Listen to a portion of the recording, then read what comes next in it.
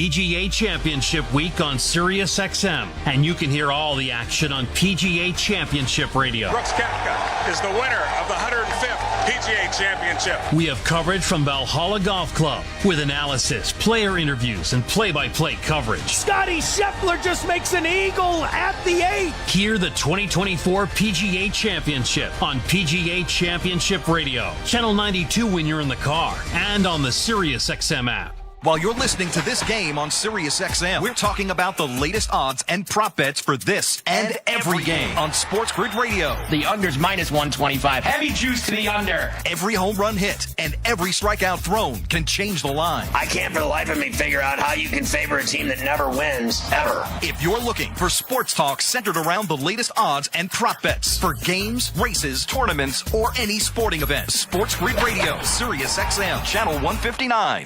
24/7, 365 coverage of all things NASCAR. All things NASCAR happens exclusively on Sirius XM NASCAR Radio, Channel 90. This Slams the ball to right field. Way back. Way gone. is Toronto Blue Jays baseball. Low rounding and heading for second to throw. In time. On the Sportsnet Radio Network. A stormy night in the Windy City with rain and thunder coming down in Chicago and Toronto as well. The Blue Jays try and brighten up this road trip with a series win. Toronto took game one yesterday 5-1, slamming 3 home runs in the effort. Hi, appreciate you tuning in tonight. I'm Ben Schulman alongside the former Major League pitcher Chris LaRue. Show Ali is our host and producer. Tom Young is our technical director. Toronto Blue Jays baseball is brought to you by the local family-owned Crown Rust Control Centers in Charlottetown and Summerside, Prince Edward Island. Protect your vehicle from rust today. Find your local family-owned Crown at crown.com, Canada's #1 rust protection. Kevin Gausman takes the hill today for the Blue Jays. The two-time All-Star locked down the Tigers to open this road trip, and he looks to do the same against the White Sox tonight. Chicago, however, had a late swap today. Mike Clevenger has been placed on the injured list, and Jake Woodford takes his place in his season debut. We'll have rain delay coverage coming up next. You're listening to Blue Jays baseball streaming on the Sportsnet app, sportsnet.ca, and across the Sportsnet radio network.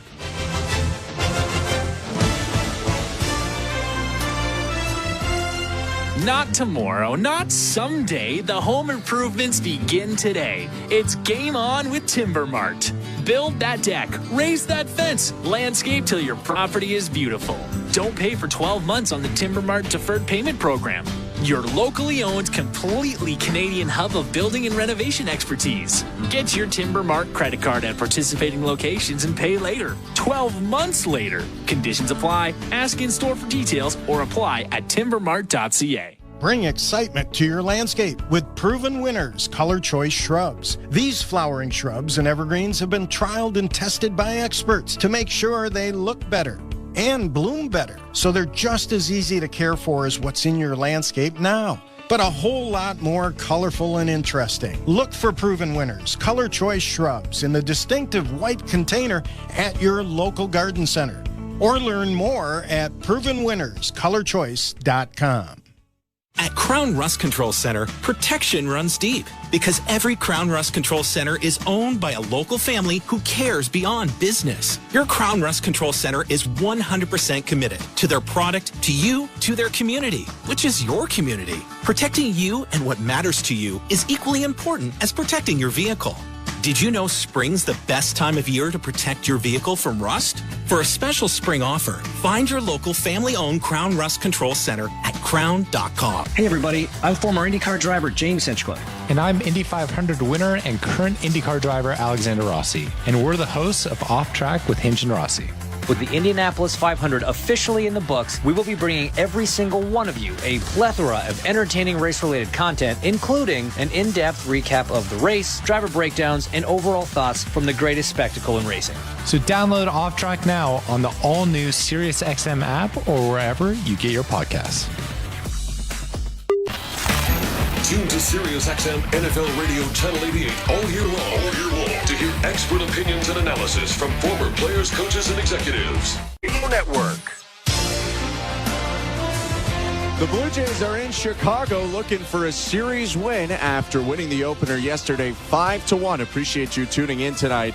I'm Ben Schulman. To my left is Chris LaRue. We're hoping baseball gets played soon, but for now, a tarp on the field at Guaranteed Rate Field in Chicago. So as we get set for the game, Chris, we'll see Kevin Gausman make the start tonight. And from what we could see last time amid some of the technical difficulties going on in Detroit, Gausman put up his best numbers start so far. What did you think of him in his last start?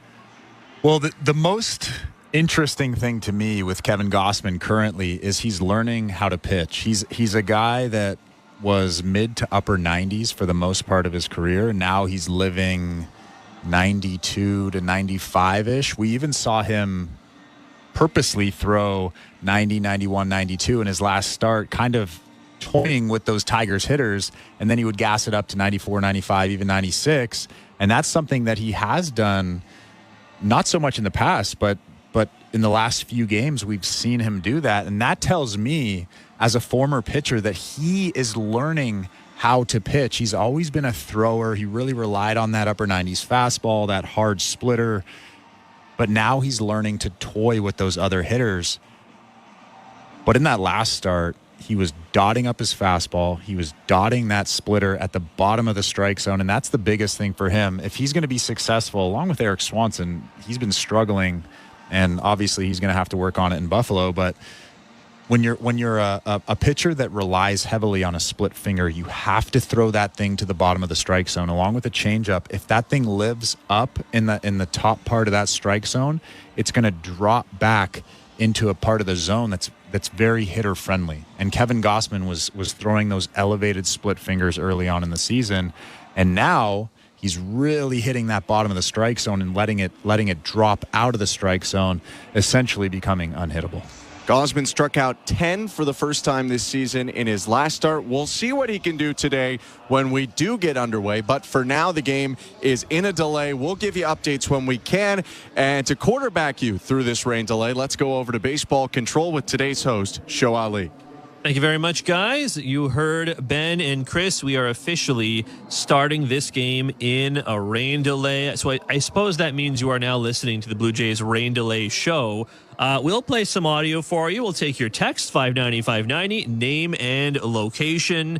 You can certainly reach me on the People's Text line at any point. I'll say this, the tarp is still down at Guaranteed Rate Field, and the Sportsnet cameras, because I see the stats feed here at Baseball Control, and, the rain had been coming down pretty steadily over the last couple of hours because the camera's been live for a number of hours now, about 2 hours. But you can kind of see the rain falling on the tarp and see it kind of the reflection, I suppose. But I got to say, right this second, does not look like it's raining that hard. Like, I think it is still raining a little bit, but it certainly feels as though the rain is starting to ease up in the south side of Chicago. Furthermore, there were some angles being shown of Guaranteed Rate Field, the sun coming out. Got to see some people kind of start to mill about the ballpark, people with hoodies, taking their hoods down, taking their ponchos off, folding away their umbrellas. So that would strike me as we are not that far away. You know what? As I say, there's a big ray of sunshine just coming out over left field. So I gotta think that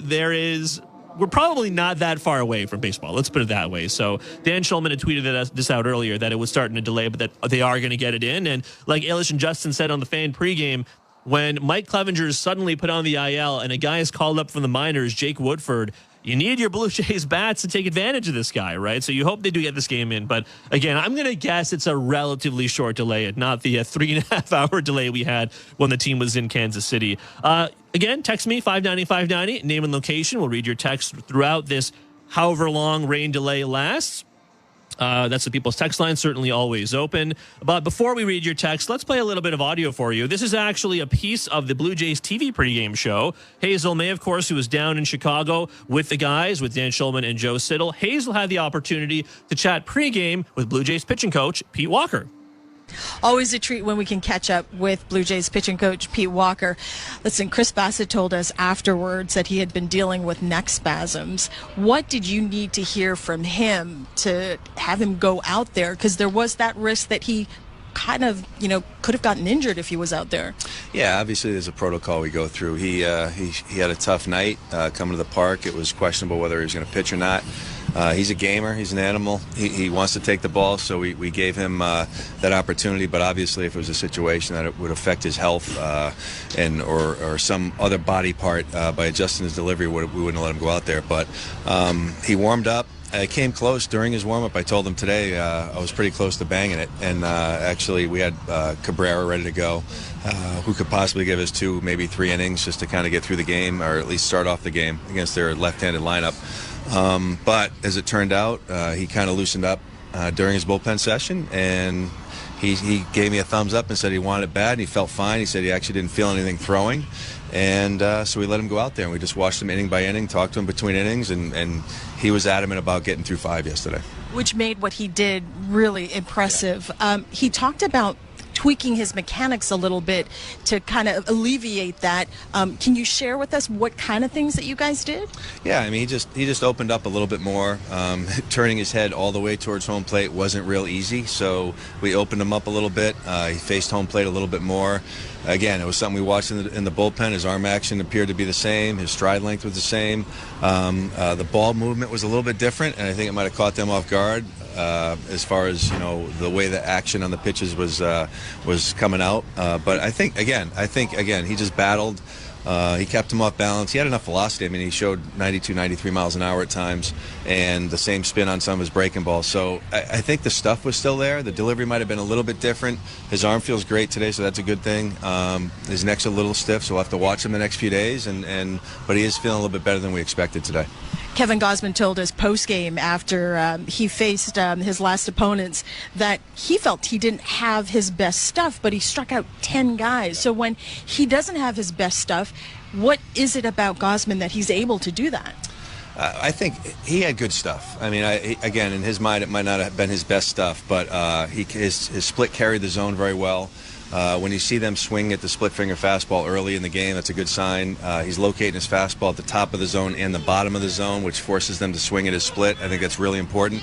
The slider is just an extra pitch that he can kind of flip in there every once in a while. But if his fastball is executed, I think that split just works off it real nice.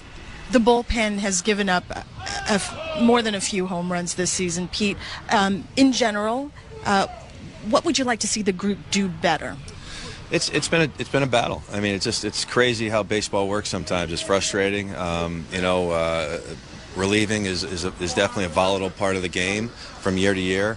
It is very difficult to make 65, 70 appearances year in and year out with the same numbers. But we got off to a slow start. It's been a challenge. I think what we're doing right now is just trying to compete, execute, focus on executing, and not trying to regroup and, or I should say, regather everything that we've kind of, the damage that's been done early on, just kind of working from here, flushing it, and just taking it one game at a time to get rolling. Obviously, there's been some bright spots in the bullpen, and there's been some guys that have struggled. But again, I think Chad Green, being back tonight is he's a huge compliment to that bullpen and kind of stabilizes things down there. So it'll be great to get him back. And Romano and Garcia and our lefties are coming around as well. So I really feel that it's a really strong unit. It's been frustrating. They're frustrated. But I think they're gonna get on a little bit of a roll. Before I let you go, I wanted to ask you specifically about Eric Swanson. I think we all know he's had an emotional start to this season. What is it about what you're seeing?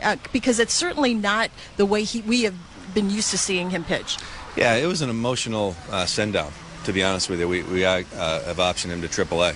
And, I think it's a situation right now where he needs to go down and pitch, and it's been an absolute battle for him going back to spring training. There was a little bit of a setback physically, and then of course the incident with his son, which was obviously he's doing great now, but at the time was very, very difficult for everybody to process and get through, and especially for Eric. So I feel for him. It's just been a really difficult season up to this point.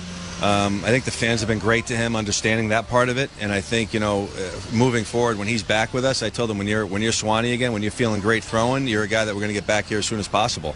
So we'll set up a good plan for him in AAA. He'll pitch consistently. And, if we get his stuff rolling, which I know we will, he's an elite reliever in Major League Baseball. He's done it for a few years, and we expect him to be back in a big way for us. Well, you're his pitching coach, so that's a given. So thank you, Pete. I appreciate it. You got it, Hazel, anytime. That is Blue Jays pitching coach Pete Walker on with Sportsnet's Hazel May earlier today in Chicago. Again, you're listening to the Blue Jays rain delay program here on the Sportsnet Radio Network. Show Ali with you. We do have some good news for you. They've taken the tarp off the field. They just dumped the water off. They did just put it back on the diamond, but I think they are now going to start the process of folding it back up with the roller to get it off the field. Lots of crowd members in their seats, so it certainly sounds like we're going to get baseball around 8:20 p.m. Eastern. 5:20 p.m. Pacific. So in about just under 45 minutes, let's say, about 40 minutes from now, we'll get first pitch of Blue Jays and White Sox. Joining me here in studio to chat, help me pass the time, is one Chris LaRue. Chris, how are you? I am fantastic, thank you. Now that I know that the game is going to start in 40 minutes, I'm even more happy.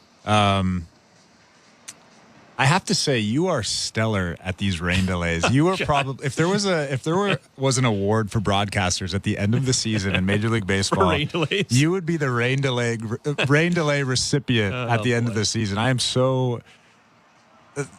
Whenever there's a rain delay, I'm so confident that the listeners will be entertained by you, and I'm entertained whenever I'm listening to you. I have to say that my mom loves listening to you, which is also a kind of a feather in your cap. Yeah, that's funny that you remembered her name.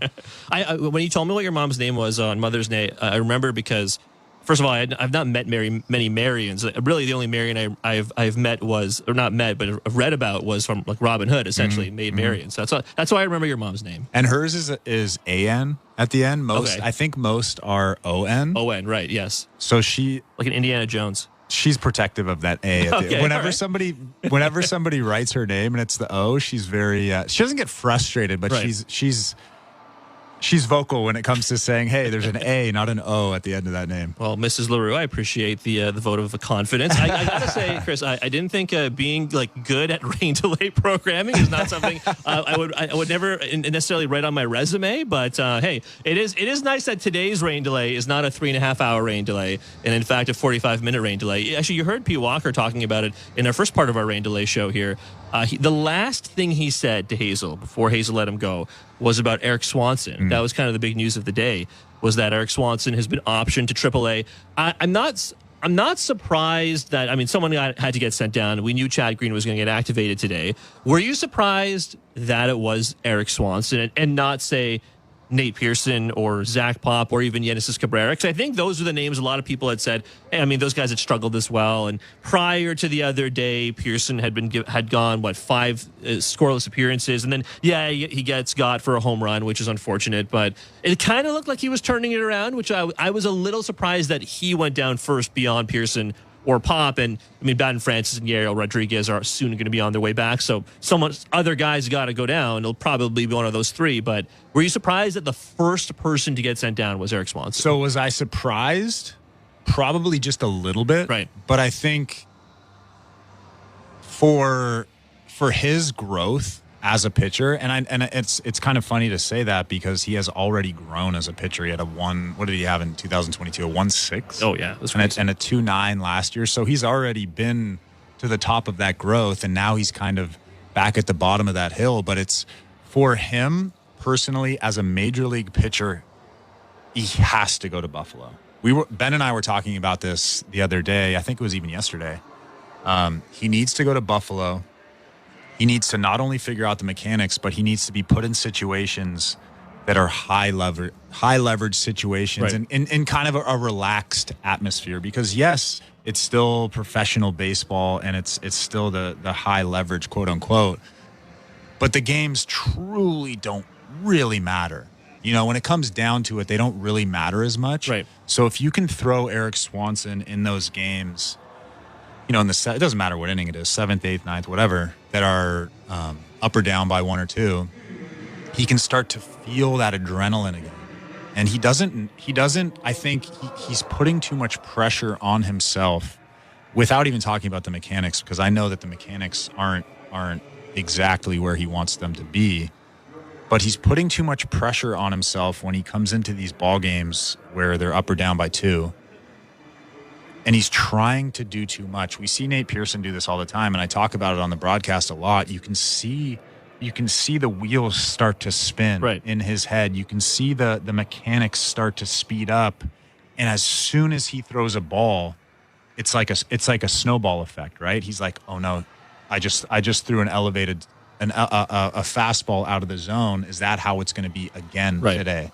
Right? Like, I know that as bullpen pitchers, as relievers, we're supposed to have a short memory, but Eric Swanson has struggled all season long. And you mentioned that he had kind of been figuring it out a little bit.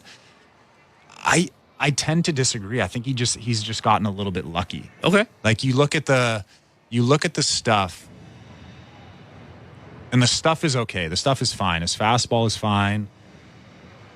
But I think that he had those cleaner box scores just by a little bit of luck here and there. Right. Deep fly balls, things like that. And that happens in pitching. I could go out and throw 5 fastballs down the middle at 85 and they just get popped up. That's just the way pitching goes sometimes. Right. But watching him yesterday specifically, it was kind of just like a culmination of everything that's happened this season. He comes into that ball game. It's a higher leverage situation. And I know that Pete Walker and John Schneider are trying to get him to where he was because the Blue Jays bullpen badly needs him to be good. And they don't just need anybody, they need him to be good because he was that high leverage guy last year and even in Seattle the year before. He was the fireman for sure. Yeah.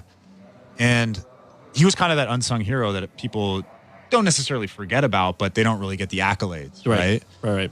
Those kind of guys are so important in a big league bullpen.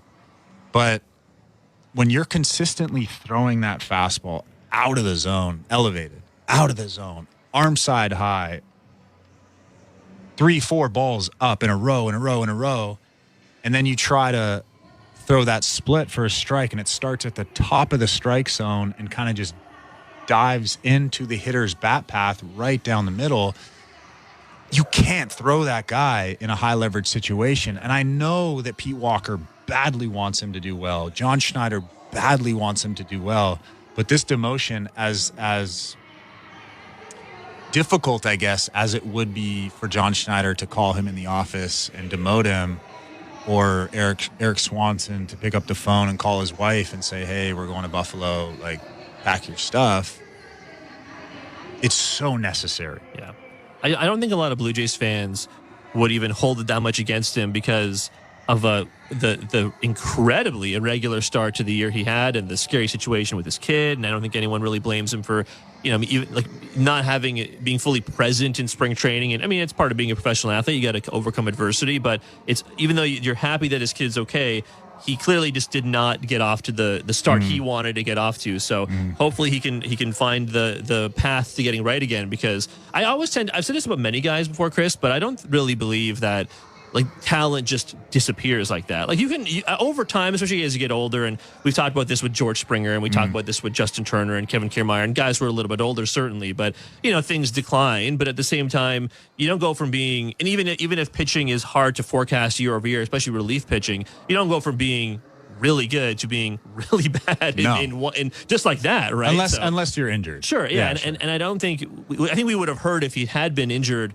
in the last 2 months, essentially. It's I think actually the season started on March 28th and it's May 28th today. So we're basically exactly 2 months of this way through the season. So I think that it's probably for the best that he's being sent down. Obviously a good thing that they managed to get back Chad Green, who had been pitching pretty well. So hopefully you get a net gain there based on how Swanson had pitched. We're also going to see another guy throws a splitter today, and Kevin Gausman. And we didn't really get to actually see a lot of Gausman's pitches the last time out. So I am looking forward to seeing it against, let's be real, one of the softer hitting lineups in baseball. Yeah. And I am looking forward to this because, and it's something you and I talked about at the very beginning of the season. You talked about it on the air with Ben a lot at the beginning of the season, where Gausman's velo was down, and there was some question marks about his health, and he had his own kind of strange spring because he only played the one spring training start at the very end of spring training. So I think there was some concern there, but the last, maybe month or so of starts, 4.5 weeks worth of starts,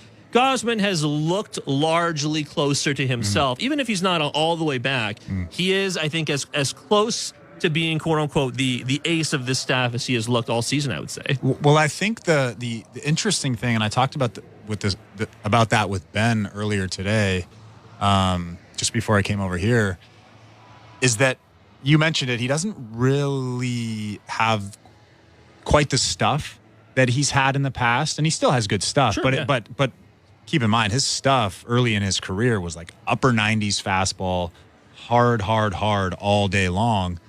And now he's kind of not reinventing himself, because that's a strong word, but maybe like a mini reinvent. Okay. Where he's learning how to pitch a little bit. And I think that he's entering that age where I believe he's 33, where either your stuff just declines and you kind of fade away, or you reinvent yourself and you stay in the big leagues until you're 40, 41, 42. Right. We see that with Justin Verlander. I mean, Verlander still has very good stuff, which is crazy to me, but we see that a lot with guys when they're 33, 34. They kind of just look at Charlie Morton. Well, Charlie's a different breed, man. That guy is unreal. I love talking about Charlie, but I think that Kevin is entering that phase in his career where he has to do kind of a mini reinvention where, and we've seen it already, where he's learning how to pitch. He's taking a little bit off that fastball and then speeding it up and then taking a little bit off. He's using the command of that fastball a little bit differently. The split finger, we've seen added velocity. We've seen velocity taken away. And even the slider, we've seen him throw a hard slider with less break, a big slider with more break, less velocity. Right. And I love watching that. When guys figure out how to pitch, and I'm not saying he didn't know how to pitch before, but he was teetering on thrower when you're just blowing guys away. Right. Just the gift that God gave you, you're just blowing dudes away. And now he's where his velo is a little bit down now, where he's learning how to pitch. And I personally love watching guys figure that out. I know in my career, when my velo was mid-90s and I was blowing guys away, everything was great. And then I got hurt. We talked about this. I tore my pec and my velo went from 95, 96 to 90, 91. And I literally had to reinvent myself. Otherwise, my career would have just been cut off like that. So I reinvented myself and learned to change up, learn the curveball, learn the slider, learn how to locate, learn how to pound guys in, even with 91. You can still pound guys in with 91. Sure. Oh, yeah. As long as you're locating, I think that's the most important thing. But you have guys in Major League Baseball now, Chris. He's relatively new to the league, but like Shota Imanaga, he's not a guy who throws like 99 miles an hour, right? That guy's probably like in the lead for the NL Cy Young right now. Or Logan Webb, and with the Giants, he's been phenomenal, and he does the same thing. Yeah, I think that it's just, especially today, where velo and spin rate and all that stuff is so important when you're thinking about drafting a guy, when you're thinking about signing a guy. That's tough because when you're young, right? I bet a lot of these kids are being told, like, hey, the way to get to the majors, harder is better. Throw as hard as you physically can. But it's true. Right. So one of my best friends is an agent, and we talk about the draft a lot of the time when I see him, because that's his life, is the draft. But he'll be watching a video on his computer, or I'll go to a high school game with him. We go to games at USC and UCLA all the time. And I'll see a guy throwing 93, 94, just dealing. And I'll be like, man, this guy's got to be a first rounder, right? Just pumped. Because I still have that mentality of 2005, 2006 draft class. And he'll be like, nah, this guy's not even going to get drafted. And I look at him, I'm just like, what? This guy's not getting drafted? He would have been a first rounder when I was coming up. So the mentality, you're right, is so different now, where it's just hard. So when you lose that velocity, when you lose, it's almost like you've lost a piece of yourself. If you can't figure it out and reinvent yourself, that's it. You'll just ride off into the sunset, and some other dude throwing 98 with high spin rate and a good breaking ball is going to come in and replace you. Jordan Hicks, actually, Jeff Passan had a great article about this and Passan has done a lot of reporting on like the evolution of arms in baseball over the course of like his long career. But he had an article out for ESPN, and Blair had him on the other day on their show to talk about the article. And one of the guys that they were discussing was Hicks, and obviously Blue Jays fans know Hicks from his like half season as a Blue Jay last year. But Hicks, I mean, this is a guy last year, Chris, he would top out at like 102 essentially, right? He was absolutely blow guys away, and then he went to San Francisco and he wanted to be a starter. He wanted to actually reinvent himself as a starter and get paid like a starter. I'm sure it's more lucrative, and he's not only done that, he has succeeded, but not by throwing the ball really hard.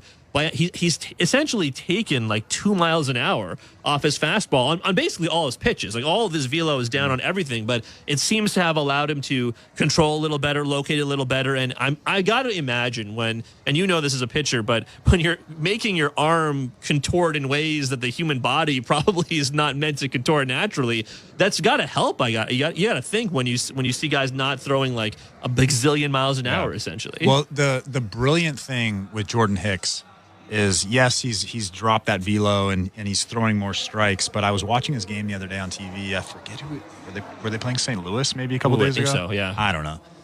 Doesn't matter. I was watching just him, and I was just so amazed by what he's done.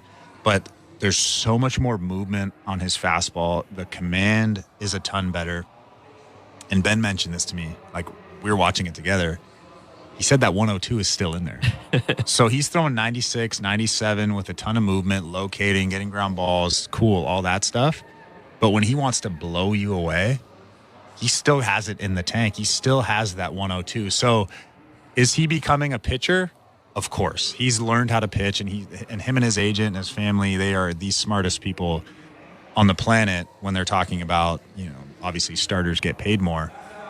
But they figured out a way for him to be successful because we saw him at 101, 102 to struggle throwing strikes in the bullpen. And I believe he got a $44 million contract with San Francisco.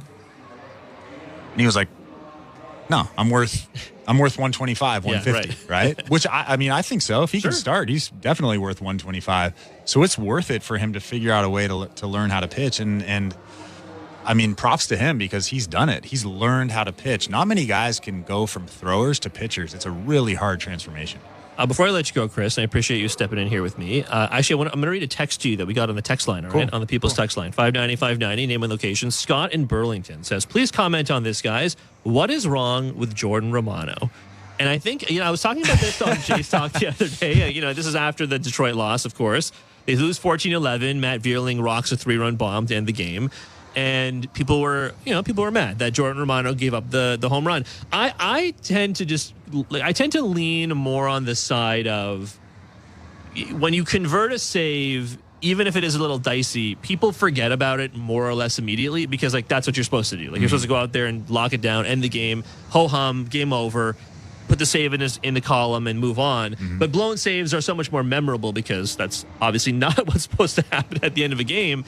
And, Jimmy Garcia had already had some run into some issues in that particular same game, and Romano gives up the home run to Vierling. I'm not sure there's anything necessarily wrong with him, but I do wonder, and again, to go back to this, I brought Jordan Hicks for a reason because Hicks, when he was on the team last year, one of the roles he had was certainly he got a couple of save opportunities, but it was also just to give Romano a break. They were overusing that guy essentially, kind of out of necessity, right? There were times when Romano would come in at the end of games for 3 games in a row, which you don't really want from, I would argue, from any closer, really. So I don't know. Do you have any real issue with pitch mix, pitch selection, generally what you've seen from Jordan Romano, specifically in 2024? Well, I think from my point of view, and look, I know that Pete Walker and Jordan Romano have more of a grasp of his mechanics and his pitch selection and all that stuff and his mentality specifically than I would. Just from watching from afar.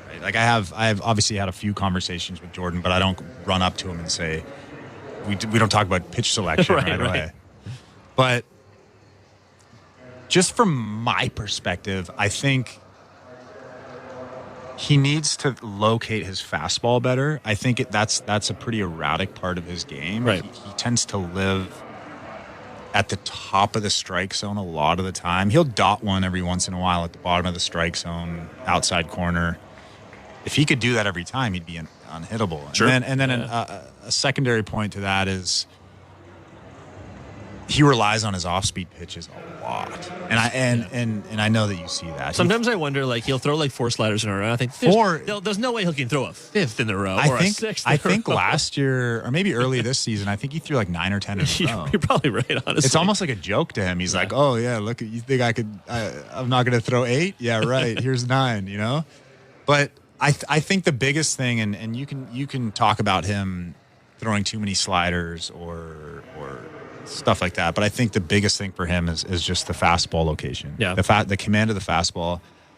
This is a guy that throws 97 to 100 miles an hour. Throw that thing at the bottom of the strike zone. Elevate when you want to, but if you're elevating the fastball by accident, like you're not meaning to elevate the fastball, that's a problem. Yeah. If you're meaning to elevate that fastball and live at the top of the zone, cool. I have no problem with that. But I don't think that's Jordan Romano. I think Jordan Romano has that elevated fastball and that erratic command because he doesn't truly have a grasp of the fastball yet.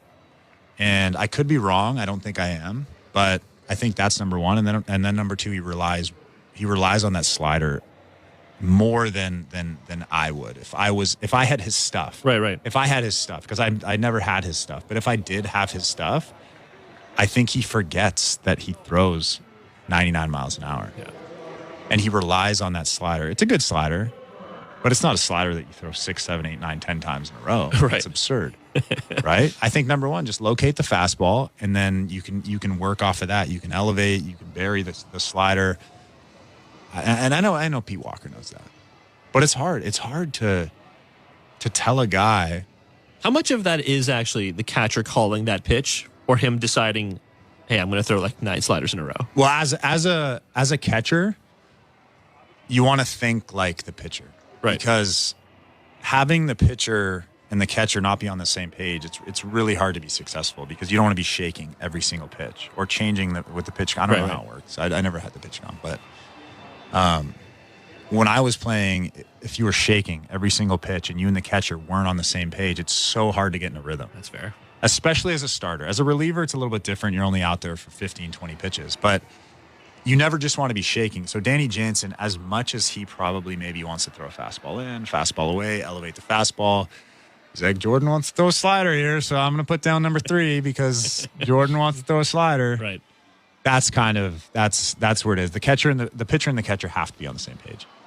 Chris, you and I are always on the same page. I appreciate you joining me here on the rain delay program. A quick update for those who are wondering what's going on in Chicago. Fans are on the field for the pregame festivities. The grounds crews out there throwing the what was the stuff called? You told Ben Turfus. Turfus. Yeah. I think that's the brand. I looked it up. It's not that expensive. It's only like $10 for a bag. Really? Okay, maybe they get. Who knows? Maybe they buy it wholesale from Home Depot or something. What was Ben was saying that they used to put like cat litter? Cat litter. That's what it was. I don't think you put cat litter on the field, man.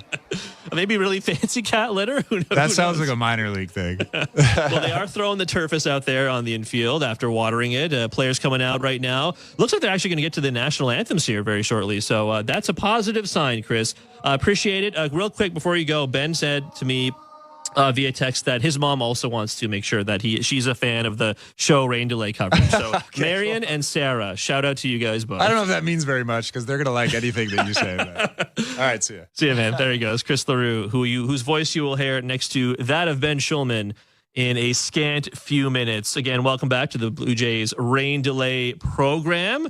We are scheduled for an 8:20 p.m. Eastern, 5:20 p.m. Pacific first pitch. And yes, the national anthem's ringing out right now at Guaranteed Rate Field in Chicago. It really does look like the clouds have just completely gone away.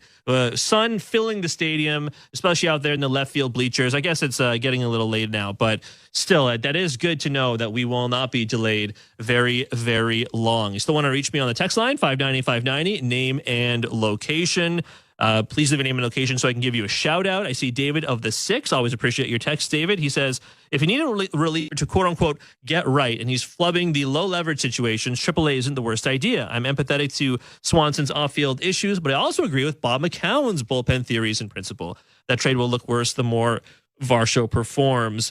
It's funny. I haven't heard a mention of Bob's bullpen theories in a long time. Honestly, in a really long time. So I appreciate you bringing that up, David. Brian in Toronto says, putting the Atkins firing aside, should happen, won't happen because of the relationship with Mark Shapiro. How different will this roster look after the trade deadline? I've said this a couple of times, but I really do believe that unless they turn things around in a drastic way, and drastic means, I think Barker had said this earlier today. I think he said for the remaining 5 games, his prediction was 5 games of the 2 games in Chicago, 3 against the Pirates, against the quote unquote bad teams of baseball, which will take you through to this coming Sunday. I think he had said 4-1 was the record he was imagining against 2 White Sox, 3 Pirates games, right? And they kind of have to do that.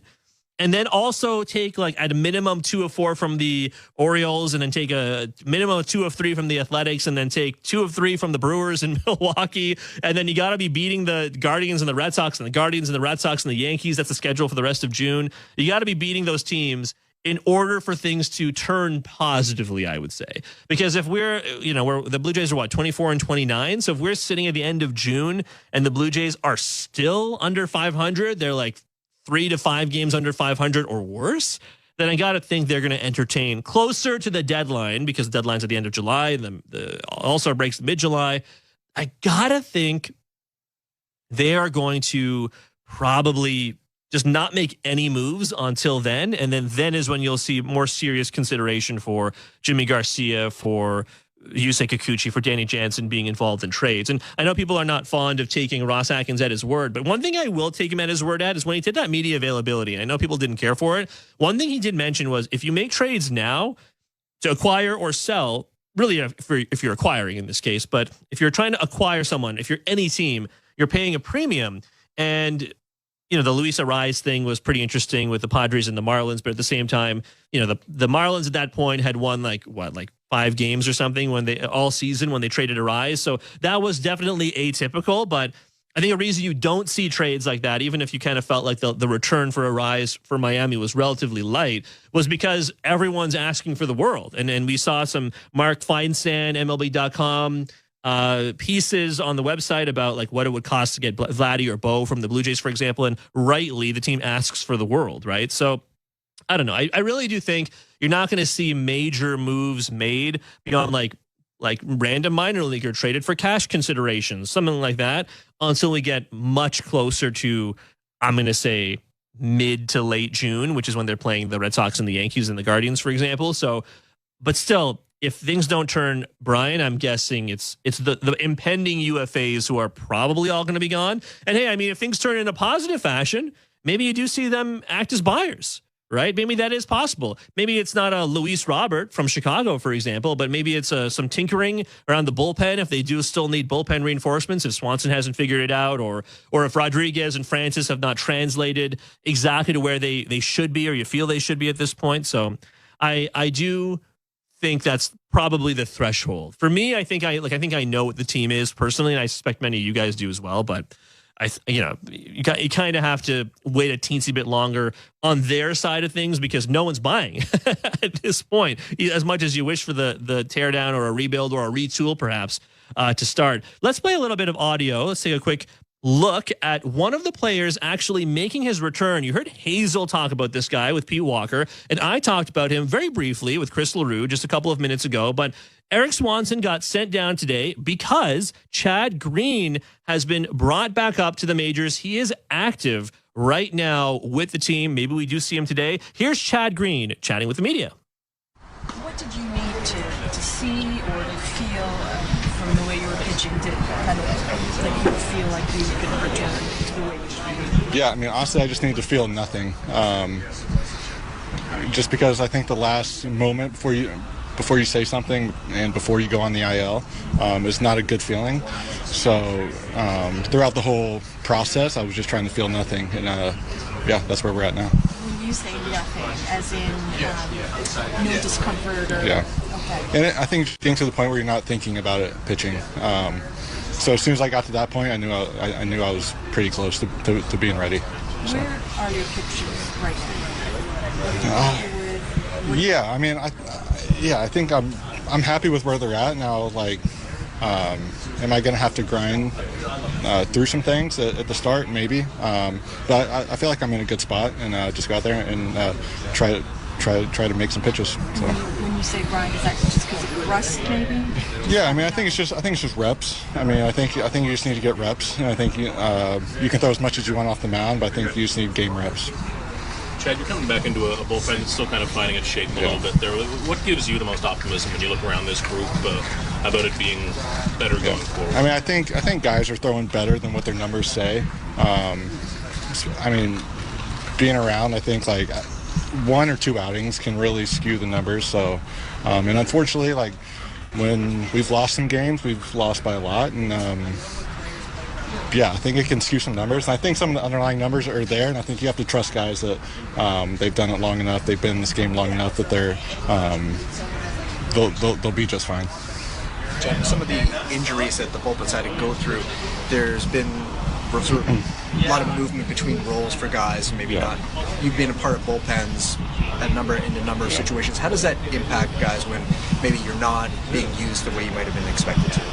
I mean, I think in today's game, you have to be willing to pitch in any situation. I think there's very few teams that have their 8 and 9 locked in. I think we're very fortunate to be like pretty close having our 8 and 9 locked in. But I think in today's game, you got to be able to adjust. And I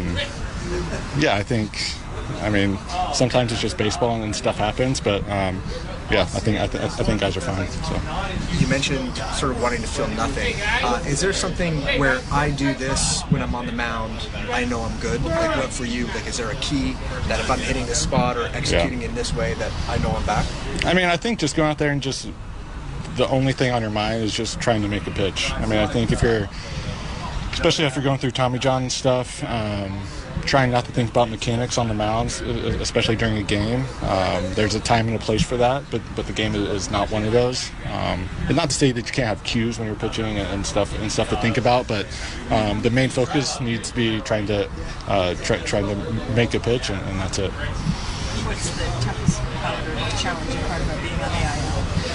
I mean, I think just knowing that, like, I feel like I should be out there. It was just frustrating because I felt good right before it happened, and that's the frustrating part. It's just like you just can't do anything, and it just sucks. Where's the teres major? The teres, it's like it's kind of like in your armpit. Kind of like it's where everything connects, and I've never dealt with anything like that in the past. It was just kind of happened on one pitch, and. Just unfortunate. Was it the last pitch you threw in that out? Yeah, and thank God the guy hit a ground ball to shortstop. So, because I probably wouldn't have been able to throw another pitch. So, That's good. Thanks for Thank you so much, Chad.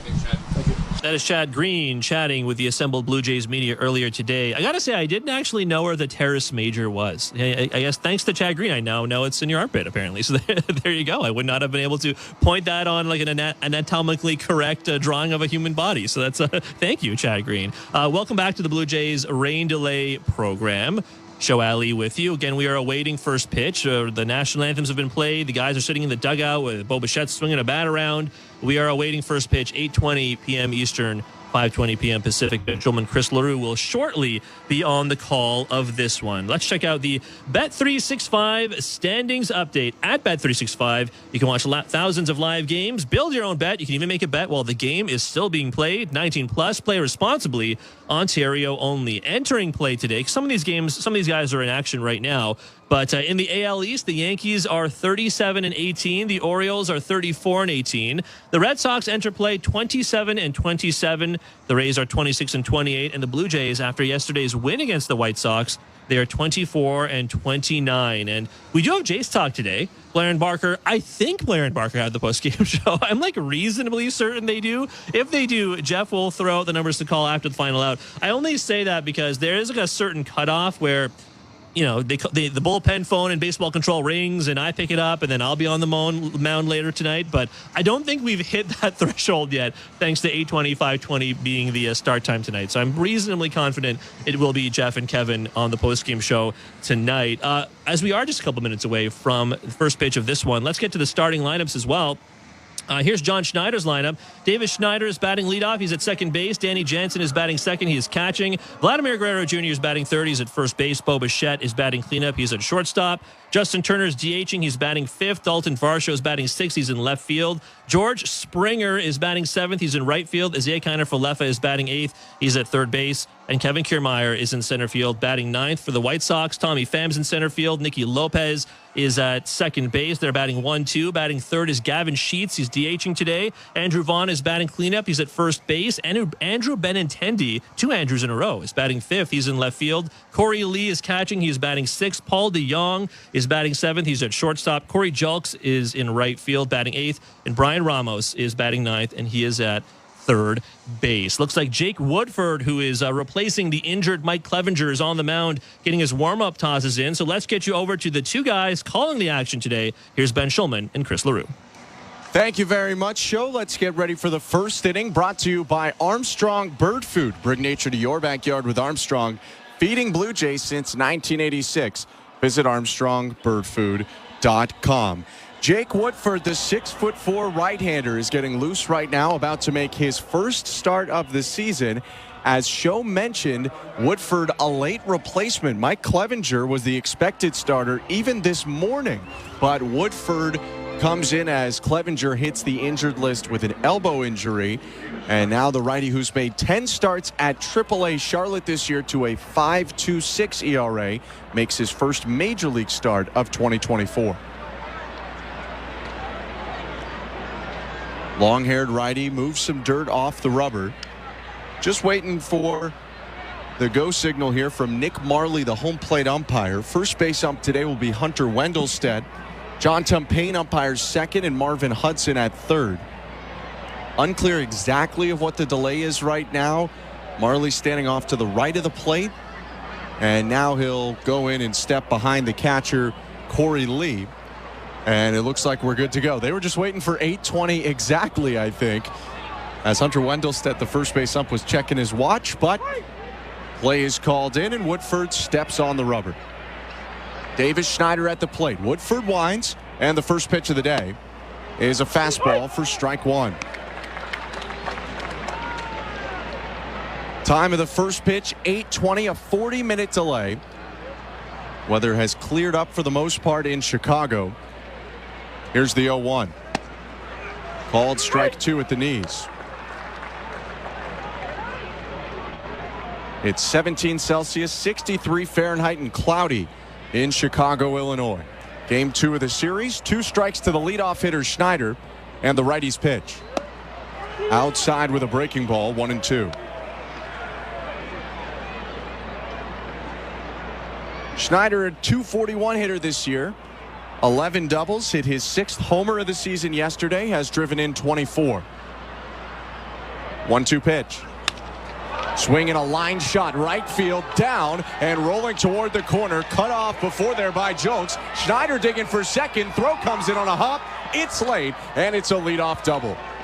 Schneider does such a good job going with that fastball on the outside part of the plate and then hustling out of the box. I didn't think he would have a chance at a double there. But he goes screaming out of the box, hard around first base. Head first dive into second for the leadoff double. And that play was unfolding right in front of him as he ran down to first, so he had some time to make a read as he was running, and he was thinking two all the way, never hesitated. He's in scoring position for Danny Jansen. First pitch is down and away, 1-0.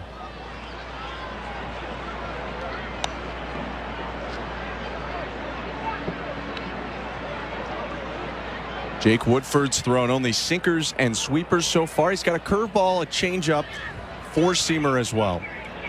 Righty peeks at second, kicks and delivers, and sneaks a strike over with a sweeper, 1-1. We've seen early on from Woodford, his stuff is pretty average, 91, 92 with that sinker, then the little sweeper that doesn't really have a ton of movement.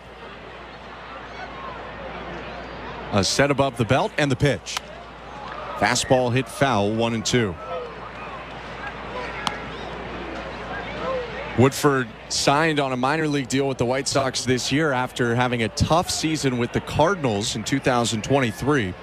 Was non-tendered by St. Louis at the end of the year. An ERA above 6 in 15 appearances, 8 starts. He peaks at second, kicks and fires. Jansen checks his swing on a sweeper away. Appeal to first, no swing, says Hunter Wendelstedt. 2 balls, 2 strikes.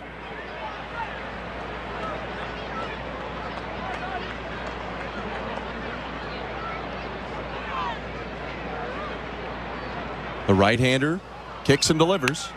And Jansen hits the ball in the air to left field. Benintendi jogging back at the track, at the wall, leaps and makes the catch.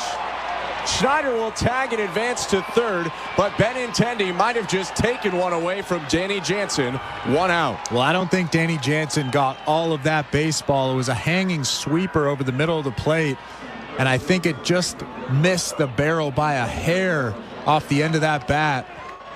Andrew Benintendi with a great play up against the wall in left field. Maybe about a foot from being a home run. Yeah, I don't know on second look if it would have gotten out, but it would have probably hit right near the top of the wall if it didn't. Or maybe that yellow line at the top of that fence there. First pitch to Vladimir Guerrero Jr. is a fastball for strike 1. Benintendi, a one-time Gold Glover in left field. 1 out and a runner on third. No score, top of the first. Blue Jays haven't scored a first-inning run in 19 straight games. Infield in, and the 0-1 to Guerrero. Swing and a miss at the sweeper, 0-2.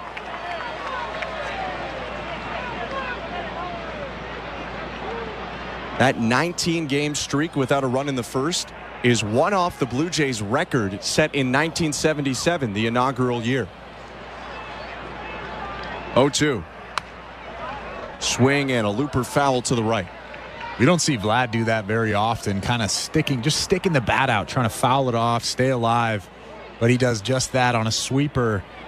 Might have been a strike, maybe a hair off, but Vlad trying to stay alive. That's a great sign. Definitely too close to take. The set from Woodford, first base side, the pitch. Guerrero hits it sharply on the ground, dive, and it banks off the third baseman Ramos, picked up at short by DeYoung, who throws over to first. And there are 2 down. Vladdy hit it hard, but a good job by Brian Ramos, the rookie, to get in the way of it and deflect it to his teammate. Yeah, that was just a spinning sweeper right down the middle. Vlad probably should have hit it a little bit harder than that. Maybe get something in the air, but he was out in front just enough to miss the barrel there. A great play from Brian Ramos at third base, taking away a single and a run for the Blue Jays. Here's the pitch to Bo Bichette. Swing and a miss, strike 1. Heads up play by DeYoung, too, not taking his eye off of it, even though it was hit to his right. Picks it up off the infield grass and throws it to first. Now Toronto needs a hit to try and score the run. Schneider on third, 2 outs, no score, top of 1. Right on right pitch. Swing and a bouncer foul. 0-2. Woodford is throwing a lot of sweepers early on. Was one of his best pitches last year. The sinker and the sweeper both produced averages in the 200s. Gave up averages 400 or better on the curve, four-seamer, and cutter. 0-2. Check swing on a sweeper down and away. Bichette laid off. 1 ball and 2 strikes. 23 RBIs this year for Bo Bichette. Batting average at .247 with 4 homers. They set up away. The 1-2. Checked his swing on a sweeper. Appeal down to third. He went around. And a strikeout ends the top of the first. Blue Jays strand the leadoff double. And it's 0-0 going to the bottom of the first inning. Kevin Gausman to pitch next. You're listening to Blue Jays Baseball, brought to you by your local family-owned Crown Rust Control Center. Streaming at sportsnet.ca and the Sportsnet Radio Network. Which Looney Dogger are you? The fork and knifer, splatterer, condiment queen, or Big Dipper? This season at Rogers Center, every Tuesday home game is Looney Dogs Night, presented by Schneider's. You will have the opportunity to purchase $1 hot dogs from various concession stands around the stadium. Then show the world your Looney Dog style. Because whether you're the mustard maven or ketchup king, no Blue Jays game is complete without hot dogs. So don't miss out on this deal. Looney Dogs Night, presented by Schneider's, every Tuesday home game. Hi, I'm Buck Martinez, live from the showdown between pizza and inflation. First to the plate, Pizza Pizza's big hitter, Fixed Rate Pizza. An extra large 4-topping pizza for a fixed price of $17.99 until the end of 2024. I dare say, folks, inflation stands no chance against this all-star. Here's the delivery. And inflation strikes out. That's a swing and a drive for Fixed Rate Pizza. Lock in yours today. Order pizzapizza.ca. At Bet365, we don't do ordinary. That's why we introduced in-game betting. Because when the game starts, the action doesn't stop. With in-game betting, you can wager on game props, player props, totals, and the money line. And remember, in-game, you can track your same-day parlay with the option to cash out. Check out in-game betting and find out why. It's never ordinary at Bet365. Must be 19 years or older. Ontario only. Please play responsibly. If you or someone you know has concerns about gambling, visit connexontario.ca. Hey, this is Tim Meza. You're listening to Toronto Blue Jays baseball on the Sportsnet Radio Network. Welcome to the Timber Mart broadcast booth. I'm Ben Schulman alongside Chris LaRue. Bottom of the first inning, no score, Blue Jays and White Sox, and Kevin Gausman takes the mound for his 11th start of the season. The righty's 3-3 with a 4.47 ERA, and he'll face off with Tommy Pham to start his outing. Pham, a hunched-over right-handed hitter, waggles the bat above his right shoulder. The pitch. Fastball inside, 1-0. Last time for Gausman, it was 6 innings, 3 hits, 1 earned run, 2 walks, 10 strikeouts against the Detroit Tigers. 1-0. Fastball hit foul, and that'll even up the count. And the interesting thing about his last start is he threw some fastballs at 90-91, and he threw some fastballs at 95-96. Really learning how to pitch. That's what I love about Kevin Gausman right now. Gausman kicks and fires. Fastball bounced up the middle, fielded by Bichette at short. His throw on to first, and there's one out. That fastball right there actually had a ton of sink on it. I thought it was a splitter at first look, and I looked at the velocity, and it was 93 miles an hour. Pretty good pitch from Kevin Gausman. And that's one thing that he's done this year, too. Rather than just the straight four-seam fastball that he's thrown as a Blue Jay the last 2 years, he's now throwing a sinker as well. That'll be a little bit slower, but will have a little bit more movement. Here's Nicky Lopez, left-handed hitter. First pitch. Fastball outside, 1-0. 1 out and the base is empty. No score. Bottom of the first in Chicago. Chilly day. Lopez has a black long sleeve undershirt under the white pinstriped White Sox uniform. 1-0. Fastball at the knees. No, called a ball. 2-0. Blue Jays, on the other hand, wear their baby blue uniforms. You can see a dark blue undershirt just peeking out a little bit from Gausman's jersey. 2-0 pitch. Fastball ripped to the right side, past the dive of Guerrero, and rolling into the right field corner. Lopez around first, headed to second. He's going to tear around second and look for third. The relay will be cut off. Schneider tosses it back to Bichette, and it's a 1-out triple for Nicky Lopez. Well, that fastball right there from Kevin Gausman was supposed to be on the outside part of the plate. Danny Jansen was set up on the outer third, and that thing was right over the heart of the inside part of the plate. Nicky Lopez was right on it, especially in a 2-0 count. He's expecting something hard, and he drills that thing in the corner in right field. Now he's on third base with 1 out. That is the most powerful hit Lopez has this year without a homer so far. Had 2 doubles. That's his first triple of the season. And now the infield in for the Blue Jays. Gavin Sheets is up in the pitch. High and outside. 1-0. That was the first splitter we've seen today from Gausman. Blue Jays had a runner on third, 1 out in the top of the first and could not score. They try to give the White Sox the same fortune. Sheets, a left-handed hitter, open in his stance. The pitch. Fastball down and in, 2-0. It's actually kind of interesting to me to see the infield in right now in the first inning, especially against a guy like Jake Woodford, who just was called up from AAA. Doesn't show much confidence in this offense from John Schneider. 2-0 pitch is in the dirt, 3-0. You go back to May 22nd, Schneider was asked about this in a different context, but bringing the infield in the game early. And he mentioned that there's been a handful of times this year where the infield has been in and he doesn't really like it. But he said it also depends on what you're doing offensively, how you're going to treat these situations. 3-0. Foul tipped into the glove, 3-1.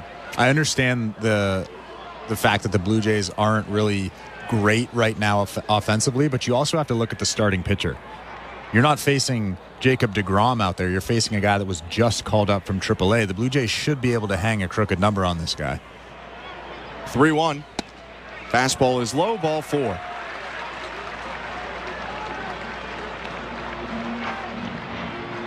Early command struggles for Kevin Gausman. Through 11 pitches so far, and more than half of them have been balls. He walks Sheets, and now it's runners on first and third with 1 out. Only has 13 walks this season and 48 1/3, so this is a little bit of a rare problem for Kevin Gausman so far this season.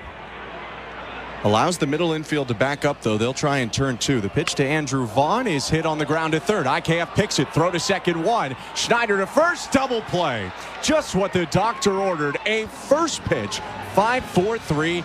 Inning-ending double play. And Gausman strands the runner on third.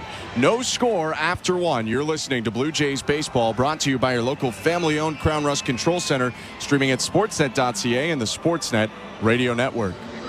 I'm Ashley Flowers, host of the #1 true crime podcast in the world, Crime Junkie. I'm so excited to bring you the ultimate destination for true crime right here on SiriusXM, Crime Junkie Radio. You'll hear episodes from our award-winning podcast, plus a brand new show exclusive to SiriusXM, Crime Junkie AF. Hear it now on the SiriusXM app. Tell your family and friends. SiriusXM radios are on free now through June 3rd. Visit SiriusXM.com/listen to see what's on. Fantasy Sports Radio is helping you win your fantasy leagues. Right now on Channel 87. Aaron Judge drills a 3-run home run. From in-season fantasy baseball management to daily fantasy playoff basketball to reacting to the NFL draft. Fantasy Sports Radio is here to help you dominate. Don't ever take a player that you don't intend to keep all year. Don't do it. It's terrible management. Fantasy Sports Radio, your home for fantasy sports. Channel 87 and on the all-new SiriusXM app. This is Bob Kendrick, president of the Negro Leagues Baseball Museum and host of the SiriusXM original podcast, Black Diamonds. Hear stories about the legends of the Negro Leagues and conversations with the all-time greats they've influenced, like 5-time World Series champion Derek Jeter. I don't care what race you are. You need to know your past. This is U.S. history. It's not just baseball history. Hear over 70 episodes of the award-winning Black Diamonds podcast, available now on the SiriusXM app or wherever you get your podcasts. Fantasy Sports Radio is helping you win whichever fantasy sport you play. Right now on Channel 87 and on the all-new SiriusXM app. The Sportsnet Radio Network. It's the second inning presented by Bet365. Download the Bet365 app for today's baseball odds and find out why it's never ordinary at Bet365. 19-plus, play responsibly. Ontario only. Jake Woodford on the mound, and the White Sox righty delivers a first pitch strike to Justin Turner. 0-1. I'm Ben Schulman alongside Chris LaRue. Top of the second, and there's no score. Blue Jays and White Sox. The right-handed hitter Turner leaning back, and the 0-1. Swing and a bouncer up the middle. Second baseman Lopez positioned there. Fields it, throws on to first. 1 out. And this is a guy that Justin Turner should be able to get some hits against. A guy with an average fastball, throws a lot of off-speed pitches. We saw Justin Turner earlier in this season just absolutely demolish off-speed pitches. Yeah, has done a lot of damage off breaking balls, change-ups. But grounds out there, and here's Dalton Varsho with 1 out. First left-handed hitter for the Blue Jays today. Here's the pitch. Called strike 1, left a cutter over the middle. Varsho hitting .205 this year, 9 doubles, a triple, and a team leading 10 homers and 30 RBIs. 0-1. Swing and a foul back, 0-2. Batting average is down for Varsho from last season, but In a year where on-base plus slugging league-wide has gone down about 35 points, his has increased about 75 points. 0-2. High and outside.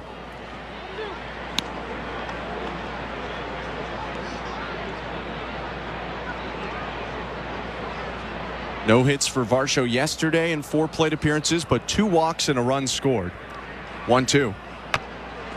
Swings late and tips it off foul to the left. Good job from Varsho right there, just staying alive. A tough sinker started right at the hip and broke back over the middle of the plate. What an awkward swing, but all he's trying to do right there is stay alive. Woodford takes a breath, winds and offers. Fouled off again. This time a sweeper down and in that Varsho got on top of and bounced behind him.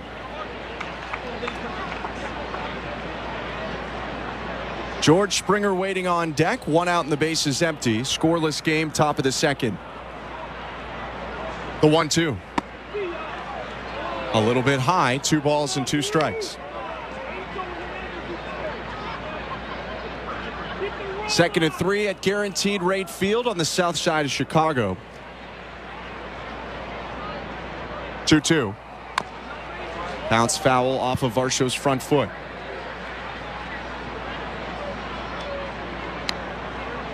Fairly uniform ballpark in Chicago. 330 to the pole in left field. Left center's 375. 400 to dead center. It kind of flattens out for a little bit in dead center. Then the other gap, right center, 375, and it's 335 to the right field pole. 2-2 cutter freezes Varsho. Strike 3. That was a tough pitch right there. Cutter right at the hands, right at that top corner of the strike zone. Yeah, you're right. That just froze him up. Couldn't really do anything with that. I feel like even if he swung at that pitch, he wouldn't have been able to make contact. Up and in for the whole year has been a zone he's not trying to go after. Perhaps a situation where he's comfortable taking it there and seeing what happens. With 2 down, here's George Springer, the pitch. Swing and a breaking ball hit foul. 0-1.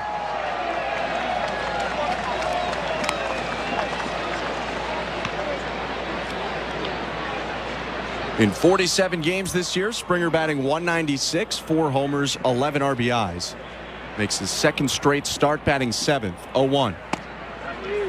Just outside, 1 ball, 1 strike. Prior to yesterday, he had never started at 7th, 8th, or 9th in his major league career. The 1-1. Outside, ball 2.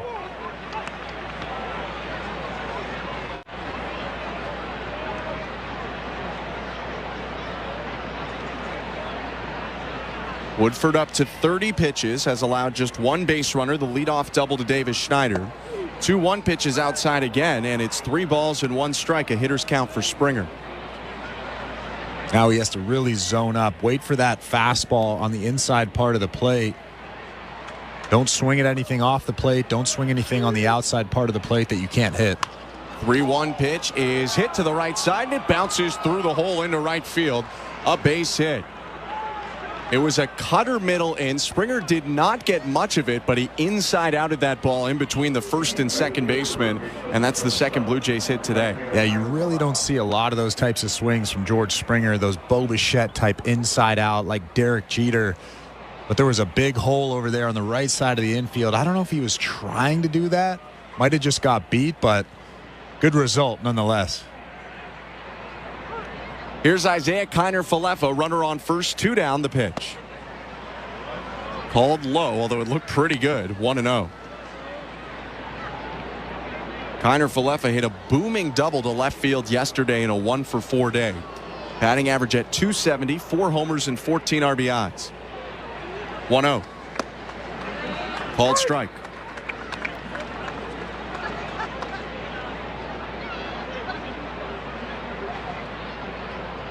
Jake Woodford working from the stretch, making his season debut today and White Sox debut after 4 years with St. Louis.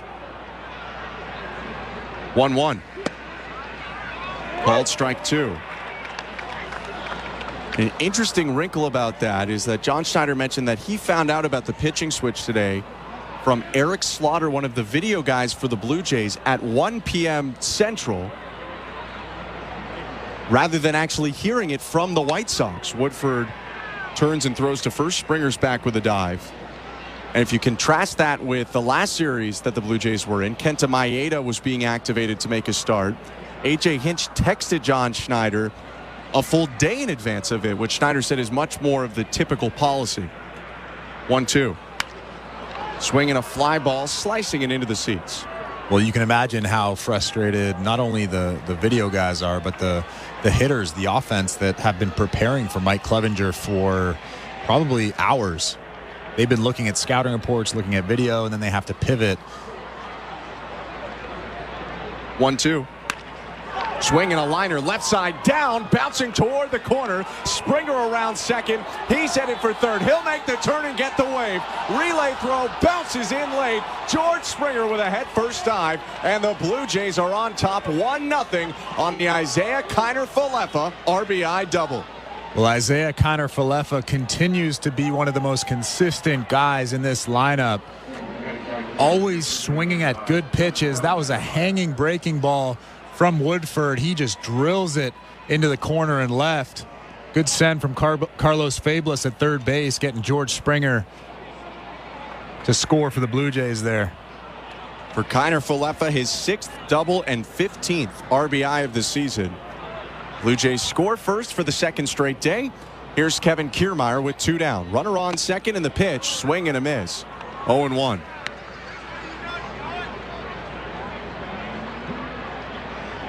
It was also the second inning with 2 outs yesterday when the Blue Jays started their first rally. 2 2-out hits here today in the top of the second, and the 0-1 to Kiermaier from Jake Woodford. In the dirt, off the chest of Lee, who jogs by the ball as it rolls up the third baseline. Kept an eye on Kiner-Falefa, who remains at second.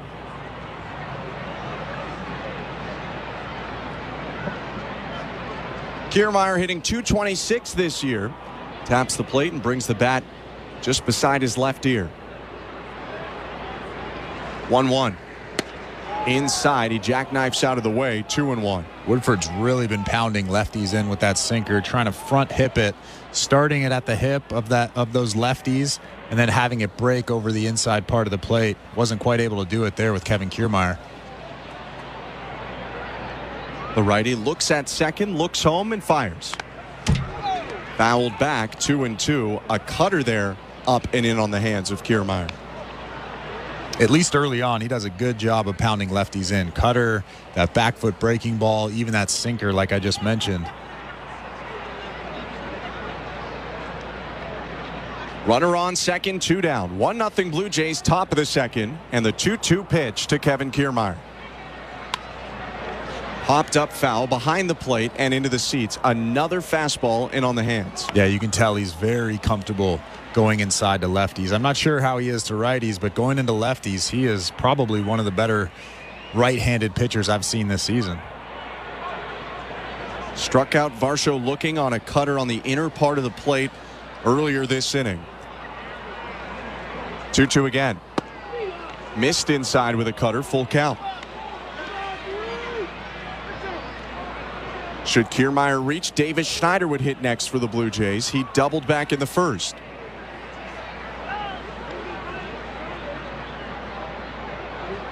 (3-2).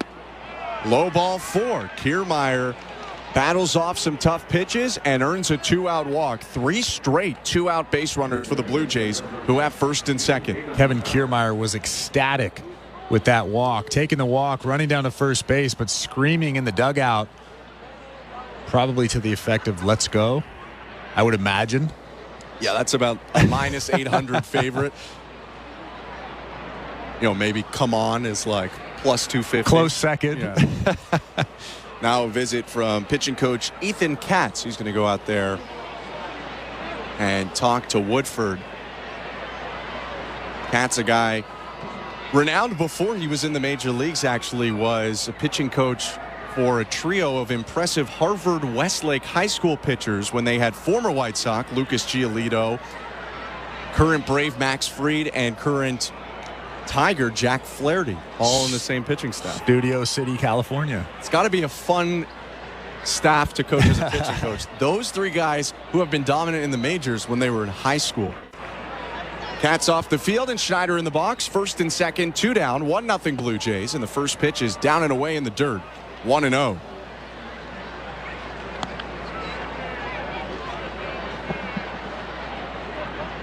Schneider took a 1-2 sinker into the right field corner in the first. Was stranded at third base after the double. The 1-0. Called strike right down the middle with the sinker.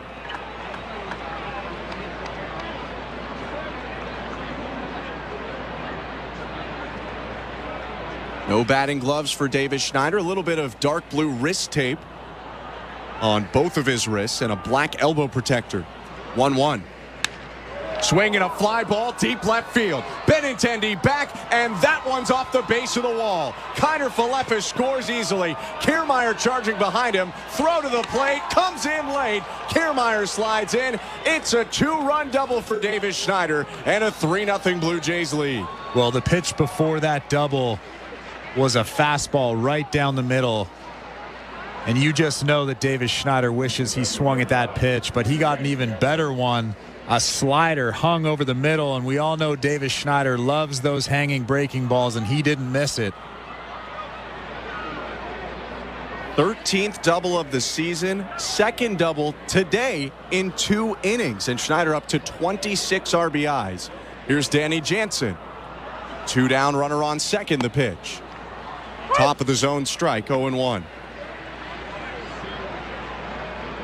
This inning started pretty quietly. It was a ground out to second by Turner and a looking strikeout by Varsho. But then single, double, walk, double have plated 3 for the Blue Jays. 0-1. Inside, 1 ball, 1 strike. Jansen started his swing but then yanked his hands in. Little bit of an adjustment he's made this season to try and not expose his hands as much after being hit by a couple pitches. 1-1. Outside, 2 balls and 1 strike. It's nice to see that average go up with 2 outs and runners in scoring position. Although the Blue Jays did actually enter today 3rd in the American League with 2 outs and runners in scoring position as the 2-1 pitch is hit to center field. Moving to right center, Pham makes the call, called off late by Julks, who makes the catch and twists away, but does secure it to end the inning. The Blue Jays scored 3 on 3 hits, leave 1 on. RBI doubles by Isaiah Kiner Falefa and Davis Schneider have the score at 3-0 Blue Jays, middle of the second. You're listening to Blue Jays Baseball, brought to you by your local family-owned Crown Rust Control Center, streaming at sportsnet.ca and the Sportsnet Radio Network. We're 2 men and a truck. So, you're moving to a new home, and all that's left to do is to call a mover you know you can trust. Well, naturally, you think 2 men and a truck, since you know they have lots of men and lots of trucks. They'll wrap, pack, and move everything you own. With a 96% referral rating and the professionalism you can trust, the choice is simple. For a free in-home estimate, call today. We're 2 men and a truck. 2 men and a truck. The movers who care. Not tomorrow, not someday. The home improvements begin today. It's game on with Timber Mart. Build that deck, raise that fence, landscape till your property is beautiful. Don't pay for 12 months on the Timber Mart deferred payment program. Your locally owned, completely Canadian hub of building and renovation expertise. Get your Timber Mart credit card at participating locations and pay later. 12 months later. Conditions apply. Ask in store for details or apply at timbermart.ca. At Crown Rust Control, protection runs deep because every Crown Rust Control Center is owned by a local family who cares beyond business. Your Crown Rust Control is 100% committed to their product, to you, to their community, which is your community. Protecting you and what matters to you is equally important as protecting your vehicle. Did you know spring's the best time of year to protect your vehicle from rust? For a special spring offer, find your local family-owned Crown Rust Control Center at crown.com. This is Toronto Blue Jays baseball. Swanson staring at second, comes home with a 2-2. Swing and a miss, strike 3. On Sportsnet 590 The Fan and the Sportsnet Radio Network. Fans have won more than $3.5 million through Jays Cares 50-50 jackpots this season, and you could be next with more than 35 early bird prizes up for grabs. There's many reasons to join the excitement. Visit bluejays.com/5050 from Ontario or Nova Scotia to get your tickets. Called strike one against Andrew Benintendi. Bottom of the second. 3-0 Blue Jays over White Sox. Kevin Gausman kicks and fires. In the dirt, ball one. I'm Ben Schulman alongside Chris LaRue. Show Ali is our host and producer today. Tom Young, our technical director. So right on left matchup, Gausman versus Benintendi. The pitch just outside, 2-1. Gausman hasn't quite found the release point of his fastball and his split finger yet. Just a tad bit erratic with that location.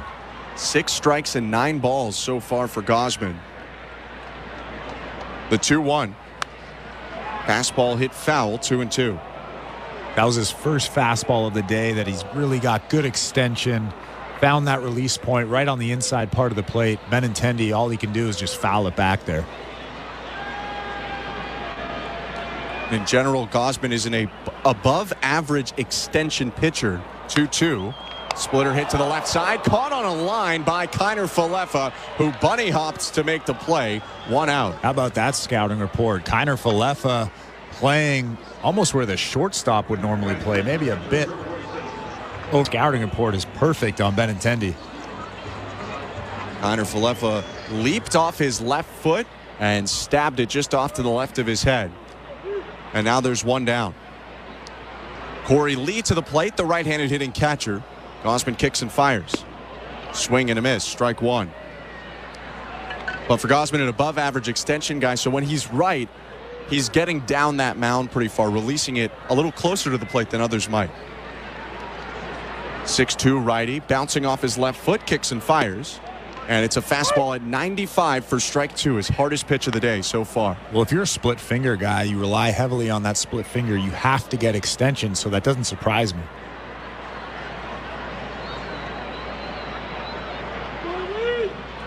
Oh, 2.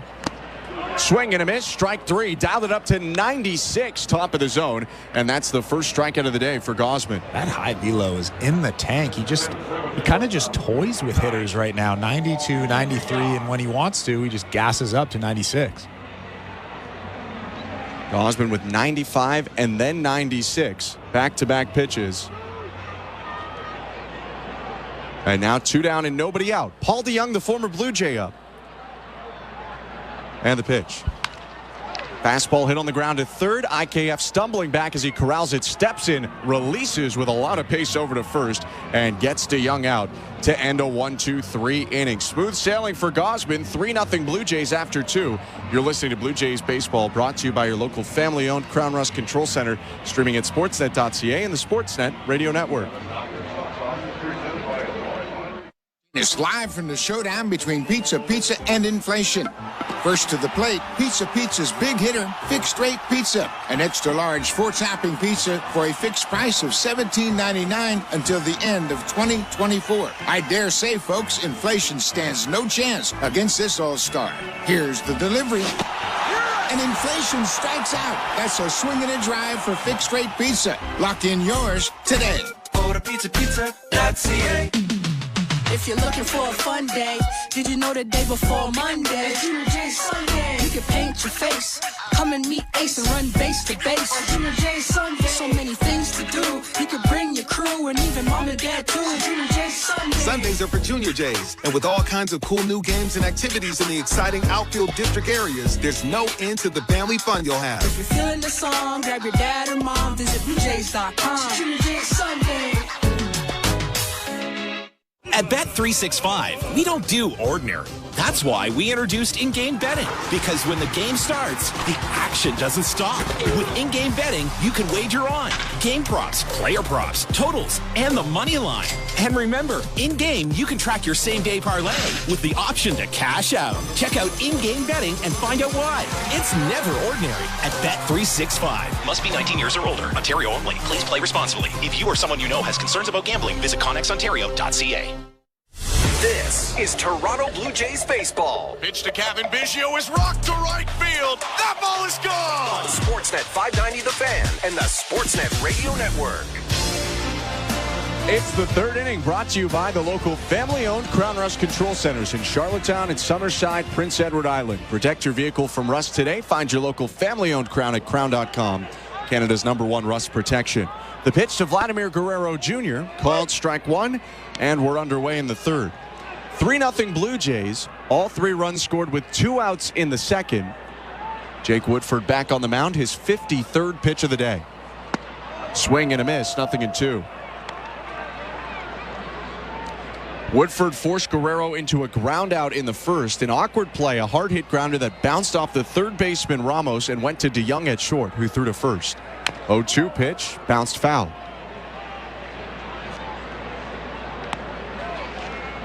Guerrero batting .296 on the season, 10 doubles, 5 homers, 25 RBIs.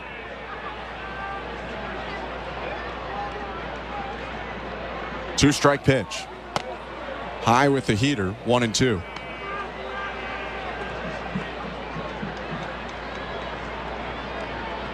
Guerrero hitting .450 on the current road trip, 9 for 20, and that's despite a hitless day yesterday. 1-2. Swing and a pop-up, right side foul. Lee, the catcher, running with his mask in his right hand, never got rid of it, and the ball bounces in front of him and in front of Andrew Vaughn, the first baseman. It looked like they both thought it was getting into the dugout, but that one dropped right in front of the Blue Jays dugout. Probably should be an out. Well, that's a tough play for the White Sox, especially with Vladimir Guerrero at the plate. That is a very catchable ball. Both of those guys scared of that short fence over there in front of the Blue Jays dugout. I can't tell you why Lee still had his mask either in his right hand. I mean, not the defining factor of the play, but usually you get rid of it before that. So Guerrero with an extra life. Here's the 1-2.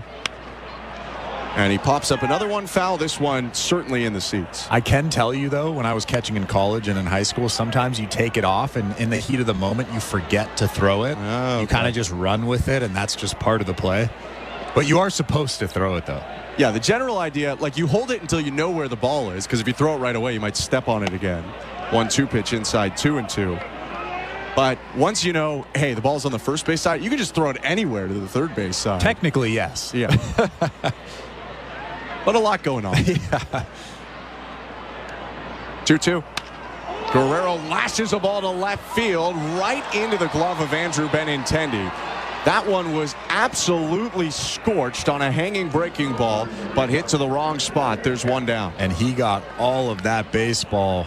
That was a hanging slider, kind of on the outer third. And like I said, you can't give Vlad freebies. You have to catch those foul balls that he kind of just weakly pops up. He absolutely scorched that ball. Here's Bo Bichette with 1 out. 0 for 1 today. The pitch. Called strike one on the outside edge.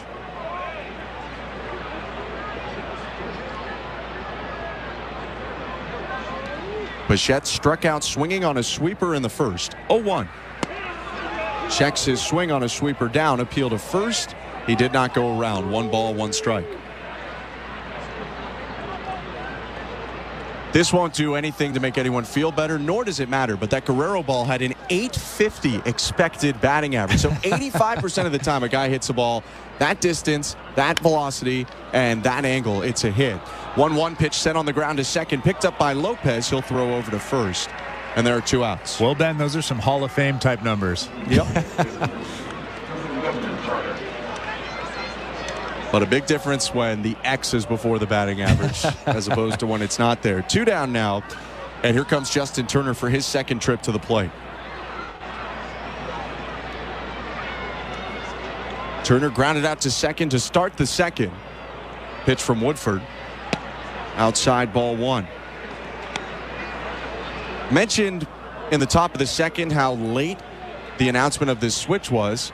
This is also a guy with not a lot of time pitched against the Blue Jays, or really no games against the Blue Jays. 1-0. Turner hits it foul off to the right, or no, it's going to stay fair down the line. Jelks making the call and makes the catch just on the line to end the inning. 1-2-3. The Blue Jays go down. They lead 3-0 middle of the third. You're listening to Blue Jays Baseball, brought to you by your local family-owned Crown Rust Control Center, streaming at sportsnet.ca and the Sportsnet Radio Network.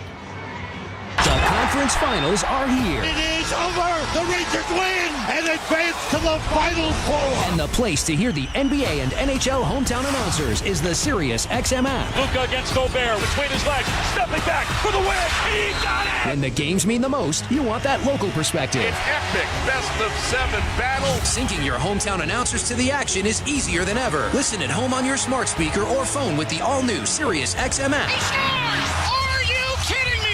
The South Carolina Gamecocks are on top of the women's college basketball world yet again. Perfection for South Carolina. 38 games, 38 wins. We're reacting to the perfect season and talking to the biggest names right here on Channel 374. Congratulations, Coach Saley. What does this particular title mean to you? This title is pretty special because it was unexpected. Keep it locked into SiriusXM SEC Radio as we continue to break it all down and celebrate the Gamecocks' third national title.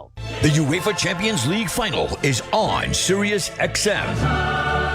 London is the setting for a contest featuring Spanish flair. Real Madrid, the dominant force, the merengues, the royal weights versus German efficiency. Mats Hummels with a massive goal for Borussia Dortmund. Who will be crowned the kings of Europe? Real Madrid versus Dortmund. Saturday at 3 Eastern on Sirius XM FC 157 and on the all-new Sirius XM app. The Blue Jays are in flight, leading 3-0. Blue Jays fans, this is Ross Atkins, and you're listening to Blue Jays Baseball on Sirius XM. Bottom of the third inning on the south side of Chicago. Appreciate you joining us tonight. It's the Blue Jays 3, the White Sox 0. I'm Ben Schulman alongside Chris LaRue. Kevin Gausman stops on the rubber, comes set, and delivers the pitch to Corey Julks. Fastball line to left field, sinking and down in front of Varsho, who fields it on a hop. That'll be a leadoff single for Julks and the second hit of the day for the White Sox. Welcome to the Timbermart broadcast booth, encouraging you to step up for the home team and shop local. Timbermart stores are family owned and operated and know the value in giving back to the communities they serve. Now more than ever, it's important to shop local. So Julks jumps on the first pitch he sees, and now he's on first with nobody out, and the 9-hitter Brian Ramos is up. First pitch. Fastball called strike one. Well, I wouldn't be surprised if the White Sox try to get something going here with Julks on first and Ramos at the plate. Julks has swiped 2 bags so far this season, and he's only played 9 games. Turn and throw to first, and a dive back from Julks. That was pretty sneaky from Gausman. He's typically bouncing his left foot, bouncing it. He'll pause for a second, and then he'll make his move to the plate or first. But in the middle of his bounces, he just stepped off and fired over. Almost got him, too. 0-1. In the dirt, blocked by Jansen. Actually picked clean on a slide way to his right. Julks stays at first, 1-1. Jansen lost the pitch comm device off of his knee as he slid over to the right and gloved it cleanly. Now back into the crouch, giving some finger signals as well as going to the pitch comm. Here's the 1-1. Hit on the ground to third. Runner was going on the pitch, so IKF will toss it over to first. That's his only play. Julks advances 90 feet, but there are 1 out. That should have been an easy double play, but Julks got a good jump.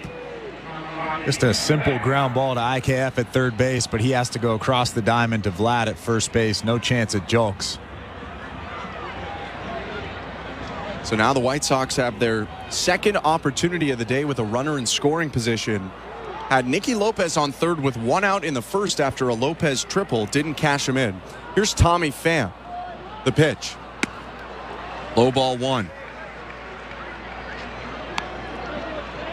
Pham has a fair bit of experience hitting against Kevin Gausman. The .302 hitter for the White Sox has faced Gausman 20 times and come up with 8 hits of .400 average. 1-0. Down and in. And now that you've fallen behind 2-0 to, I guess, essentially the White Sox best hitter at this point in the season, you have that open base. You don't really want to throw anything over the middle of the plate, maybe something to the outside black. The 2-0. Misses inside with the fastball. 3 balls and no strikes. Nicky Lopez is the on-deck hitter, who has also been a Blue Jay killer. Came up with that triple in the first. 3-0. Fastball over the inside part of the plate. 3 balls and 1 strike. Cal Raleigh, Ryan Mountcastle, Nicky Lopez. Paul DeYoung was pushing on that list. It slowed a little bit. 3-1. Popped him up. Schneider making the call. The second baseman right behind the second base bag. He'll squeeze it with one hand. Julks has to remain at second. And a good bounce back from Gausman, falling behind 3-0, but then getting Pham to chase a 3-1 fastball inside. That was great execution right there. A sinker on the inside part of the plate that ran off. They're okay with walking him there. That ball was off the plate, but Tommy Pham swings at it and pops it up. Thank you very much. Kevin Gausman is okay with that. So now 2 down, a runner on second. 3-0 Blue Jays. Home half of the third. Nicky Lopez cuts and misses at strike 1. For Gausman, that's where the sinker becomes important, because that pitch is a 4-seamer. As Pham saw it, it's going to be a strike, but then it breaks a little bit inside and makes it uncomfortable. 0-1. Bounce the splitter.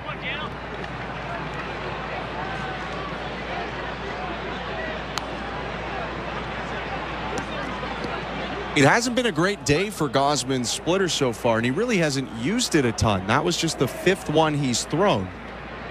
Of the few that he has thrown, they have a ton of movement. Like I said, he just hasn't found that release point yet to be able to throw it for strikes. 1-1. Outside with the splitter. You mentioned last inning it was important to get extended when you're throwing a splitter. Why is that? Well, because like we've seen with Eric Swanson, a lot of his split fingers start at the top of the zone, and they kind of just drop over the middle. Perfect spot for a hitter to hit to make good contact. But if you're throwing that splitter, you have to get extension. 2-1 splitter hit to center field. Kiermaier has to pull up. It bounces off his chest and caroms toward right center. Julks is going to score easily. Lopez up to second. It'll likely go down as a single and an error. Regardless, it's now a 3-1 game on the RBI hit by Nicky Lopez. Well, that was a splitter. It was a very hittable splitter. Started kind of in the middle, broke back over to the outside third of the plate. But like I was saying, for the splitter, you have to get extension because you want that pitch to be below the strike zone. You want it to start like a hittable pitch and then drop below the strike zone. That pitch right there never really got below the strike zone, and Nicky Lopez able to get the barrel on it and drive in a run for the White Sox. Pardon me, initially scored as a double for Lopez. He's on second. The pitch to Gavin Sheets is low and away, ball 1.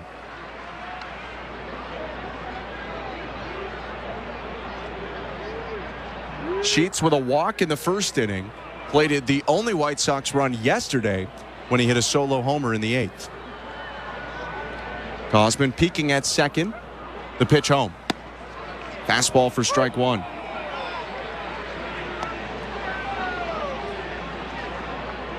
So like I was saying, Ryan Mountcastle, Cal Raleigh, Nicky Lopez. There you go. I mean, he had 2 extra base hits this season before today. He has 2 today. Yeah. I might disagree with the scoring of the recent one, but 1-1. Blocked off the chest of Jansen. 2 balls and 1 strike. Now that Kevin Gausman has fallen behind in the count, Gavin Sheets is looking for something hard over the middle of the plate. If I'm Kevin Gausman, especially with that open base at first base and 2 outs, I'm not giving him that fastball. That's something hard down the middle. I'm still going to nibble outer third, inner third, black to black. Gausman kicks and releases. Fastball just missed the outside edge. 3-1. Looks like Kevin Gausman is trying to do just that. Pretty good pitch. Good take there by Sheets. So 3 balls and 1 strike, 2 outs. Runner on second is Nicky Lopez after his RBI double. It's 3-1 Blue Jays, bottom of the third. The pitch. Fastball called strike, 3-2. Sheets is taken off the shin guard. I can't really blame him there. That's the exact same pitch that was just called ball 3. That was a strange one. That was the exact same pitch. And yes, we have the benefit of the strike box there, but that's literally the exact same pitch. I mean, I see that as a 50-50. Like, you could call that a strike. You could call it a ball. I don't know that you 50-50 it on back-to-back pitches. But now the 3-2. Fastball sliced to left field. Varsho moving toward the corner, stops and makes the catch to end the inning. White Sox on the board. 1 run on 2 hits. Nicky Lopez drives in Corey Julks. He's stranded out on second, and it's 3-1 Blue Jays after 3. You're listening to Blue Jays Baseball, brought to you by your local family-owned Crown Rust Control Center, streaming at sportsnet.ca and the Sportsnet Radio Network. The NASCAR Cup Series is on Sirius XM. We're back on the track Sunday, 2:30 p.m. Eastern. It's the Enjoy Illinois 300 from Worldwide Technology Raceway on Sirius XM NASCAR Radio Channel 90 in the car and on the all-new Sirius XM app. Get closer to everything that moves you wherever you are with the Sirius XM app. Let's make some smoke and drink some beer. Yes! Are you regretting eating that gas station hot dog? Yeah, we know. We've been there too. This is a message for baseball fans like you. Did you know that you get a channel that's talking baseball 24/7 as part of your Sirius XM subscription? What? Our lineup includes shows hosted by former big leaguers and executives. Plus, you'll hear from 17 managers each week. MLB Network Radio is on Sirius XM Channel 89. Or just search MLB Network Radio on the SXM app. Sirius XM Sports. We're more than just a game. Each night after the horn sounds, NBA Radio has you covered with the best analysis of all the games. When healthy, they check a lot of boxes. We'll break down the playoff action. Tatum saw it coming, picked it up, drives in, and throws it down with 2 hands. And take you inside the locker room to hear from the players and coaches. It seemed like we had a lot of guys that were getting banged up, but we were able to get the job done. Hear the NBA Radio Playoffs postgame show every night throughout the postseason on NBA Radio Channel 86 and the all-new Sirius XM app. Fantasy Sports Radio is helping you win whichever fantasy sport you play. Right now on Channel 87 and on the all-new Sirius XM app. Set Radio Network. Dalton Varsho leads off for the Blue Jays in the top of the 4th inning. White Sox just gone on the board. It's 3-1 Toronto, and Jake Woodford winds and delivers. First pitch cutter for strike 1. Appreciate you tuning in tonight. 40-minute delay, but we got through it. We're now in the 4th inning. I'm Ben Schulman alongside Chris LaRue. 0-1. Varsho swings and lifts the ball to right center field. Julks going back, as is the center fielder Pham, who reaches up and makes the catch on the track. There's 1 out. That was a weird sound off the bat. I don't know if he got it off the end or off the handle, but that was a weird, almost hollow sound off the bat of Dalton Varsho. And still got good distance. On it, but doesn't hit it far enough. Bo Bichette gives him a pat on the back as he heads back into the dugout, and there's 1 down. George Springer's up, singled and came around to score in the 2nd. First pitch is called strike 1. We're in the 4th inning, which is presented by Bet365. At Bet365, you can watch thousands of live games, build your own bet, can even make a bet while the game's still being played. 19+ play responsibly, Ontario only. 0-1 pitch outside, 1-1.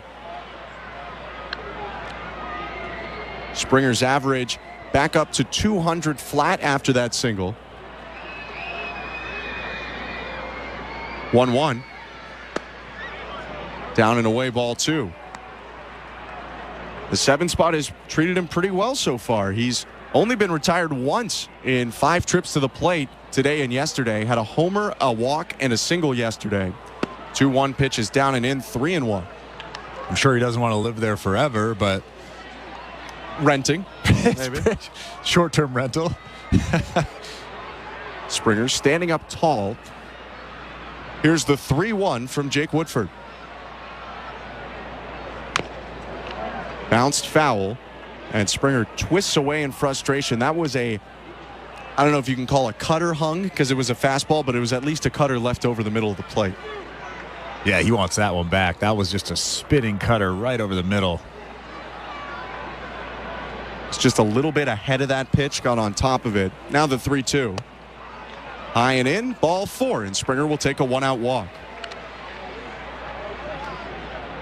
Let's take a look at the out-of-town scoreboard, brought to you by St. Louis Bar and Grill. Devilishly good since Toronto first raised the trophy in '92. Join them for wings, ribs, beer, cocktails, and catch every play at your local St. Louis Bar and Grill. Download the app or visit stlouiswings.com for more details. Always devilishly good. First, it's Isaiah Kiner-Falefa to the plate, 1-for-1 with an RBI double.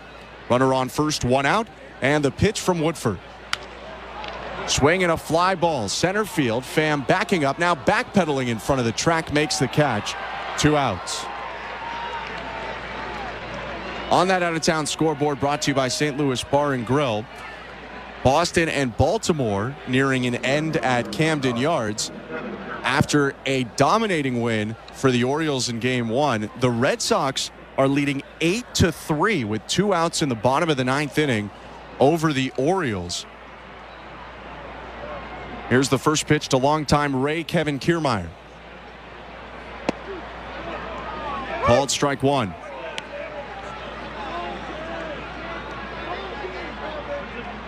Big day today for Rafael Devers. 4 hits and 2 RBIs, including a triple. Former Blue Jay Rob Refsnyder with 2 hits and a homer for the Red Sox as well. The 0-1 outside.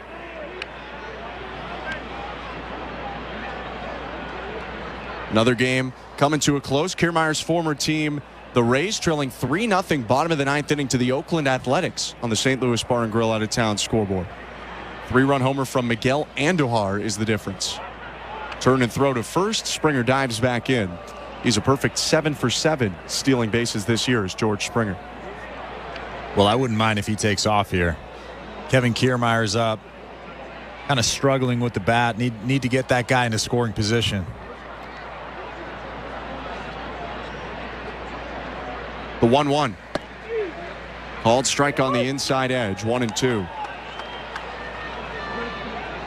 It was a battle for Kiermaier in the second. A lot of uncomfortable pitches right on the inside edge like that one from Woodford. But he fouled a couple off and took a 3-2 walk. Would end up scoring on the Davis Schneider double. With 2 outs, the 1-2. Swing and a miss, strike 3. Swung over the low sweeper, and a strikeout by Woodford ends the top of the 4th. Blue Jays strand the Springer walk, lead 3-1, middle of the 4th. You're listening to Blue Jays Baseball, brought to you by your local family-owned Crown Rust Control Center, streaming at sportsnet.ca and the Sportsnet Radio Network. Bring excitement to your landscape with Proven Winners Color Choice shrubs. These flowering shrubs and evergreens have been trialed and tested by experts to make sure they look better and bloom better. So they're just as easy to care for as what's in your landscape now, but a whole lot more colorful and interesting. Look for Proven Winners Color Choice shrubs in the distinctive white container at your local garden center, or learn more at provenwinnerscolorchoice.com. We're 2 men and a truck. So, you're moving to a new home, and all that's left to do is to call a mover you know you can trust. Well, naturally, you think 2 men and a truck, since you know they have lots of men and lots of trucks. They'll wrap, pack, and move everything you own. With a 96% referral rating and the professionalism you can trust, the choice is simple. For a free in-home estimate, call today. We're 2 men and a truck. 2 men and a truck, the movers who care. At Bet365, we don't do ordinary. That's why we introduced in-game betting. Because when the game starts, the action doesn't stop. With in-game betting, you can wager on game props, player props, totals, and the money line. And remember, in-game, you can track your same-day parlay with the option to cash out. Check out in-game betting and find out why. It's never ordinary at Bet365. Must be 19 years or older. Ontario only. Please play responsibly. If you or someone you know has concerns about gambling, visit connexontario.ca. This is Toronto Blue Jays baseball. Next pitch, Moniak takes off. It's low a ball, throw down to second. He got him! On Sportsnet 590 The Fan and the Sportsnet Radio Network. Bottom of the 4th inning, Blue Jays up 3-1. Welcome back to the Timber Mart broadcast booth. I'm Ben Schulman. To my left is Chris LaRue. 4-5-6 for the White Sox order against Kevin Gausman. It starts with Andrew Vaughn. Right on right pitch. Fastball downstairs, 1-0. Vaughn grounded into a double play in the first inning. That was with 1 out and runners on first and third for the White Sox. But Gausman got him to bounce over to third base. 1-0 in the dirt. In his career, Vaughn's got solid numbers against Gausman, 3 for 7 even after that double play ball, a double and a homer, both coming back in 2022. But he was 3 for 3 to start, and Gausman's now retired him 4 times in a row. 2-0. Swing and a miss. Sinker in on the hands, 2-1. It almost makes you think that he's found a hole in Andrew Vaughn's swing. Or just making better pitches. Maybe both. Gausman reaches back and fires. Fastball for strike 2. Again, a ton of movement on that fastball, something you don't really see that often from Kevin Gausman. Started on the outside part of the plate and kind of ran all the way back in. Really tough pitch to hit. The 2-2. Fastball sliced down the right field line. Springer chasing it, but it will bank off the netting. The attendant down the right field line joking with Springer. He was running right where the attendant was sitting, who got up with his stool and booked it out of the way. Kind of like if you remember when Shaq ran to save that ball and the whole bench cleared out of the way. That's what the scene looked like for this attendant. I mean, I'm certainly not staying there and letting George Springer dive on me. That seems painful. They'll do it again at 2-2. Gausman stops, kicks, fires. Fouled back into the backstop. A 96-mile-per-hour heater on the hands. Danny Jansen wanted that thing above the strike zone. Kevin Gausman couldn't quite get it there. Andrew Vaughn just fouls it straight back, stays alive. Let's see if he throws another one of those. Jansen presses a button on his right knee. Gausman sets. Glove at his belt, fiddling around with the ball in his glove. Here's the 2-2. Splitter tapped foul. That's where you want the splitter. That was probably one of his best splitters of the day. Started at the bottom end of the strike zone. You could see how awkward that swing was from Andrew Vaughn. Probably thought it was a fastball or at least a strike, and then it kind of dives out of the strike zone at the last second. Probably ended maybe only about halfway up his shin. 2-2. Another splitter hit foul, and that's another one bottom or maybe even a little bit lower than the zone. Yeah, that's a good one right there. You can tell he's found something. He could throw 2 of them in a row just like that. That means that he has found that release point.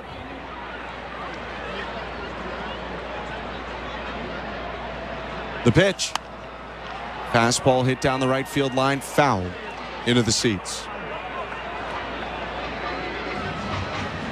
Gausman's allowed 3 hits and 1 run in 3 innings. A good start. You rarely see him do this without using his splitter much, but he's only thrown 9, and maybe more importantly, he doesn't have a swing and a miss yet on the splitter. 2-2, check swing on a slider down and away, but Vaughn holds back, full count. In fact, for Gausman, all 5 of his swings and misses have been generated on fastballs, either the four-seamer or the sinker. Up to 50 pitches on the day. The righty adjusts his cap and gets ready for the payoff pitch. Fastball yanked foul down the left field line. Another good sinker right there. The only thing Andrew Vaughn can do with that pitch is foul it off, kind of almost on the hands. But another good sinker. I wish he would utilize that thing just a little bit more. So much movement on it. Credit to Vaughn. He's fouled off 6 pitches in an 11-pitch at-bat. The 3-2 again is fouled off again. He's now fouled off 7 pitches in a 12-pitch at-bat. Kevin Gausman just looked at the scoreboard kind of with a frustrated look on his face. You never want to throw 11 pitches to a batter. He came into the 4th inning with 40 pitches on his line. That's really good efficiency. And Vaughn has somewhat blown that up. Time was called behind the plate. Gausman stepping back on the rubber. Grabs the brim of his cap, adjusts the back of it, tucks the ball into his glove. Here's the 3-2. Hit on the ground up the middle. Charging Bichette gloves it forehand side. Jump throw to first. And finally, Andrew Vaughn retired, 1 out. And when that happens, you're kind of saying to yourself, or at least probably saying to the batter as he runs by you, why couldn't you just do that on the first pitch? Gausman gave him a splitter in the zone there. And Vaughn bounced out to go to 0-2. And now, finally with 1 out, Here comes Andrew Benintendi. Yeah, that last splitter was kind of like, here it is, just do something with it. Don't foul it back. Right on left pitch is a heater for strike one. Benintendi hit a ball real hard to the left side his first time up, but right at Isaiah Kiner-Falefa, who leaped and made the catch on the liner, making the White Sox left fielder 0 for 1. 0-1 pitch.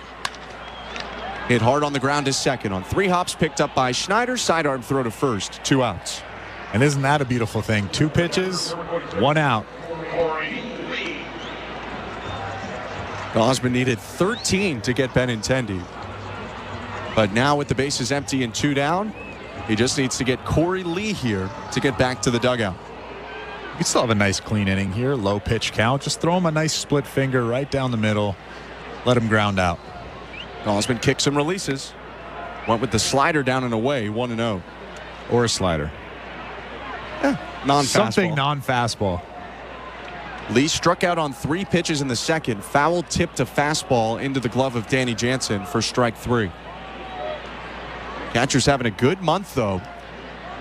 Here's the 1-0.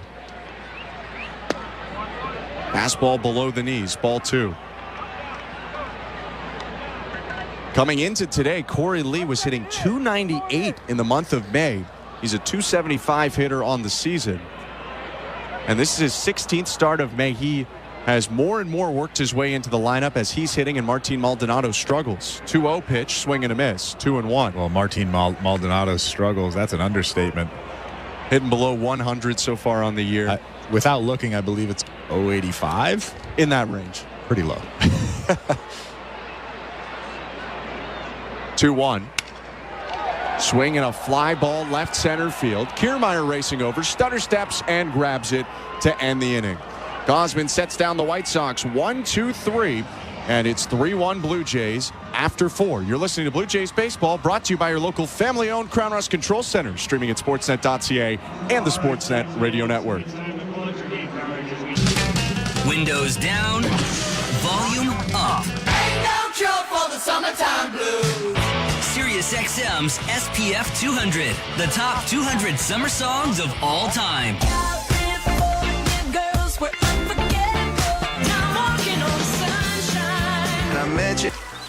Fantasy Sports Radio is helping you win your fantasy leagues right now on Channel 87. Aaron Judge drills a 3-run home run. From in-season fantasy baseball management to daily fantasy playoff basketball to reacting to the NFL draft, Fantasy Sports Radio is here to help you dominate. Don't ever take a player that you don't intend to keep all year. Don't do it. It's terrible management. Fantasy Sports Radio, your home for fantasy sports. Channel 87 and on the all-new Sirius XM app. The Busted Open podcast is now available on YouTube. This is Dave LaGreca, host of Busted Open, the #1 pro wrestling show on the planet. You can now watch and listen to the award-winning Busted Open podcast every single day on YouTube. Our best interviews, behind-the-scenes access, and some of our best content from the past. All available right now when you go to youtube.com/@BustedOpenPodcast. Subscribe right now. Hey, baseball fans, the NBA postseason is in full swing, and your home for nonstop discussion every day and playoff action on the court every night is Sirius XM NBA Radio Channel 86 and on the brand new Sirius XM app. Radio Network. The 5th inning is brought to you by Desjardins Financial Group. Desjardins awarded another $150 grants worth $20,000 each to entrepreneurs across Canada. See how Desjardins cheered on small biz at goodsparkgrants.ca. 3-1 Blue Jays, top of the order. Davis Schneider is up, working on a 2-for-2 day. Here's the pitch. Outside from Jake Woodford, 1-0. Schneider doubled in the first and then doubled again in the second. 1-0. Down and away, 2-0. And the double in the second plated 2 runs. It's the difference right now in this 3-1 game.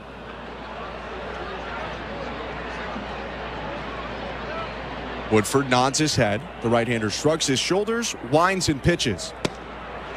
Drops the sweeper in there for strike 1. And I bet he wanted to swing at that pitch. He wants that one back. That was a sweeper right over the inside part of the plate. A little backup sweeper from Woodford. 2-1. Another sweeper hit in the air, right side, slicing it into the seats. Schneider started walking down the first base line, but turns back and takes a look at his hands, his bare hands. No batting gloves for the right-handed hitter.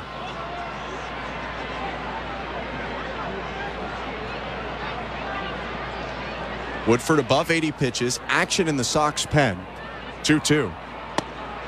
Misses high and inside. 3 balls and 2 strikes. Schneider with the hot pink grip tape. I wonder if he stole that for Mother's Day. It's possible. The leftover hot pink grip tape. Baseball players get attached to weird things sometimes. You get a hit with a certain color of tape and you might have it the rest of the year.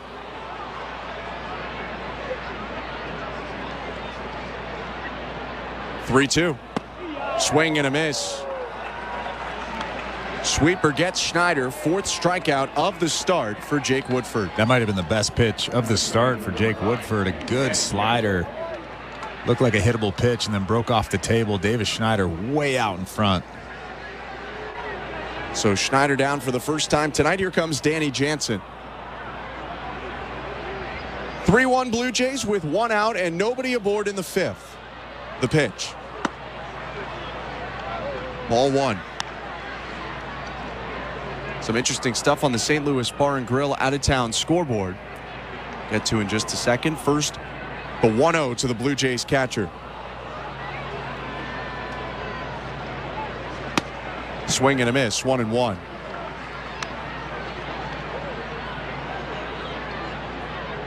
Down in Sunrise, Florida, the Florida Panthers have tied up Game 4 with the New York Rangers. Sam Bennett just banged one in to make it 1-1. The 1-1 pitch. Swing and a liner left side and down in left field for a base hit.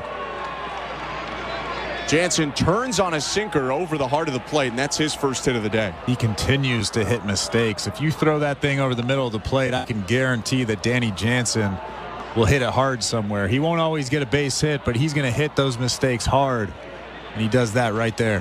105 off the bat for Jansen. Pedro Grifols stepping out to the mound, and that's going to be it for the season debut of Jake Woodford. The Blue Jays knock him out after 4 1/3. They lead 3-1 and have a runner on first with 1 out. We'll be back in just a second. Justin Anderson entering the game for the White Sox. Let's go over to baseball control with our host today, Show Ali. Thank you very much, Ben. And before we check the St. Louis Bar and Grill out-of-town scoreboard, don't forget, we do have Jays talk today. Blair and Barker do indeed have the post-game show. They will take your calls. Jeff will throw out those numbers to call for you after the final out. All right, let's check the out-of-town scoreboard brought to you by St. Louis Bar and Grill. Why don't we start in the minors to begin this? Bowden Francis wrapping up 3 innings of work today with the Bisons. This is from Blake Murphy. Blake saying Francis threw 48 pitches. He sat 92 to 94 and mixed in all 3 of his breaking pitches. It was his 4th rehab appearance. So the totals overall 4 appearances, 9 2/3, 10 Ks, 2 walks, 2 earned runs. Pretty good, all things considered. So perhaps we see the return of Bowden Francis maybe as soon as this weekend when the Pirates are at the Rogers Center. Let's continue checking out the Stanley Cup playoffs. As Ben mentioned, that game is tied at 1 between the Rangers and Panthers in Sunrise, Florida. New York leads the series 2-1 entering play tonight. You can watch that game in the second period right now on Sportsnet. Last night, the Western Conference Finals were on the go. The Oilers had taken a 2-0 lead after the first period, but a hat trick from Jason Robertson, along with a goal from Wyatt Johnston and an empty netter from Miro Heiskanen, gave the Stars a 5-3 win in the end in a 2-1 series lead. Game 4 goes tomorrow night in Edmonton at 8:30 p.m. Eastern, 5:30 Pacific. And if you missed this, the PWHL Finals, wild in Game 4. Boston getting a winner in double overtime. Winner takes all Game 5 on Wednesday night. That is tomorrow evening. Blue Jays baseball brought to you by Crown Rust Protection. Justin Anderson indeed on the mound for the White Sox. Let's get you back to the action at Guaranteed Rate Field. Here's Ben Schulman and Chris LaRue. Thank you very much, Joe. The right-hander Anderson comes in for the White Sox after Jake Woodford was taken out of the game. The starter lasts 4 1/3 innings and is responsible for the runner on first, Danny Jansen, who just singled. There's 1 out in the top of the 5th. 3-1 Blue Jays. Vladimir Guerrero Jr. at the plate. Anderson with a high set near his chin, kicks and fires. First pitch is cut on and missed. Strike 1. In 4 previous appearances, Anderson has a 3.86 ERA. Last pitched on the 24th through a scoreless inning and a third against Baltimore. His 0-1. Outside with a heater. Anderson throws his mid-80s slider most, but has a mid to high 90s fastball that he'll mix in as well. Jansen takes 2 steps, now a third off first. A peek from Anderson. Now the righty fires home. Guerrero takes the slider. It's called a strike. Borderline pitch on the outside edge. 1-2.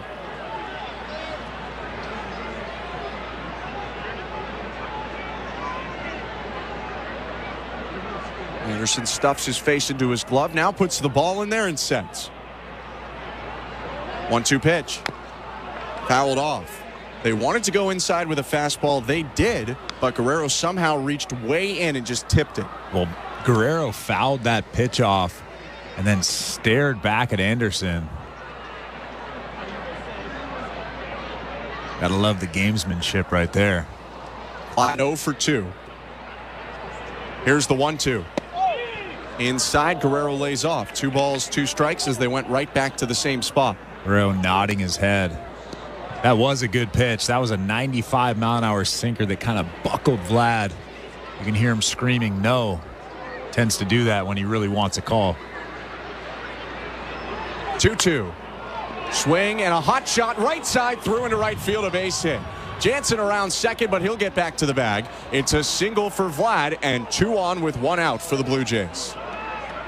And just a last-second decision to swing at that pitch, shooting that big hole over there on the right side. Not the greatest swing in the world, but such a smart swing. He knew exactly what he was doing right there. You can see him flip the bat. That wasn't one of those 120-mile-an-hour exit velos, but that was about as smart as it gets right there. Now Bo Bichette up. First and second, 1 out, the pitch. Swing and a miss, strike 1.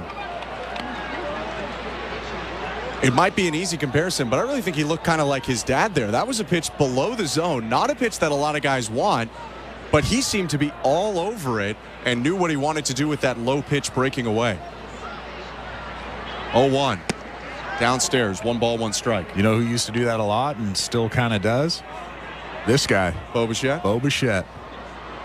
He needs to get back there. 0 for 2 today, a strikeout and a ground out. Big opportunity here with Jansen on second, Guerrero on first and 1 out. 3-1 Blue Jays, the pitch.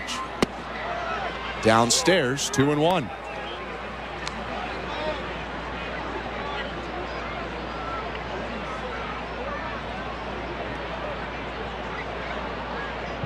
Anderson about to throw the 10th pitch of his appearance. 2-1 offering. Is grounded to the right side at the second baseman. Lopez tries to tag Guerrero but misses. Throws over to first for 1 out. And now the White Sox asking if Lopez did in fact get Vlad. For now, it's second and third, 2 outs, but Chicago might take a look. I mean, tough to see from our vantage point, but I don't think Vlad veered off the line there. It was real close to a tag. I think Guerrero dodged it. The call on the field is that he did not tag him, and actually I don't think he did. Good base running by Vlad to get out in front of Lopez, and Pedro Grifol is coming out right now. I'm assuming he's talking about the baseline. The general rule is that you get 3 feet to either direction. I don't see how Vlad even got close to going 4 feet off the baseline there. No, Grifol's, he's kind of begging right now. I don't know if he's seen the replay or seen the video, but from what we've seen, he's still on the baseline when Nicky Lopez tries to tag him. Just kind of swiveled his hips out of the way, if anything. So it'll stick as it was on the field. Second and third for the Blue Jays. 2 down. Here's Justin Turner. Justin Anderson in the set, and his pitch. Swing and a miss, strike 1. To me, if you're a manager that comes out on the field and has a discussion with the umpire over that, when you are obviously incorrect, it's just a frustrated manager that's probably begging for something, grasping at straws. 0-1. inside, 1-1. And in Griffol's defense, after a 101 loss season this last year for the White Sox, they're on pace for 118 losses this season. And I'm so sure you that's can't not blame a fun him. environment. Yeah, you can't blame him. 1-1. Outside, 2-1. That would be the most losses in the history of Chicago White Sox baseball, which is as long as the history of the American League.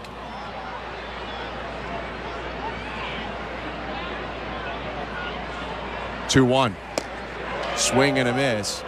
Turner looking up to the sky after the swing and then down at the ground. He chased a slider outside, 2-2. It actually looked like he was looking up at the sky mid-swing. He had his eyes closed mid-swing in disgust. 2 balls and 2 strikes, 2 in scoring position with 2 outs and the pitch. Swing and a miss, strike 3. Swung at the same slider. He goes down, and that's it for the top of the 5th. 2 hits for the Blue Jays, but they strand Guerrero and Jansen. It's 3-1 Toronto, middle of the 5th inning. You're listening to Blue Jays Baseball, brought to you by your local family-owned Crown Rust Control Center, streaming at sportsnet.ca and the Sportsnet Radio Network. We're talking college basketball on ACC Today. Great run for NC State men's basketball. The story of this team is one I don't think anybody will forget. They were able to accomplish a lot. They captured the hearts and the minds of the nation.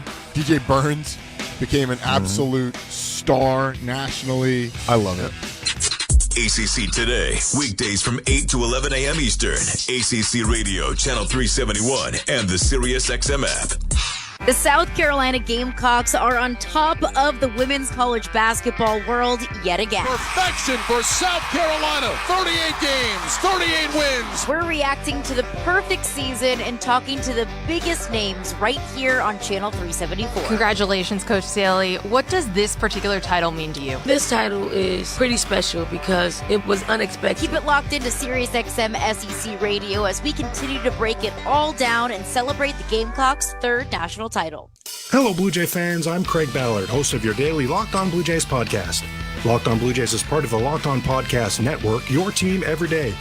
Locked On Blue Jays brings you the latest Blue Jays news and analysis and breaks down all of the action. Locked On Blue Jays is everything a Blue Jays fan could want, all in a 30-minute daily podcast. Download Locked On Blue Jays right now on the SXM app, available with all trials and popular plans, or wherever you get your podcasts. Search Locked On Blue Jays. In season or out of season, the #1 place for college sports is SiriusXM College Sports Radio, Channel 84. Welcome to the Timber Mart broadcast booth. I'm Ben Schulman alongside Chris LaRue. It's the bottom of the 5th inning in Chicago, and the Blue Jays are up 3-1 on the White Sox. Paul DeYoung to hit for Chicago. Kevin Gausman starting for the Blue Jays. Kicks and delivers. And his first pitch of the 5th is strike 1 on a 79-mile-per-hour slider. DeYoung bounced out to 3rd in the 2nd inning, now batting .230, 7 homers. The 0-1. Down and in with the sinker. And again, we've seen him throw that sinker 90, 91, 92, and then he'll gas it up maybe with a 4-seamer at 95, 96. Just becoming a very, very smart pitcher. 1-1. Fastball hit high and down the right field line and into the stands, 1-2.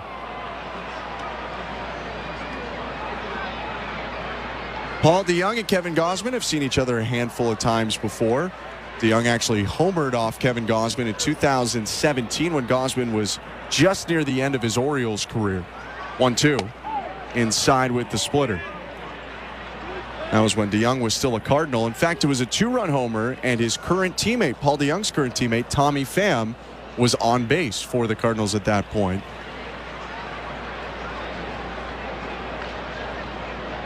Two. Swing and a miss, strike 3. Got him on the splitter. The second strikeout of the day for Gausman. There's one down in the bottom of the 5th. That's the splitter that he wanted right there. The splitter before that started in off the plate and kind of floated in. Right there, he got good extension, and he had that vertical movement that any guy that throws a split finger will tell you that's how to throw him. For Gausman, his first swing and miss produced on that splitter. The pitch to Corey Julks. Slider for strike one. Julks jumped on a first pitch fastball in the third inning, lined it to left field, and ended up scoring on the Nicky Lopez double. That's the lone White Sox run today. It's 3-1 Blue Jays, bottom 5. With one out, the 0-1. Bounce the slider, 1-1. He's throwing sliders at 79, 84, slowing it down, speeding it up. It's kind of fun to watch now. Spend a lot of time talking with Chris Bassett. It just starts rubbing off on you eventually. 1-1. Lifted to right field. Springer racing toward the foul line in a dead sprint. Gets into foul territory and makes the catch on the side warning track. Scares another security attendant down that line who picks up his stool and runs out of the way. But a nice rangy play by Springer. 2 down. Yeah, that was a nice play. I think Springer was laughing afterwards. Gausman was laughing afterwards. He's putting some pressure on those attendants out there in right field. And there's 2 down there. The first one that he ran at was already way out of the way on this play. He had already felt the fear, but the second guy, maybe not as accustomed to it, got out of the way a little later. But no harm done. Here's Brian Ramos, 2 down. First pitch, fouled back 0-1. Let's look at the injury report brought to you by Bergmanis Prira Personal Injury Lawyers. If life has thrown you a curveball and you're striking out with your insurance company, get ahead of the count and call Bergmanis Prira Personal Injury Lawyers. You focus on getting better, and Bergmanis Prira will take care of the rest. Visit bplawyers.ca. 0-1. Rounded to third, picked up by IKF. He'll throw on to first, and that'll end the inning. The injury update, Chad Green active today for the Blue Jays. Eric Swanson option to AAA. A 1-2-3, bottom of the 5th for Gausman. He's retired 7 in a row. It's 3-1 Blue Jays going to the 6th. You're listening to Blue Jays Baseball, brought to you by your local family-owned Crown Rust Control Center, streaming at sportsnet.ca and the Sportsnet Radio Network. Bring it in, Canada. When it comes to small business, Desjardins is a big fan. And not just the hop-on-the-bandwagon fan. We're the in-it-for-the-long-haul fan. The fan that's been there from the start. That's why Desjardins awarded 150 entrepreneurs with Good Spark grants worth $20,000 each. Because like any fan, there's nothing we love more than celebrating a goal! See how Desjardins is cheering on small business at goodsparkgrants.ca. At Crown Rust Control Center, protection runs deep because every Crown Rust Control Center is owned by a local family who cares beyond business. Your Crown Rust Control Center is 100% committed to their product, to you, to their community, which is your community. Protecting you and what matters to you is equally important as protecting your vehicle. Did you know spring's the best time of year to protect your vehicle from rust? For a special spring offer, find your local family-owned Crown Rust Control Center at crown.com. The hardest work should lead to the best quality of life. If you're a skilled trades worker, you might not be feeling that way right now. But in Alberta, skilled trades workers can earn more, save more, and live more with better wages and a lower cost of living. Visit albertaiscalling.ca to learn more about the $5,000 moving bonus for the first 2,000 skilled trades workers who move to Alberta, stay for a year, and successfully apply. A message from the Government of Alberta. This is Toronto Blue Jays baseball. Fastball cracked to center field, to the wall, to the track. It's gone. On Sportsnet 590 The Fan and the Sportsnet Radio Network. Dalton Varsho leads off for the Blue Jays in the top of the 6th inning. Toronto looking for some add-on runs. They're up 3-1 on the Chicago White Sox in Game 2 of this series. Appreciate you tuning in tonight. I'm Ben Schulman alongside Chris LaRue. Show Ali, our host and producer. Tom Young, our technical director. Left-handed hitter Varsho faces a new pitcher for the White Sox. Tanner Banks' first pitch is high, ball 1. 19th appearance of the year for the lefty Banks in 23 innings, an ERA at 4.7. Lots of strikeouts, 1-0. Check swing, bouncer just past the mound. Bare hand try at third. Ramos comes up, throwing in the throw, sails past first. Varsho around first, headed for second, and he will get there safely.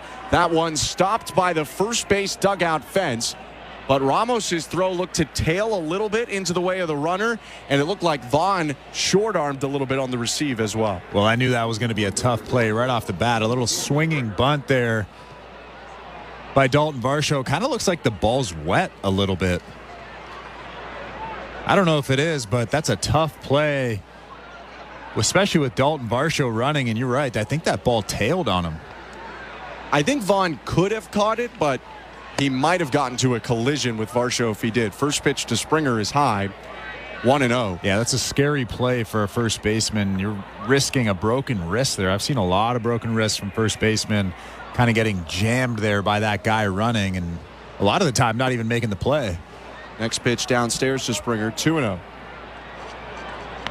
For Varsho, they credit him with a base hit, and then he reaches second base on a throwing error by the third baseman Ramos. Springer trying to knock him in here. 1 for 1 with a single and a walk. 2-0 offering.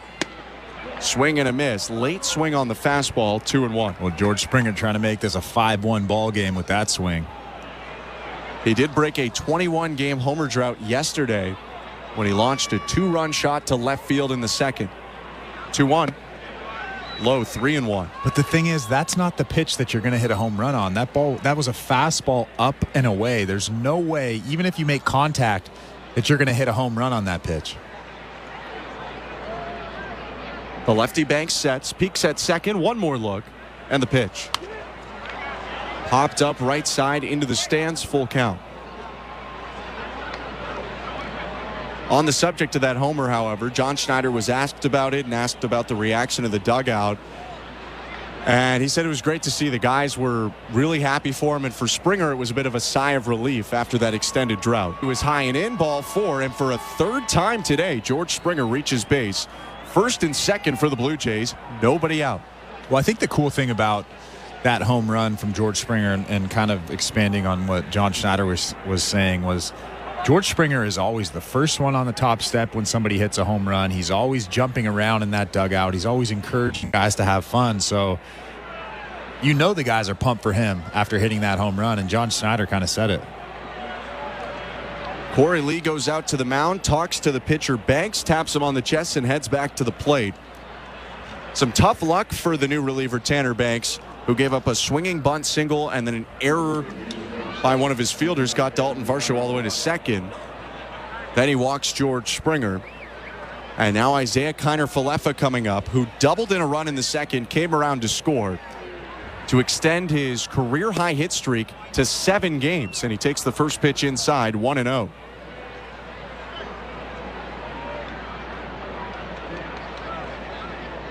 Kiner-Falefa is 11 for his last 25, a .444 average. 1-0. Outside, 2-0. And a lot of extra base hits in that span, too. 2 homers in the Tigers series, had a triple that series. And he's already doubled twice in 2 games in the White Sox series. 2 on, no outs, the 2-0 pitch. Outside, ball 3.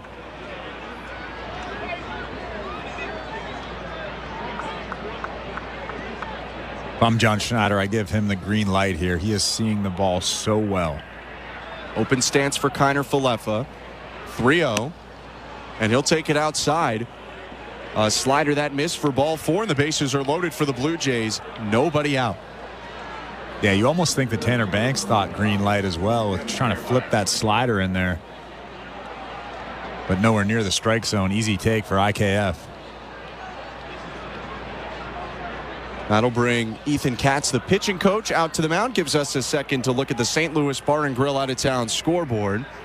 In Sunrise, Florida, the Panthers tied it up midway through the second, took the lead about 3.5 minutes after scoring their first goal. Carter Verhaeghe scores his 9th of the playoffs, assisted by Kachuk and Barkov. And at the second intermission, the Panthers are up 2-1, trying to even up this series, down 2 games to 1 to the New York Rangers. That one you can watch on Sportsnet. It's a 2-1 score on the St. Louis Bar and Grill out-of-town scoreboard. You care about that series? I enjoy hockey, but I don't really have like a rooting interest. Florida versus New York. First pitch to Kevin Kiermaier, left on left, is down and away, 1-0. It's always good for any sport when there's a New York City team, though. does help.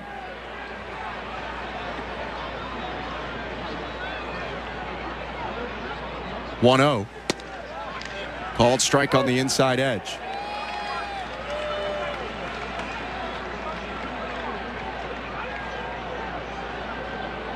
Kiermaier with a walk and a strikeout today. Bases loaded, no outs the pitch. Swing and a miss, 1-2.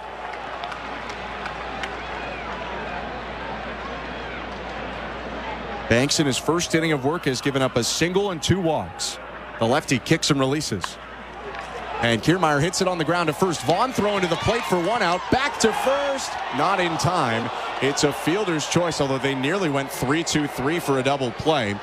Dalton Varsho is retired on the force out at the plate, and the bases are loaded with 1 down. It is very tough to double off Kevin Kiermaier, and they almost did it right there. Kevin Kiermaier hitting that ball to the perfect spot right at Andrew Vaughn at first base, making the nice scoop, coming home, keeping that run from scoring. But this is a big AB right here for Davis Schneider. The call at first, by the way, from Hunter Wendelstedt was that Vaughn wasn't on the base. His heel might have been. Yeah, I'm not sure that's true, but that was the call. You could see a big two-handed swipe to the left, and Pedro Grifol has challenged. Well, like I said, he's grasping at straws here. He's looking for anything, and watching that replay, it almost looks like Andrew Vaughn has his heel on the bag. This might be overturned. I think that's a double play. Yeah, I think in this case for Grifol, he's probably making a wise challenge. The ball definitely beat Kiermaier there. The question is, was Vaughn's left heel on the bag? It was the wrong foot to be on there. Traditionally, a right-handed first baseman's going to have his right foot on the bag. I think this is getting overturned. What do you think? I lean in that direction, too. Now, they do need 100% evidence. They need to know for sure that Vaughn has his foot down, but it looks pretty good that he does. If they stand or confirm with the call, then it'll be bases loaded, 1 down. Should they overturn it, it would be 2 outs and second and third.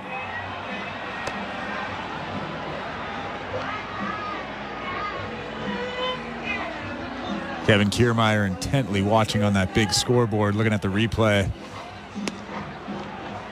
He doesn't look very excited, that's for sure. Tanner Banks getting some warm-up pitches in as well. As we await the call, we can go to the St. Louis Bar and Grill out-of-town scoreboard. Game 2 of Craig Counsell's return to Milwaukee. The Cubs and the Brewers playing.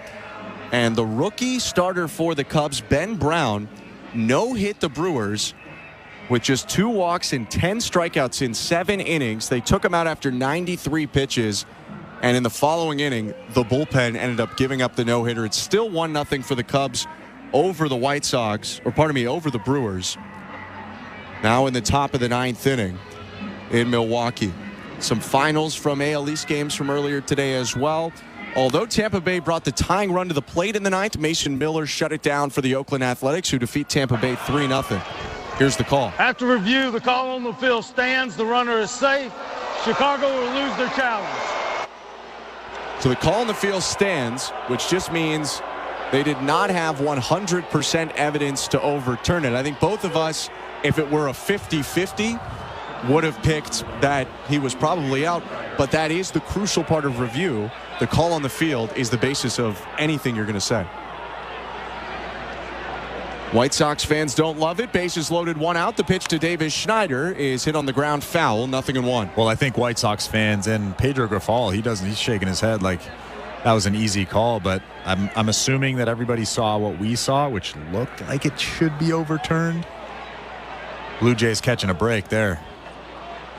3-1 Toronto, the pitch. In the dirt, blocked by Lee. It's the other AL East final on the St. Louis Bar and Grill out-of-town scoreboard. The Red Sox won 8-3 over the Orioles to even up that series. Blue Jays will host the Orioles in about a week. 1-1. Schneider slices it, foul, right side, out of play, 1-2.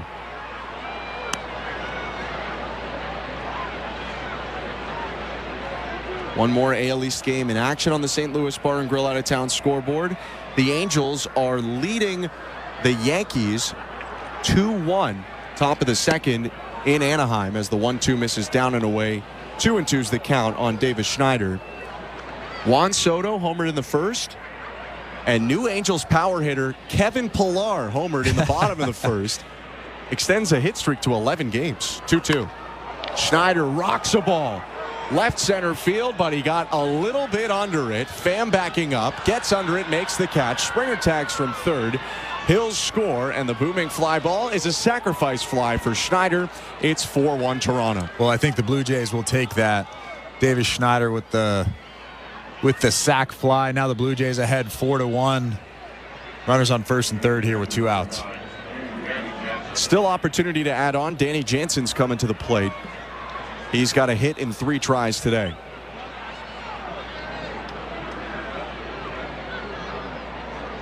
(4-1) Blue Jays, like Chris mentioned. Kiner Falefa tagged from second and went to third, so it's runners on the corners, 2 down, and the first pitch is called strike 1.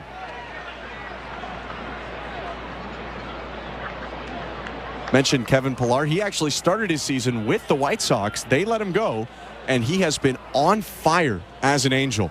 0-1. Fouled back, 0-2.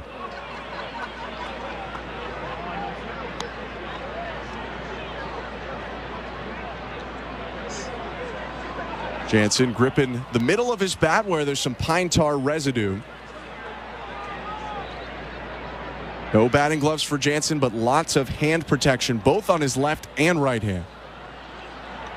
First and third, 2 down. The 2-strike pitch. High, runner takes off from first, no throw. Kevin Kiermaier steals second base. Good fake, though, from Corey Lee. You work on that a lot in spring training. Catcher has to make it look like they're throwing to second base. Blue Jays not fooled, especially IKF, such a smart player at third base.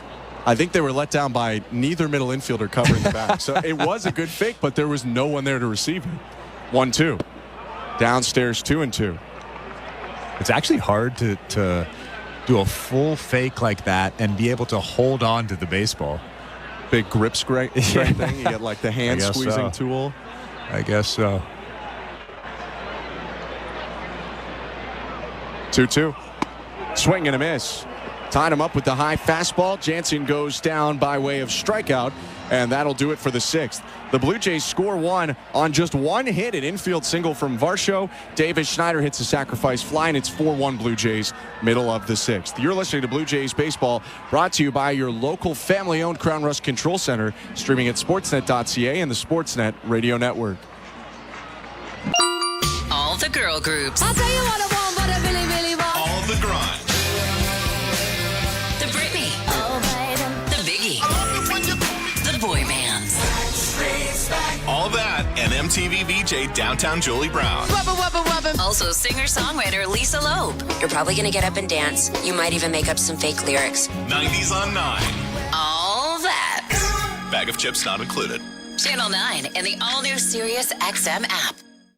Are you regretting eating that gas station hot dog? Yeah, we know. We've been there too.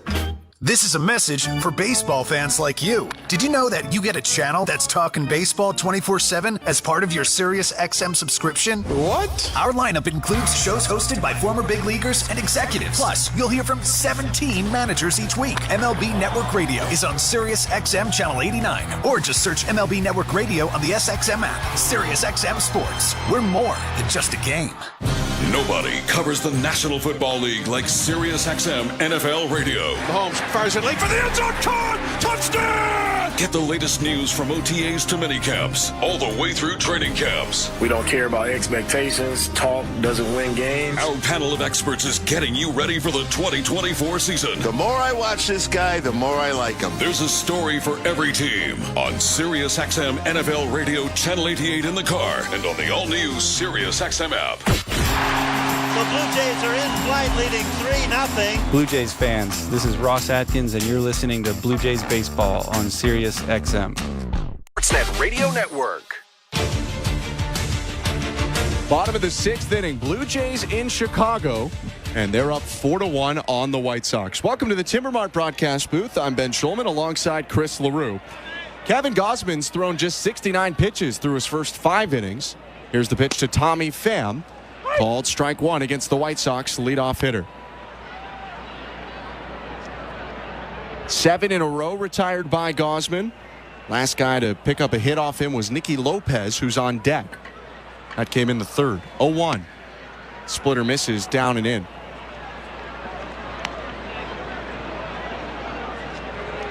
Maybe doubly impressive for Gausman on a day where his stuff hasn't always been his sharpest.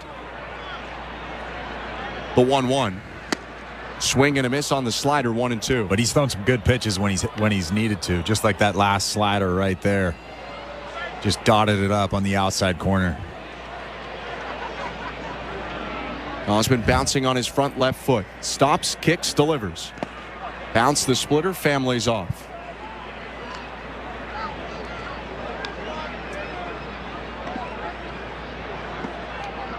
Tommy Phams grounded out to short and popped up to second today. Entered the game hitting .304, average now at .299. 2-2. Hit right back up the middle. Might have clipped the leg of Gausman. Picked up at second by Schneider. Throws to first. 1 down. If that didn't hit Gausman, it got pretty close. Oh, yeah. Gausman tried to scoot out of the way. I don't think it... I mean, at least it didn't look like it got him on that replay. Nobody really concerned. That tells me that it probably didn't get him, but good pitch right there. Here's Nicky Lopez, 2 for 2 with a triple and a double. First pitch from Gausman's a fastball for strike 1. I truly don't know how to get Nicky Lopez out. He pulled that double down the right field line to start the game, and he's been slapping balls the other way. 0-1 pitch inside. He's hit particularly well against the Blue Jays this year, and he's having a good month of May. Raised his average from in the 100s now to 245 with the 2 hits today. 1-1. Fouled back, 1-2. It looked like the Blue Jays and Kevin Gausman are trying to elevate something, elevate the fastball. You see Danny Jansen's target at the top of that strike zone. That's probably the one place that they haven't really tried with Nicky Lopez yet. He's not a huge power threat if you miss a little bit up there. 6 home runs in the career of Lopez, almost 600 career games. 1-2. Splitter swung on and missed. Strike 3. Gausman strikes out Lopez, who's now 2 for 3, and there are 2 down with nobody on. Bottom of the 6th. Well, I guess that's how you get him out. Hard up, soft down. That was a terrible swing from Nicky Lopez. Worst swing I've seen from him, definitely. Maybe one of the best splitters we've seen from Gausman today. Yep. 4-1 Blue Jays, home half of the 6th. Gavin Sheets is up 0 for 1 with a walk. Right on left pitch. Called strike 1. Gear up during City Connect Week by coming to the ballpark on Wednesday, June 5th early, and you could snag some new gear for yourself. The first 15,000 will be walking away with an exclusive Blue Jays City Connect backpack. Get your tickets by heading over to bluejays.com/cityweek. 0-1 pitch misses low, 1-1.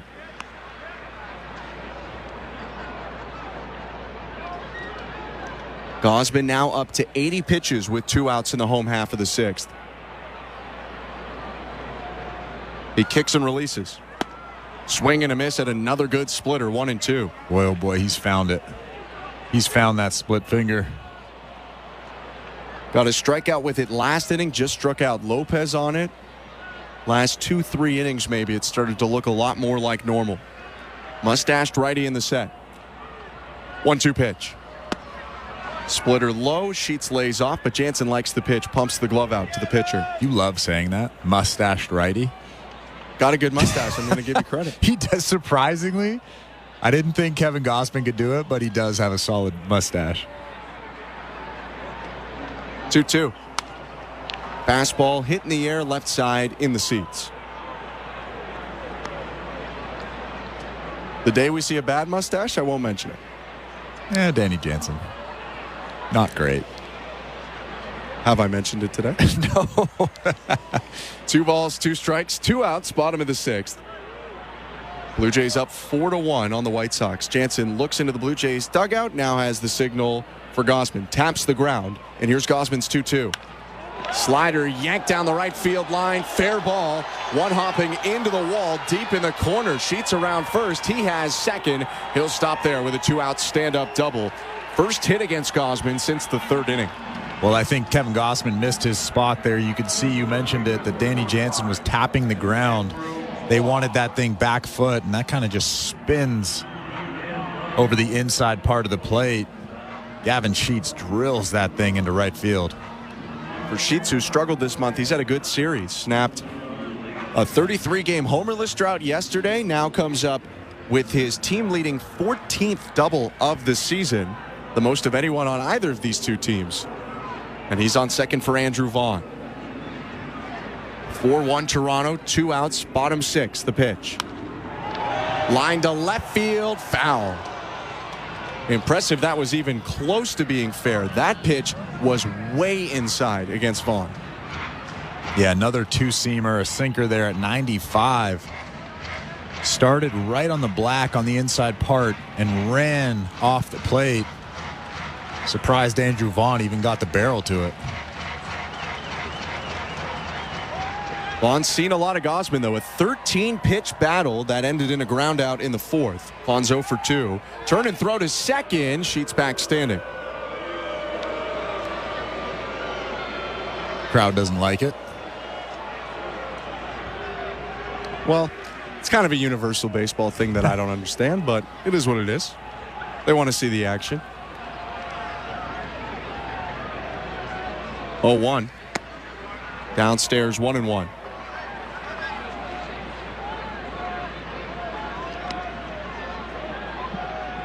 I mean, they've limited the step-offs now. I remember a time 2 years ago, Alek Manoah stepped off and threw over 7 times once for a runner on first. That's when you should be booing somebody. That's fair. I would say after twice, you're allowed to boo. 1-1. Hit on the ground right at the shortstop. Bichette comes up with it, pumps, throws to first, and that's the bottom of the 6th inning done. 2-out double by Sheets. He's left on second, and Gausman has given up only 1 in 6 innings of work. 4-1 Blue Jays going to the 7th. You're listening to Blue Jays Baseball, brought to you by your local family-owned Crown Rust Control Center, streaming at sportsnet.ca and the Sportsnet Radio Network. Show your pride in the heart of Toronto and create core memories. Join us at the ballpark on Friday, June 14th for Pride Night, presented by TD, and get your Blue Jays Rainbow Rope corduroy hat. At the core of who we are. Celebrate Pride and enjoy great Pride Night activities around the ballpark. On Friday, June 14th, arrive early to get your Blue Jays Rainbow Rope corduroy hat giveaway. Pride Night, presented by TD. For tickets, visit BlueJays.com. At Crown Rust Control, protection runs deep because every Crown Rust Control Center is owned by a local family who cares beyond business. Your Crown Rust Control is 100% committed to their product, to you, to their community, which is your community. Protecting you and what matters to you is equally important as protecting your vehicle. Did you know spring's the best time of year to protect your vehicle from rust? For a special spring offer, find your local family-owned Crown Rust Control Center at crown.com. Bring excitement to your landscape with proven winners, Color Choice Shrubs. These flowering shrubs and evergreens have been trialed and tested by experts to make sure they look better and bloom better, so they're just as easy to care for as what's in your landscape now, but a whole lot more colorful and interesting. Look for proven winners, Color Choice Shrubs, in the distinctive white container at your local garden center, or learn more at provenwinnerscolorchoice.com. Hey, this is David Schneider. You're listening to Toronto Blue Jays Baseball on the Sportsnet Radio Network.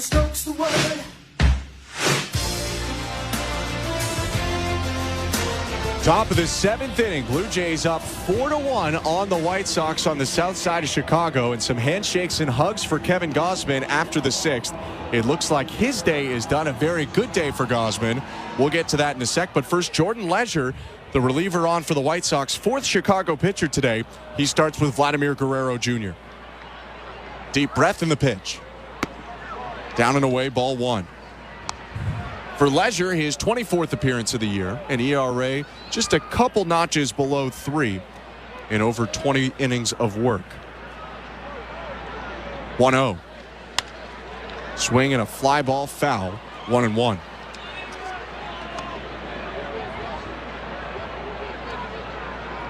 Guerrero creeping back toward 300. Had a hit in his last time up. That was a line drive, or more of a ground ball to right field in the 5th. 1-1. Outside, 2 balls and a strike.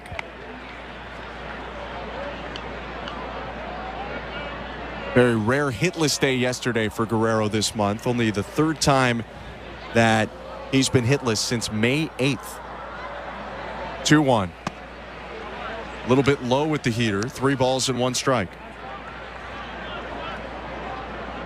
I'm Ben Schulman alongside Chris LaRue, Show Ali, our host and producer, Tom Young, our technical director. And in the bullpen, Chad Green is getting loose for the Blue Jays. 3-1 pitch. Hit foul. Back behind the plate into the netting. 3-2. Big swing there by Guerrero on the up and in fastball. Lost his bottom hand actually on the swing. It flew off. He asks for time, steps out, now steps back in. 2 taps of the plate, and we're ready to go. 3-2 pitch. Down and away, ball 4. Guerrero jogs down to first with a leadoff walk. Good take right there. Tough slider, down and away. Looked like a strike. Started on that bottom corner, breaks off. Vlad with the easy take. Saw that thing the whole way. So he's aboard, and here comes Bo Bichette. Second batter that Jordan Leisure will face, the new reliever for the White Sox. The righty kicks and fires. Bichette fouls off a fastball, 0-1.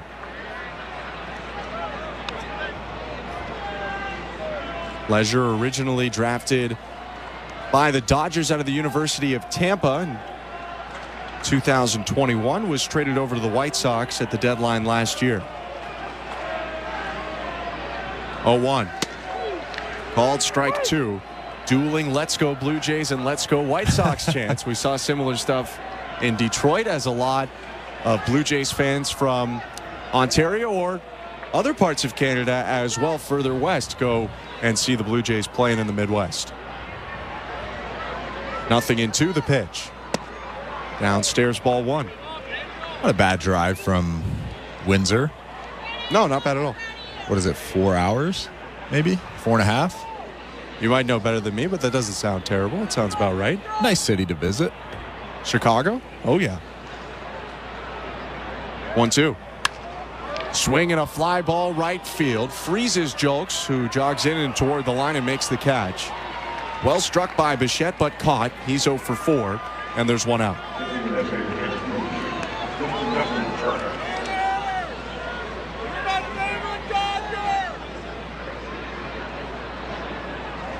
I think someone just yelled, "Turner, you're my favorite Dodger," from the crowd. Nice sentiment, unsure of the context, but here's Turner looking for his first time aboard today. Runner on first, 1 out. Leisure's pitch. Called low, ball 1. On the St. Louis Bar and Grill out-of-town scoreboard, still 2-1 for the Florida Panthers over the New York Rangers in Game 4 of the Eastern Conference Final. About 15 minutes left to go in that one, and the Rangers just scored, so it's 2-2. Next pitch to Turner downstairs. 2 balls and 2 strikes. Or pardon me, 2 balls and no strikes. That was actually a really nice goal. Rangers tying it up with 16.5 minutes to go. Alex Lafreniere with the goal. 2-0. High ball 3. You can catch that game on Sportsnet. Lafreniere scored twice in the Rangers' overtime win in Game 3. He has been all over the place during these playoffs. His 7th goal now of the playoffs, assisted by Adam Fox. 3-0 to Turner. Called strike, borderline pitch on the outer edge of the zone. It's 3-1. Again, that one on Sportsnet, and our out-of-town scores brought to you by St. Louis Bar and Grill. In Chicago, it's 4-1 Blue Jays. 1 out, 1 on. Road half of the 7th. 3-1 pitch. High ball 4.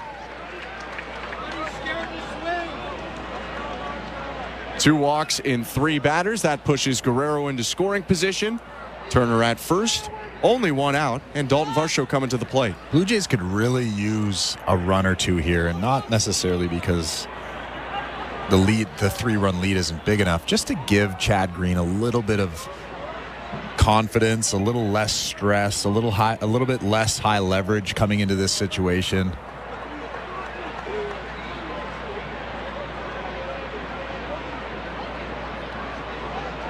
On the subject of Green, John Schneider did say they won't hesitate to put him right back into leverage, which they're prepared to do. They have him loosening up right now, and all indications say that Gausman is done in this game. But like you mentioned, it would be easier, certainly, to get a bit of a soft landing back in after a fairly lengthy stint on the injured list. All indications are that his stuff is what it was before the injury. His health, I guess, is what it was before the injury. It's just the mentality. You don't want to come into a game like this. If I'm Chad Green, I would much rather come into a game where I'm very comfortable. Dalton Varsho to the plate, and the right on left pitch. Swing and a miss, strike one. For Jordan Leisure, the reliever, a walk, a line out to right, and then another walk. 25th appearance of the year, a 2.86 ERA. The righty rocks and releases. Swing and a miss. Strike two. Blew a pair of 96-mile-per-hour heaters past Varsho. Blue Jays left fielder is 1 for 3 today. Infield single in the 6th. 2-strike pitch. Sliced it foul behind him. Still 0-2.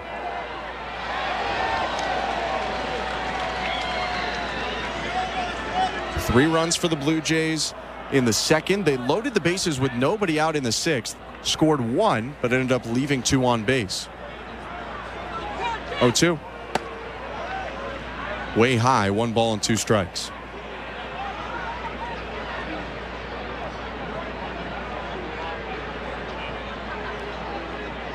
Sweat dripping down the neck of Leisure, the rookie.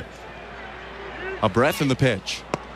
Called strike 3. Froze him on a nice curveball down and in, and there are 2 outs. That was nasty. That was a true 12-6 curveball right there from Jordan Leisure. Right on the inside part of the plate. Froze Dalton Varsho. He walks back very slowly to that Blue Jays dugout. So here's George Springer, yet to be retired in 3 trips to the plate today. Leisure's pitch. Misses low with the slider, 1-0. A single for Springer in the 2nd started the 3-run rally. He would come around to score. Walked in the 4th and then walked again in the 6th and scored on the Schneider sac fly. 1-0. Swinging a pop-up foul behind the plate, out of play. Ball and a strike.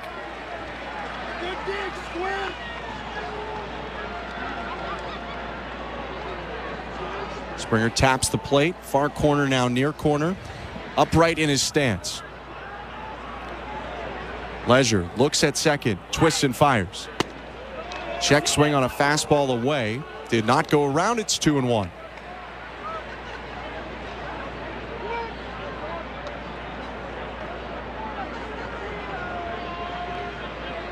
(11 RBIs on the year for Springer. 1st and 2nd for the Blue Jays with 2 outs. Leisure's pitch. High ball 3.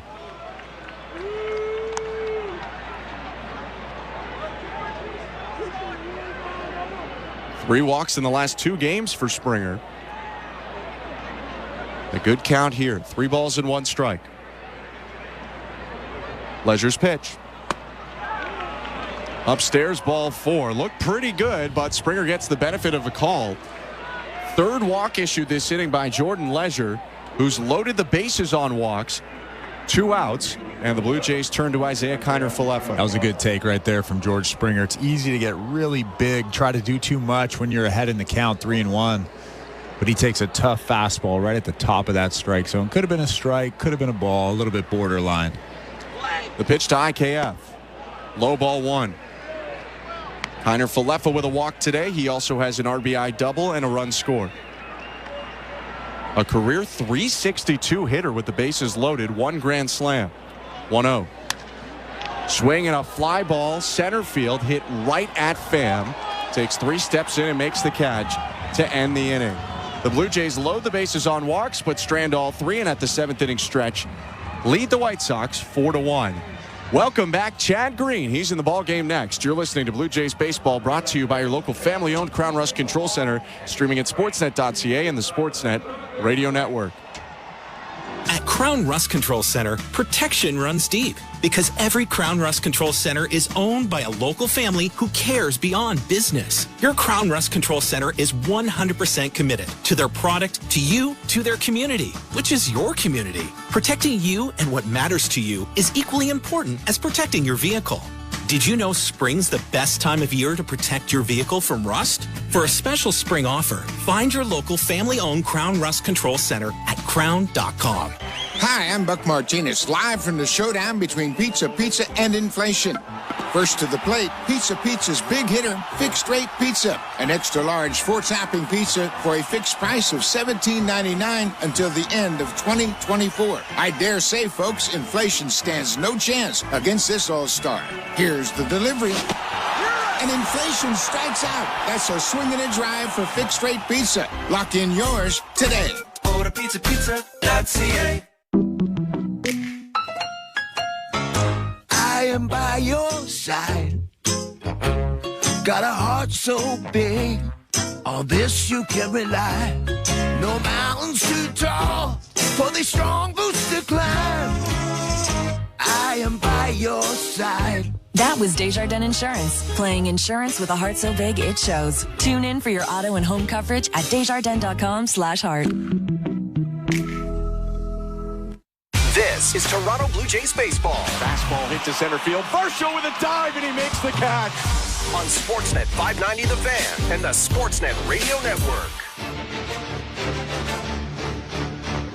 Chad Green takes the mound for the Blue Jays in the bottom of the 7th inning. The return of the right-hander in a game that Toronto leads 4-1. Appreciate you tuning in tonight. I'm Ben Schulman alongside Chris LaRue. Green will face Andrew Benintendi, Corey Lee, and Paul DeYoung here in the bottom of the 7th. The pitch to Benintendi, inside, ball 1. For Green, it's his 8th appearance of the season. A 2.35 ERA in 7 2/3 innings to start the year, although he last pitched on April 15th in the opening homestand against the New York Yankees. Now the 1-0 pitch is inside, and it's 2-0.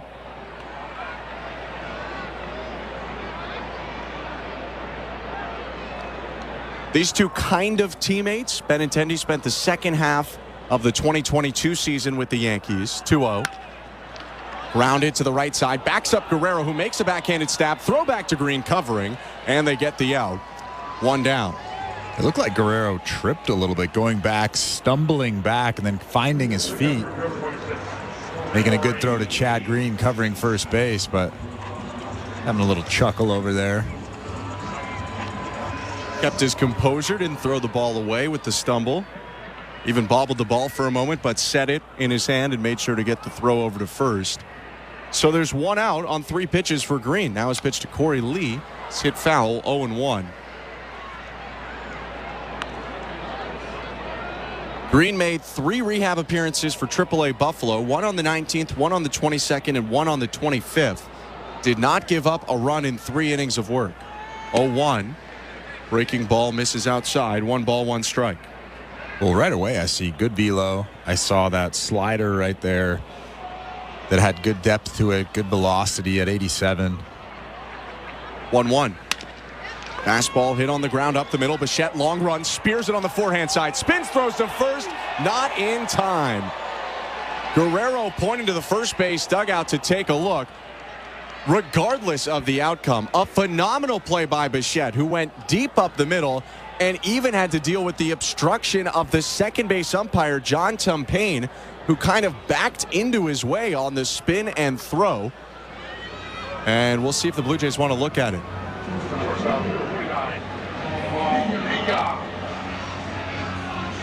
On second look on a slow-mo replay, it does look like the runner was safe. Yeah, he's safe, but an incredible play. You're right. He had to deal with that second base umpire right in his way.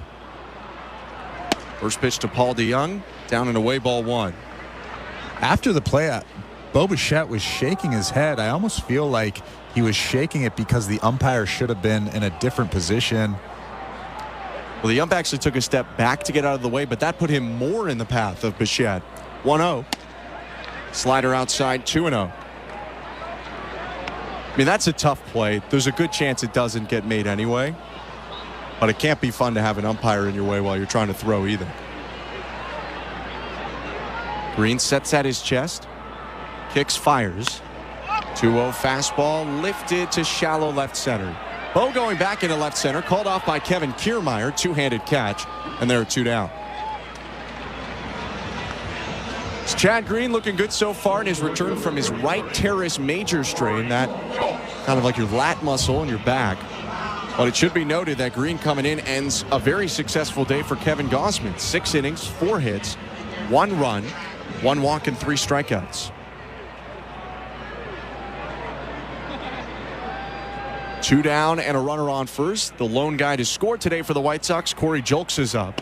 First pitch heater is high, ball 1. And like we've seen so often this season, he starts off kind of tentatively around the strike zone, not really having the right release point, but then he just continues to get stronger and stronger as the game goes on. And in his last couple of innings, his stuff was just nasty. 1-0 pitch yanked down and away, 2-0.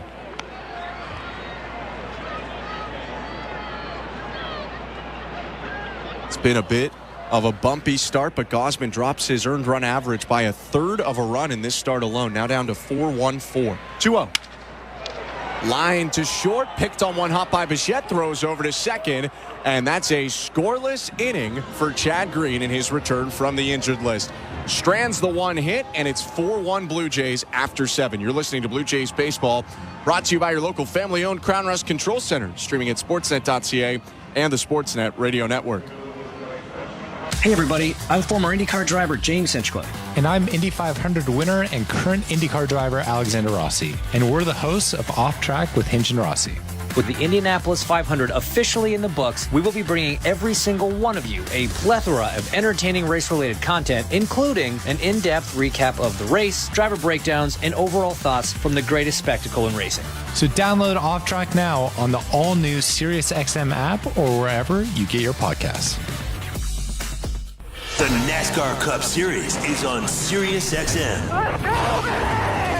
We're back on the track Sunday, 2:30 p.m. Eastern. It's the Enjoy Illinois 300 from Worldwide Technology Raceway on SiriusXM NASCAR Radio Channel 90 in the car and on the all-new SiriusXM app. Get closer to everything that moves you wherever you are with the SiriusXM app. Let's make some smoke and drink some beer. Yes! It had been 75 years since Los Angeles had hosted the U.S. Open, but a player whose lone PGA Tour win came 6 weeks prior played the lead role in this movie. Wyndham Clark has played bigger than the biggest names of the game.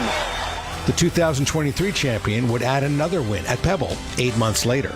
Listen to the 124th U.S. Open beginning June 10th on SiriusXM Channel 92 and on the all-new SiriusXM app. 24/7, 365 coverage of all things NASCAR. All things NASCAR happens exclusively on SiriusXM NASCAR Radio Channel 90.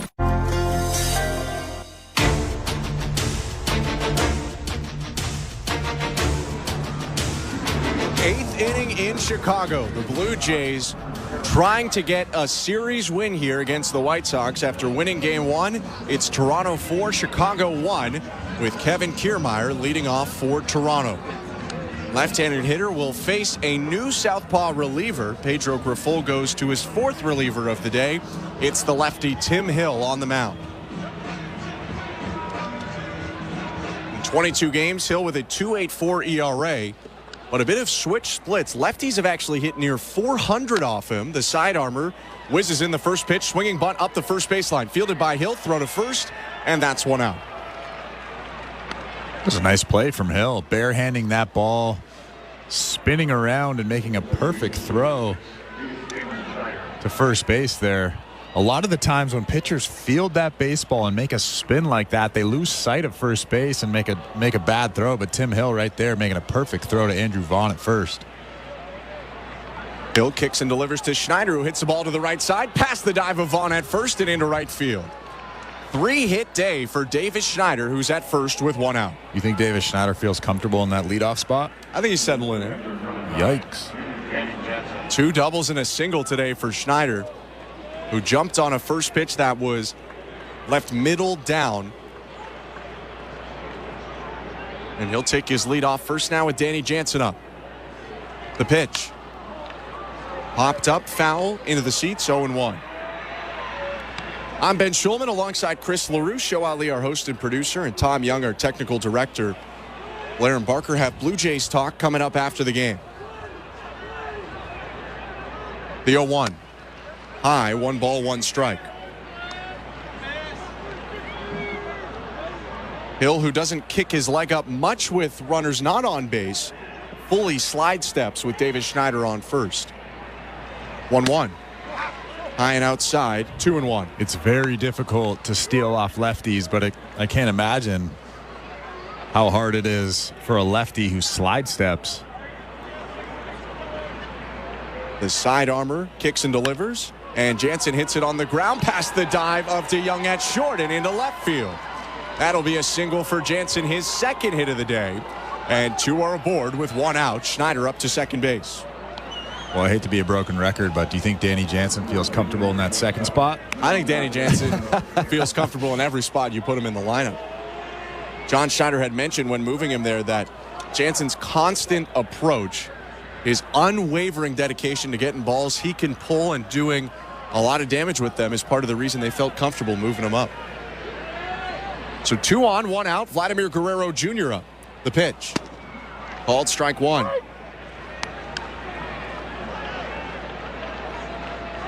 Vladdy was hitless in his first 2 plate appearances, but in the last 2, a single to right and a walk. 1 for 3 on the day. A nod from Hill, the 0-1. Guerrero bounces it foul into the Blue Jays dugout first base side. 0-2.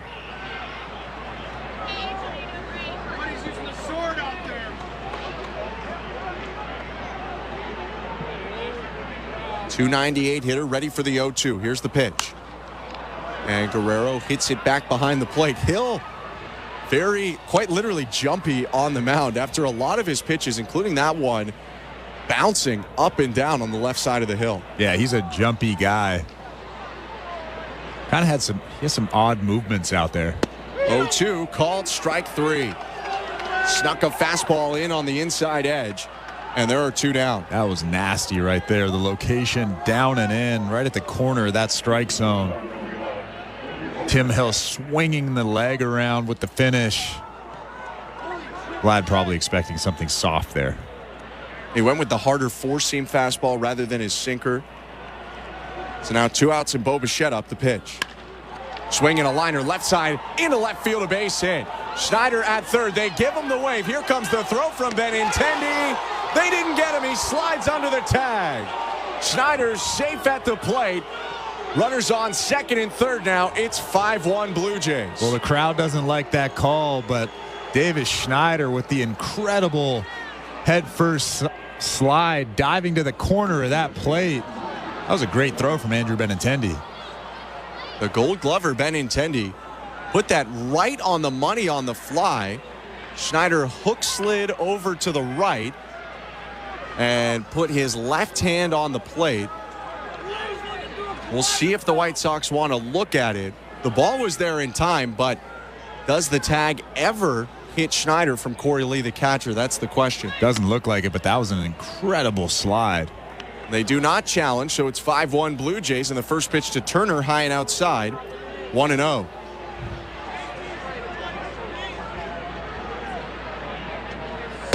Next offering way upstairs. 2 balls, no strikes.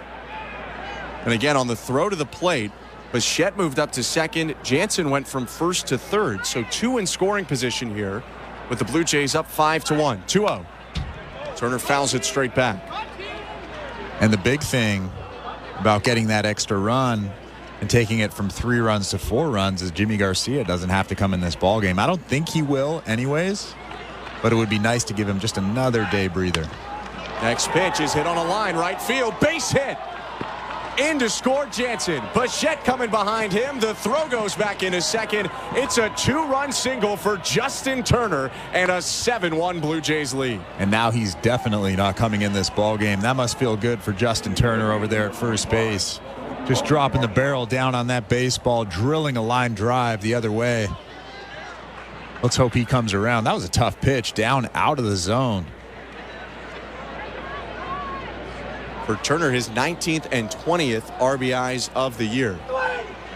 First pitch to Varsho, called strike one in a tough left-on-left matchup. 3 runs this inning for the Blue Jays on 4 hits. They're leading 7-1 over the White Sox, top of the 8th. 0-1 pitch is high.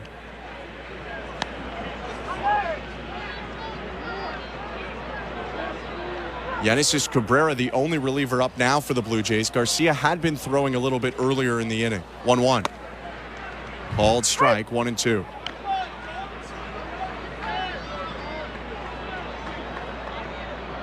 Varsho's 1 for 4. He's bumped his batting average up a point from the start of the game. Now 206.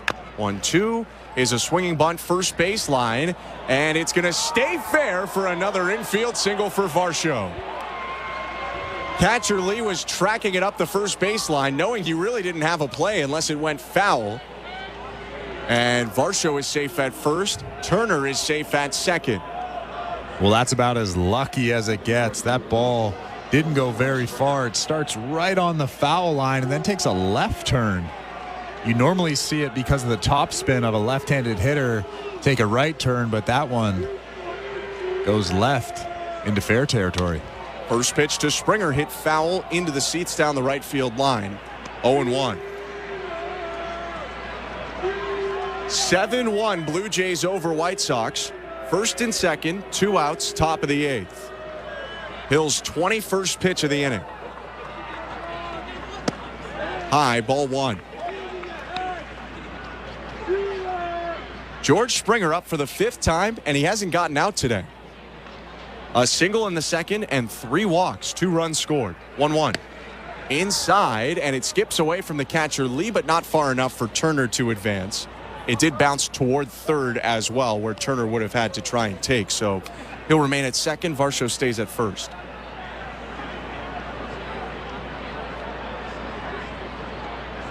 And actually almost hit George Springer, who twisted back and ducked his knee out of the way. 2-1. Outside, 3 balls and a strike. Springer is the 8th Blue Jay to hit in the 8th inning. Isaiah Kiner-Falefa on deck is the only guy who hasn't come up this frame. 3-1. Top of the zone strike, full count. Springer so used to it today, was getting ready to walk down to first base for a 4th time. But instead, the runners will get a head start. 3-2 and 2 outs, top of the 8th, the pitch. Swing and a soft roller, third base side. Ramos gloves it. He's got no play. It's another swinging bunt for the Blue Jays. Their 2nd in a row this inning and their 3rd of the day. And they have mixed in a little bit of luck with this strong offense today. They'll take it. The bases are loaded. Well, Tim Hill is probably pulling his hair out over there. You can see the frustrated look on his face. Another infield single. That is just tough luck for Tim Hill out there. First pitch to Kiner-Falefa fouled back, 0-1. So now all 9 Blue Jays starters have come up to the plate here in the 8th inning. The 0-1. Inside, 1 ball, 1 strike. Can we get an exit velo on that last hit? 69 miles an hour. What was Varsho's? 1-1 pitch fouled off, and it's 1-2. Varsho's was 45.8. And sometimes the ground balls are aided by the fact that you hit them down, so you're working with the force of gravity. Not those two, though. With 2 outs, the 1-2. Kiner-Falefa bounces it softly to third. Ramos picks it up. He's got the easy play over at third and steps on the bag to end the inning. The Blue Jays scored 3 on 6 hits and extend their lead to 7-1, middle of the 8th. You're listening to Blue Jays Baseball, brought to you by your local family-owned Crown Rust Control Center, streaming at sportsnet.ca and the Sportsnet Radio Network. At Crown Rust Control, protection runs deep because every Crown Rust Control Center is owned by a local family who cares beyond business. Your Crown Rust Control is 100% committed to their product, to you, to their community, which is your community. Protecting you and what matters to you is equally important as protecting your vehicle. Did you know spring's the best time of year to protect your vehicle from rust? For a special spring offer, find your local family-owned Crown Rust Control Center at crown.com. Which Looney Dogger are you? The fork and knifer, splatterer, condiment queen, or Big Dipper? This season...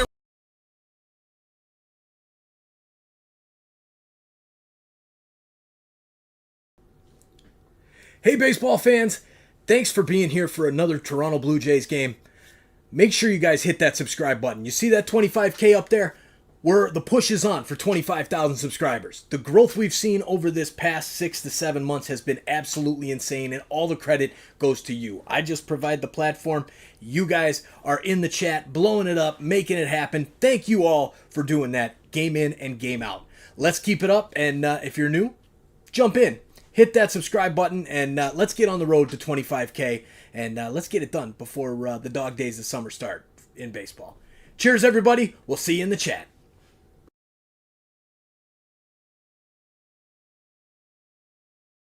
Government of Alberta. This is Toronto Blue Jays baseball. Bichette powers the ball to left field. Going back, Peralta. It's out of here. On Sportsnet 590 The Fan and the Sportsnet Radio Network.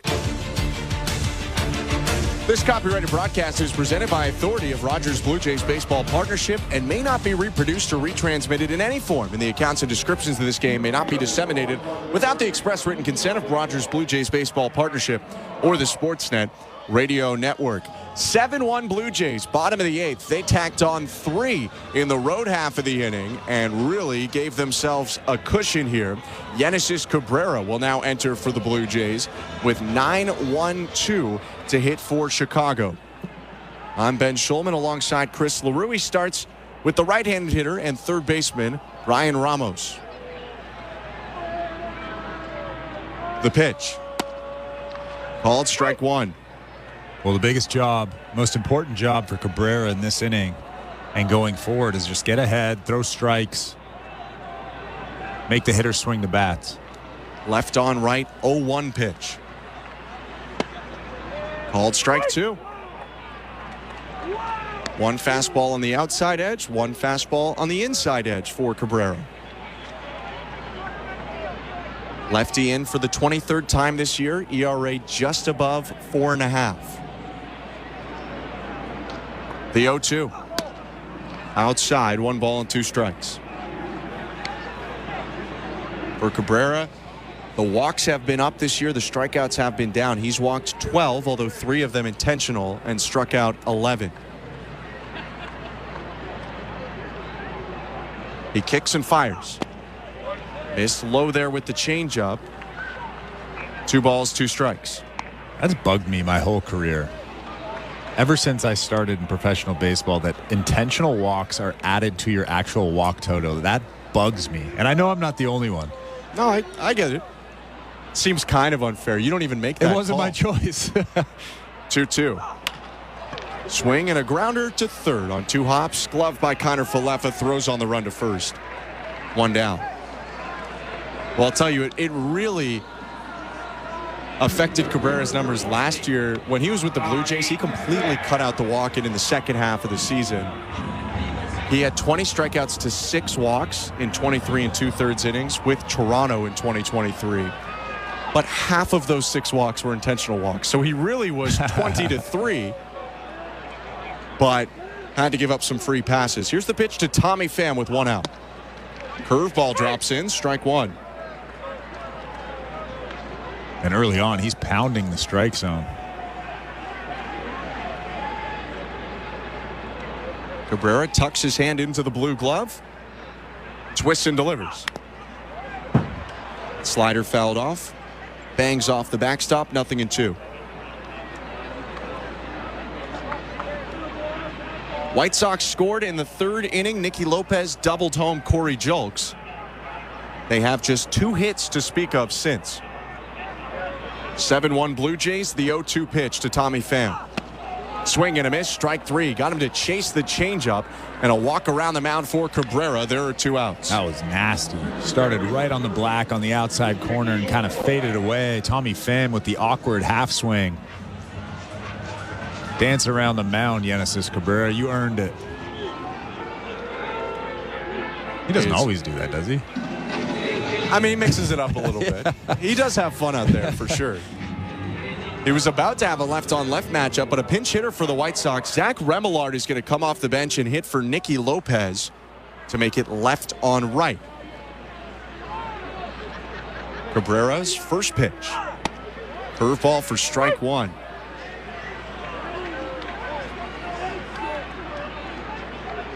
Cabrera's thrown 9 pitches so far, 7 of them strikes.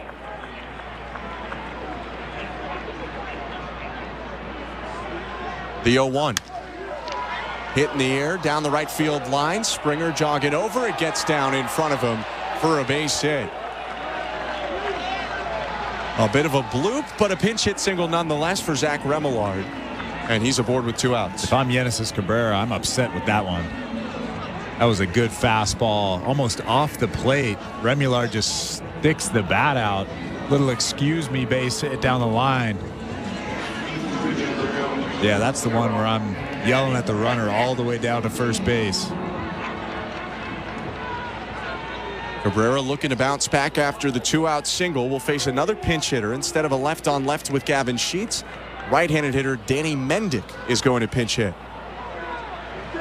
7-1 Blue Jays, bottom of the 8th. 2 down and Remillard on first.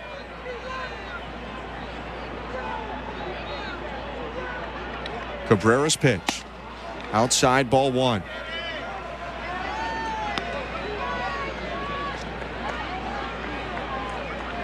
That's the first ball that Cabrera's thrown this inning that wasn't in a 2-strike count. His other 2 were at 0-2 and 1-2. 1-0. Fastball yanked to left field, headed toward the corner. Fair ball bouncing into the wall. Fielded by Varsho. Remillard stops at third. Throw comes into second where Mendick slides in safely. Back-to-back pinch hits for the White Sox, who threaten with second and third and 2 down. That was really his only mistake of the inning so far. Just a fastball about belt high. And Danny Mendick drills at 104 miles. No damage done, though. Just go after the next hitter. Throw strikes. Andrew Vaughn is that next hitter. Right-handed hitting first baseman. Outside of the walks, the other thing for Cabrera that has made this year a bumpier one than last year, right-handed hitting has done much better against him. He's still very tough on lefties. Entered this game with lefties hitting only .211 against him, but righties were hitting above .400 before this outing, and now 2 for 4 this inning are right-handed hitters. Here's Andrew Vaughn, 5th batter that Cabrera will face. Second and third, 2 down, the pitch. Curveball misses low, 1-0. Well, I think he just needs to mix in that changeup just a little bit more. And the easiest way to be able to mix in that changeup is throw strike 1, and then you can go back to it. If you don't have complete confidence in it, which I don't think Cabrera does. He did get his lone strikeout of the inning on a changeup. 1-0. Fastball hit well off the glove of Bichette and into left field, a base hit. 1 run will score Remillard. Mendick stops at third. And the White Sox have added to their run total. The RBI single by Andrew Vaughn makes it 7-2 for the Blue Jays. Well, Genesis Cabrera is throwing a ton of strikes. He's pounding the strike zone. But just a lot of pitches right over the heart of the plate, right down the middle. And again, against right-handed hitters, he should be mixing in that changeup just a little bit more. It's a feel pitch, so the more you throw it, the better feel you have, the more strikes you'll throw. The Blue Jays do have Jimmy Garcia up and warming in case things get a little bit hairy. It's still 7-2 for Toronto. Runners on first and third and 2 outs after 2 quick outs by Cabrera. 3 hits in a row, 2 by pinch hitters. But finally, he does get his left-on-left matchup as Pedro Grifol decides to leave Andrew Benintendi in. Yeah, this will be a tough AB for Benintendi. Only right-handed bat that Grifol has on the bench, though, is Martin Maldonado, the catcher, who's hitting below 100. I'd rather take my chances with Benintendi. 2 on, 2 out, 7-2 Blue Jays, bottom 8. Benintendi 0 for 3 today. Cabrera set, and the pitch. Called strike 1, front hip cutter. Benintendi actually turned back out of the way like it might hit him, but then it dropped in the zone. Benintendi hitting .081 against left-handed pitching this year. The 0-1 pitch. Swing and a miss, at a cutter down and away, and it's 0-2.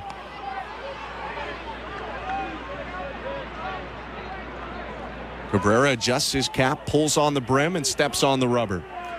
Mendick leading off third, Vaughn leading off first, and 2 down. The 0-2 pitch. Ground ball hit softly up the middle. Bichette charges at short, throws over to first, and ends the inning. 3 2-out hits get 1 more run for the White Sox, but the Blue Jays still with a commanding 7-2 lead after 8 innings. You're listening to Blue Jays Baseball, brought to you by your local family-owned Crown Rush Control Center, streaming at sportsnet.ca and the Sportsnet Radio Network. Here's what's happening on Sirius XM Sports. The Boston Celtics already in the NBA Finals, and the Dallas Mavericks could join them as soon as tonight. The Mavericks leading the Timberwolves 3-0 in the Western Final, with Game 4 in Dallas happening now. Catch the call on your home for the NBA playoffs, NBA Radio, Channel 86, and on the new Sirius XM app. Every night after the final out, the Round Trip Roundup brings you the scores, highlights, and analysis from every game across Major League Baseball, all in less than 30 minutes. Swung on and missed, strike 3 and a no-hitter. It's the perfect way to get caught up on all the night's biggest home runs and best performances. And a high drive, deep right center. It's the Round Trip Roundup on MLB Network Radio, every night on Sirius XM Channel 89, and every morning on the Sirius XM app. Each night after the horn sounds, NBA Radio has you covered with the best analysis of all the games. When healthy, they check a lot of boxes. We'll break down the playoff action. Tatum saw it coming, picked it up, drives in, and throws it down with 2 hands. And take you inside the locker room to hear from the players and coaches. It seemed like we had a lot of guys that were getting banged up, but we were able to get the job done. Hear the NBA Radio Playoffs postgame show every night throughout the postseason on NBA Radio, Channel 86, and the all-new Sirius XM app. Fantasy Sports Radio is helping you win whichever fantasy sport you play. Right now on Channel 87 and on the all-new Sirius XM app.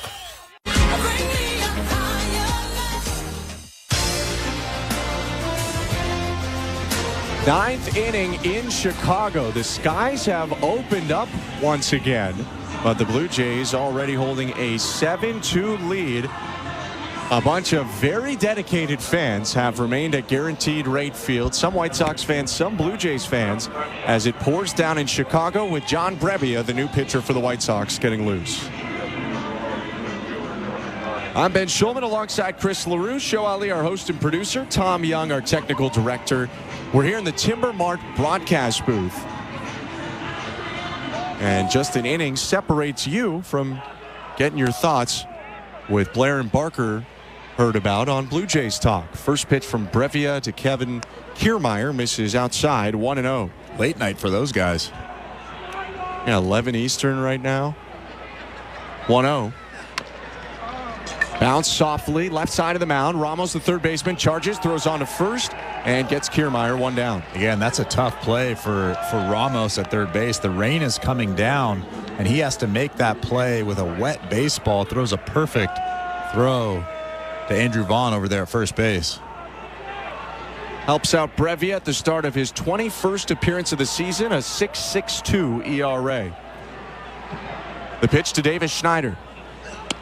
Down and away, ball 1.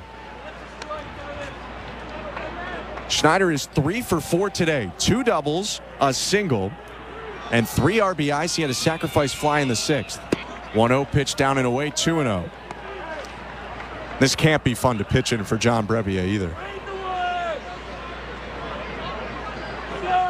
Rained at the outset of this game, 2-0. Bounced, 3-0. We started in a 40-minute delay. Instead of 7:40 Eastern, 6:40 local being the start time, it was 8:20 Eastern, 7:20 local. 3-0. High, ball 4, and it looked like that one might have slipped out of the hand of Brebbia, a fastball that stayed up. So a walk for Schneider, who's aboard for a 4th time today. And I guess ironically, the 7:20 actual start time is relatively normal for the Jays because their start time is 7:07. 7:06, 7:05, 7:07. 7:07. Yeah, 7:07. Pitch to Danny Jansen. Called strike 1.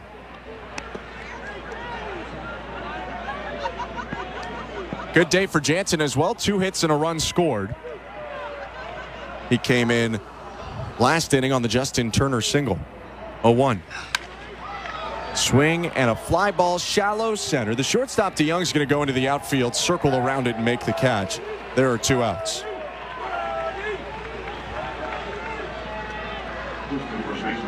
Some chants for Vladdy. Dedicated Blue Jays fans remaining in the crowd. You can see drops of rain falling off the helmet of Guerrero as it's coming down pretty hard in Chicago. 2 outs in the top of the 9th, 7-2 Blue Jays and a runner on first. Guerrero's aboard twice today in 5 tries, a single and a walk. The pitch. Hit foul behind the plate into the netting, 0-1. Vlad has quickly regained his spot as a popular Blue Jays player. Hit 400 in a month, you know. And Brebbia is asking for a new baseball right now. Walks close to the plate. And fans are starting to get out of the seats. I mean, there are still some down there. But a lot of people are going up the aisle and into the concourse here. And it's starting to come down. You can see Brebbia trying to dry his hand off on his inner thigh in between his legs there. Probably the only dry spot on that uniform. His 0-1. Swing and a foul back, 0-2. There's a back and forth, let's go White Sox, let's go Blue Jays again, but it's about 12 people against another 15 people maybe. Brebbia is actually hunched over, keeping his glove down, trying to hide that ball from the rain.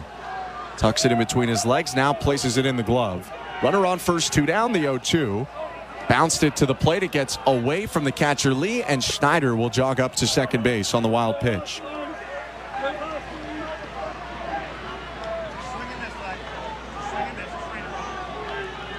I mean, it's really coming down. Guerrero's laughing at how soaked he is. And you almost start to wonder, is it safe to play with this much moisture on the ball and the potential that a pitch could slip out of the hand of someone? 2 outs, though, in the top of the 9th. Here's the 1-2. Swing and a ground ball over the mound, up the middle, gloved by the new second baseman Remillard. Throw back to first in time. That'll do it for the top of the 9th. 1 walk for the Blue Jays, but a runner left on second base. They lead 7-2.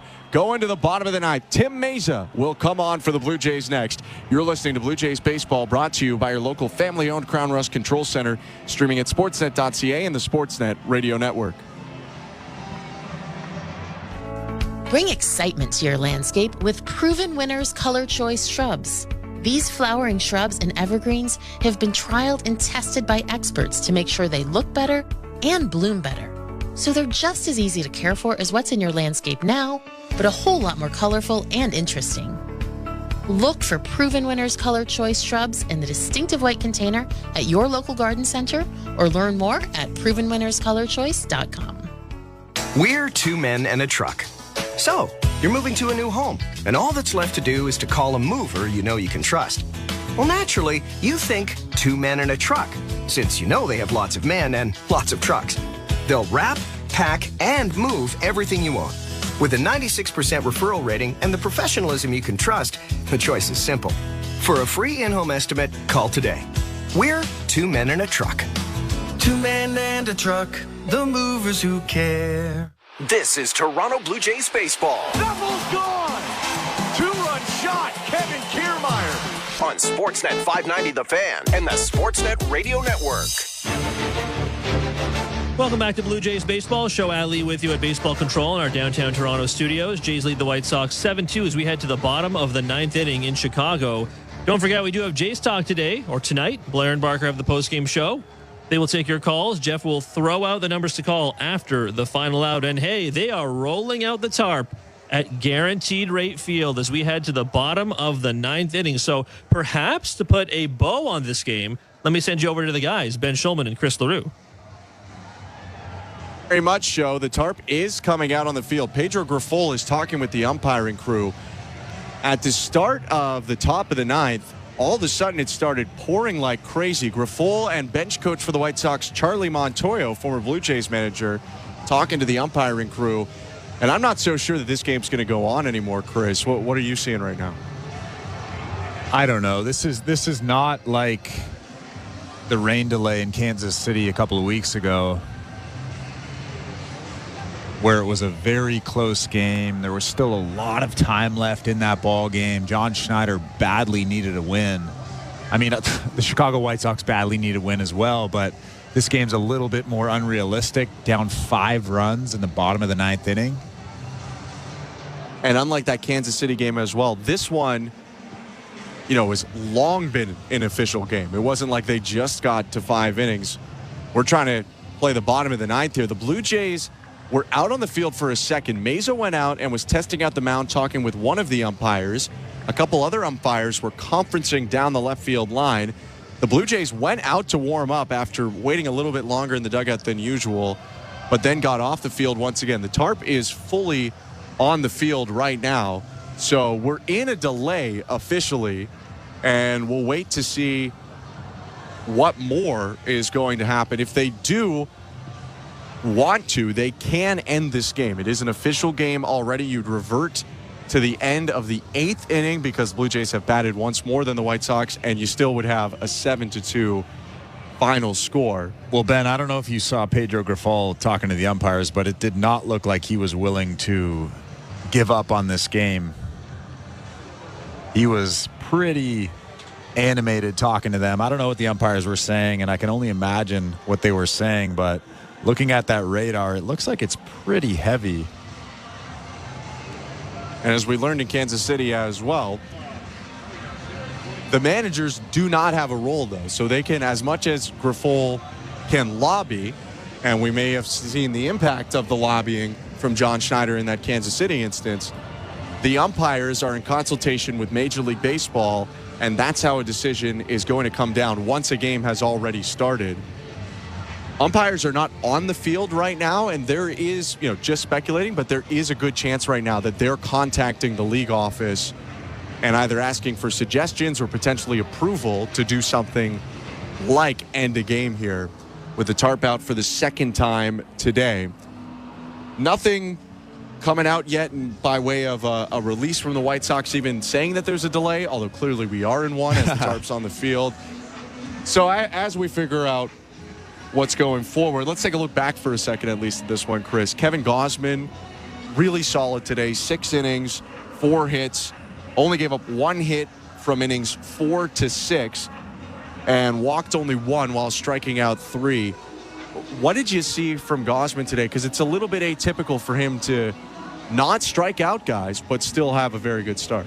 Well, I think he was exceptional tonight. He didn't have his great stuff early on. We saw that in the first, maybe like halfway through the second inning, before he really found that split, that slider, that sinker, which was exceptional tonight. He really threw that thing inside to righties and started it on the inside third of the plate and then had it run off the plate. We saw a lot of uncomfortable swings. We saw a lot of foul balls.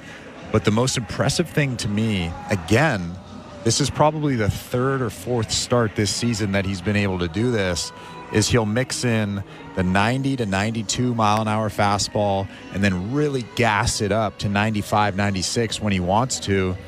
And we even saw that with the slider. We saw a 79 mile an hour slider that was bigger. We saw an 85 mile an hour slider that was small and tight and a lot more velocity.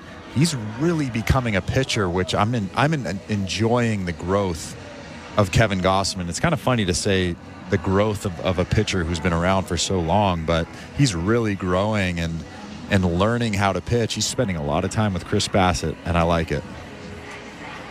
So we're in a delay right now. Kevin Gausman more than in line for the win right now with the Blue Jays up 7-2. Bottom of the ninth hasn't started. Just by the way, on the St. Louis Bar and Grill out-of-town scoreboard, overtime winner Sam Reinhart and the Florida Panthers. They punched back after losing in overtime in Game 3. So that series is tied up at 2-2. You can catch that whole series on Sportsnet. They have coverage of all of it. Blue Jays up 7-2.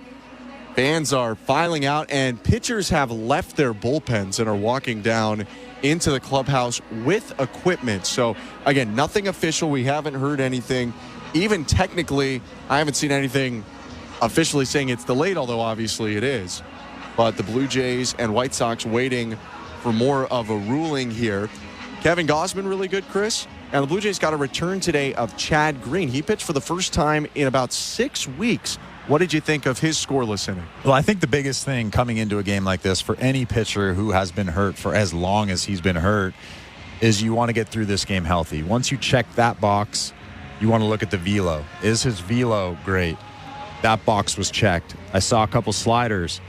That box was checked. So I think everything was what I wanted to see. And the last thing to come when you've been off for so long is the command and the movement and all those things. And we actually saw some pretty good command from him. So I feel like he's ahead of the curve in that respect. He looks like he really hasn't taken much time off. And I think that should be encouraging for the Blue Jays, not only for the bullpen, but for the coaching staff and everybody involved with Chad Green, because they badly need a seventh inning guy. They've been searching for one for pretty much ever since he left. Yeah.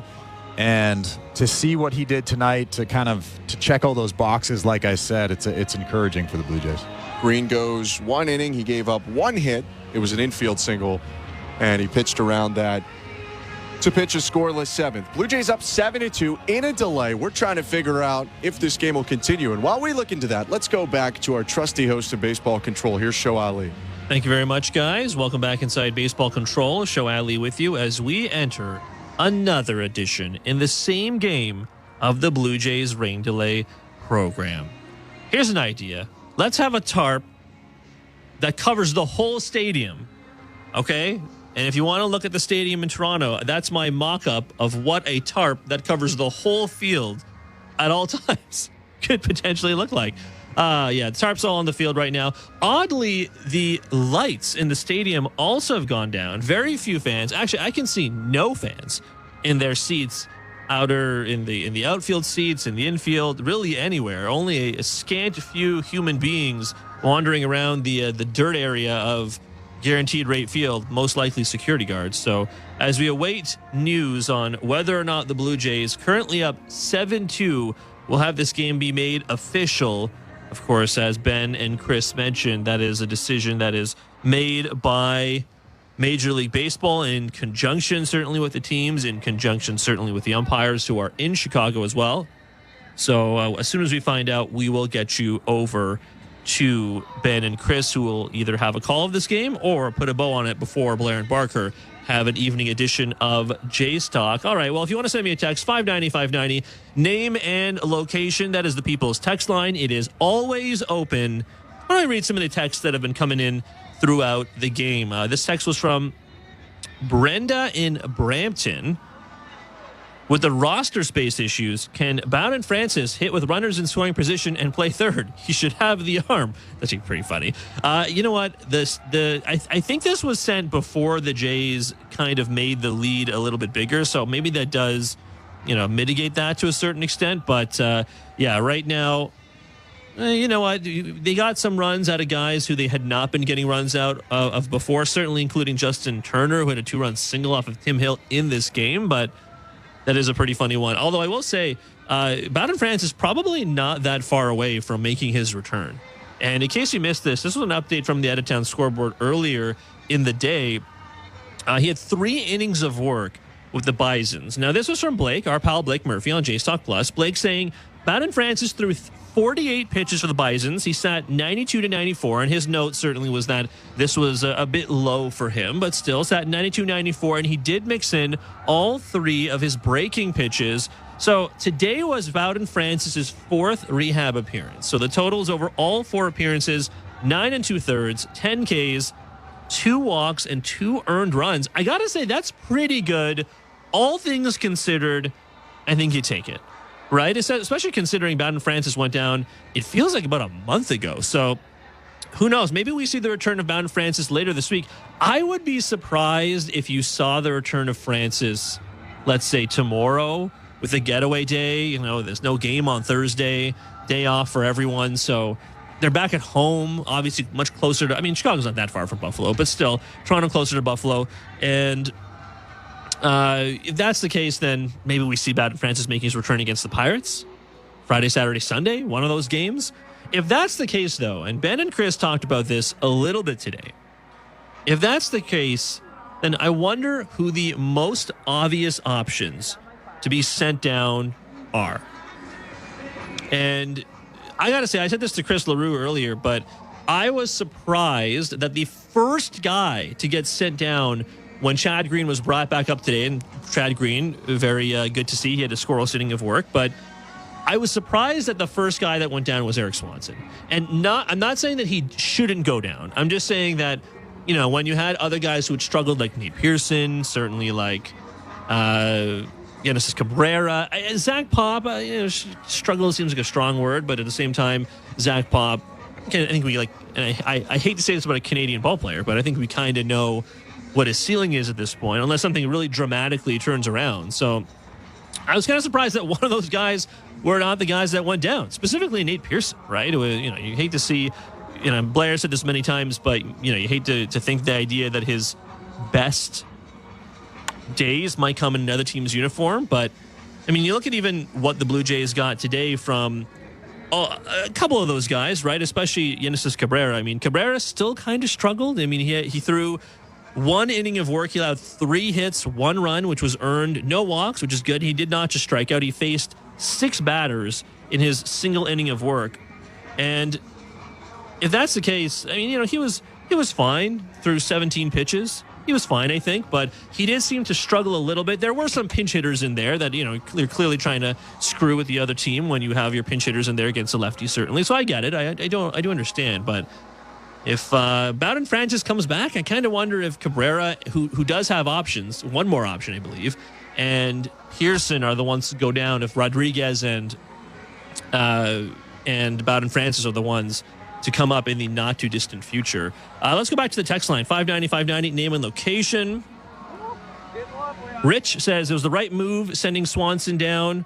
They didn't do him any favors rushing him back earlier in the year. And, you know, it's probably not wrong, Rich, honestly. I'm not saying it was the wrong move to send Swanson down. I was just surprised he was the first guy to get sent down. It did kind of strike me, especially when he was really struggling, like when he was being sent out into those high leverage situations earlier in the season.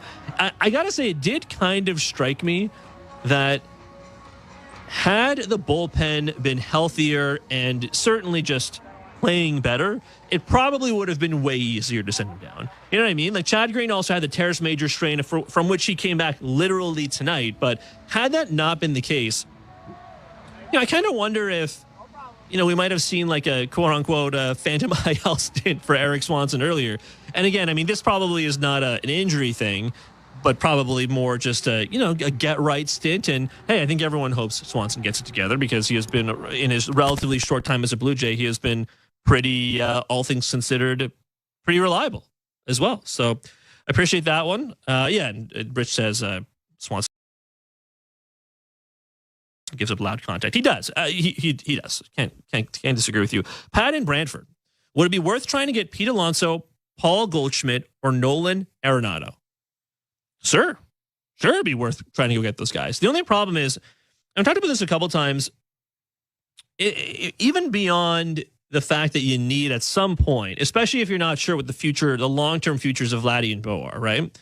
And I think we all feel a little bit better about the long-term futures of those guys in terms of like what their production would be, what their contract situation is. That's a whole other carton of eggs, essentially, right? But let's say you're not so sure if they're going to be the centerpieces of this team, the centerpieces of this era going forward. And also, if you haven't read Blair's piece for sportsnet.ca about this very thing, I strongly recommend it. But, you probably, if you're not sure, you probably do need prospects to come up and play for you, like at some point, right? And I'm not saying Orelvis Martinez is going to be the next Vladimir Guerrero Jr. I don't think anyone really has that expectation. Ricky Tiedemann, is he going to be the next Kevin Gausman or Alek Manoah? Also probably not. Like, I'm not saying they're going to be bad. They're going to be very good. But I do wonder at the same time if you you can't afford to trade away your best prospects, if that makes sense. Like, you can't afford to trade them away for a Pete Alonso or a Paul Goldschmidt or Nolan Arenado. And maybe especially Paul Goldschmidt and Nolan Arenado, not because they're bad by any means. We're not that far removed from Goldschmidt being an MVP finalist, right? It was just a couple of years ago, really. But, Paul Goldschmidt's also not a young man anymore, right? He's not the youngest player. Nolan Arenado, also not the youngest player. I mean, he still might very well be the best or the second best defensive third baseman in all of baseball, but is Nolan Arenado, and I say this as like a pretty big Nolan Arenado fan, but is Nolan Arenado going to like solve all the woes that the Blue Jays have right now? Probably not. Pete Alonso might, but at the same time, he also is not a young guy. He's late 20s. Last I checked, I think he's approaching 30, if not there already. So I don't know. The other half of that is, even if you did want one of those guys, do you think, and I don't think the answer to this question is yes, but do you believe that your best prospects are enough to go and buy those guys from the Mets or the Cardinals, for example? And even if you forget about those players, some of the names I've talked about, I mean, Brent Rooker from the Oakland Athletics, I liked him last year, and he's had a pretty good season this year for a team that will probably also be selling at the deadline, as they usually are, unfortunately. Ryan McMahon with the Colorado Rockies. We saw the Colorado Rockies play in Toronto earlier this season, and I kind of wanted them to just leave him in Toronto, but of course he's still a Rocky, and probably because the asking prices way before the deadline are super high. Luis Robert Jr., who is injured right now for the White Sox, but he's got to be a guy who I'm sure many teams would covet. Pretty good defensively outfielder, has a lot of lightning in that bat, right? So these are all guys I'm certain would be highly coveted. But boy, I got to think that it'd be tough to trade your best prospects for these guys for a lot of reasons. One, because you need them to play for you at some point. But honestly, too, I'm not even sure the way the farm system is set up right now. I'm genuinely not sure if it would be enough to get the top end players. Then again, I mean, I'm not a prospect expert. I don't work for Baseball America or MLB Pipeline or like Baseball Prospectus, and those guys know better than I do. But the surface level read is that Orelvis Martinez probably closer to being a Blue Jay than he is any other team. And even his splits against lefties and righties, he mashes lefties. He is like okay against righties, but those are the splits for him. He also has made a fair amount of defensive errors in his relatively short AAA career. And if that's the case, then if the other half of the conversation is should you call up Orelvis Martinez to play for the Blue Jays, given the consistency they seem to lack or unable to find from an offensive standpoint, then I'm not sure that's a really attractive solution either, because you'd essentially have to get rid of, I feel like, you're not going to get rid of Schneider or IKF, but Clement and Biggio, maybe their careers as Blue Jays, if you wanted to give someone like Orelvis Martinez more playing time, maybe their careers have to be curtailed somewhat. But I don't know. I feel like we're not that close to seeing either of them get traded, or when it comes to Martinez or Tiedemann, or either of them get promoted to the Blue Jays. Let's see. I see another text here. Adam from Arcona. Hopefully the rain delay ends soon, so I no longer have to listen to the Yankees broadcast finishing saying the dangerous Kevin Pillar is now up. That's pretty funny. I did see in the Yankees-Angels game, Ben mentioned it's on the St. Louis Bar and Grill out-of-town scoreboard earlier, that Kevin Pillar jacked a 2-run bomb for the Angels against the Yankees, I think against Nestor Cortes Jr., who's been, I guess, okay for the Yankees, but been a little bit lost amidst the seasons that Luis Gil and the rest of these guys are having. But it is, I got to say, after Kevin Pillar, I believe, started the season with the White Sox, and then he got DFA'd I mean, it's pretty incredible that he's having the season he's having right now for the Angels. And he only really signed with the Angels because Mike Trout got injured, right? Hey, I'm a big fan of Superman, so I hope he continues to play well. 590-590, name and location. Keep sending me your text. We are still awaiting whatever's going on in St. Louis. Usually my feed is that of the tarp on the field, but they're actually just playing highlights from earlier in the game. So maybe even the truck in Chicago is not entirely sure what's going on. But again, the rain was coming down pretty hard. The blurb or the blob and the radar guns seem to indicate that it was not necessarily going to be a super long delay, but here we are about 15, 20 minutes into this delay already. Maybe it might be way shorter than that, but it just feels like that at this point already. All right, you know what? As we await, let's play a little bit of tape from earlier. Now, I know many of you guys are fans of Jeff Blair and Kevin Barker, and I bet many of you guys are familiar with this next guest of theirs, Terry Francona, former, of course, manager of the Cleveland Guardians recently as last year. Terry Francona hopped on with B&B earlier today. I thought it was a phenomenal chat. Let's play it for you. Here's Terry Francona, Tito, on with B&B. We didn't ask Terry Francona to come on thinking that Angel Hernandez, it was going to be on the day that Angel Hernandez was going to step away from umpiring. Nope. That's we have got it right here in my list. Want to talk about the Nailers, want to talk about managing, et cetera, et cetera. But we do have Terry Francona, former MLB manager, two-time World Series champion, on the line. Terry, thank you for joining us on Blair and Barker. And I do have to. I'd lose my journalistic cred if I didn't ask you about Angel Hernandez. And I went on Google just to make sure that you'd had some run-ins with him, and of course, like just about everybody in baseball, you have. But I'm kind of wondering. I'm just asking flat out: was Angel as bad as social media made him out to be as an umpire? Well, I think you guys and everybody else would be really surprised at how good these umpires are.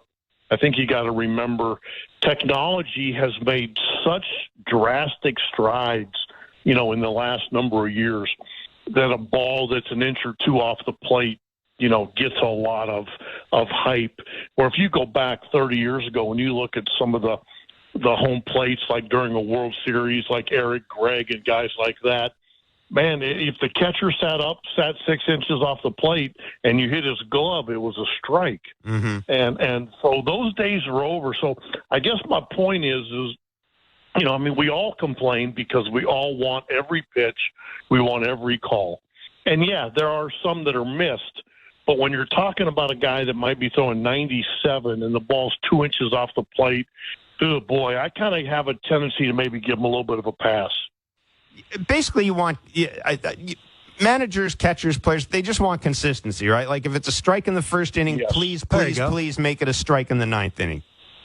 Yeah, and not only that, but I think their temperament has a lot to do with it too. And that's where maybe Angels run into some problems. There's a lot of umpires that don't have great home plates, but you don't see them getting yelled at much because their temper, the way their temperament is so good that they just snuff out any potential problems. I think that's a big part of umpiring.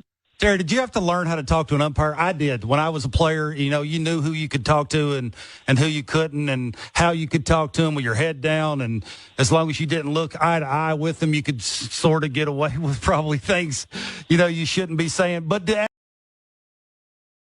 you have to learn how to talk to an umpire? It's a really good point. I knew a lot of them because I'd played. But then when you become a rookie manager, you have to earn your stripes, all over again. And then as you become sort of a veteran, well, then some of the guys that I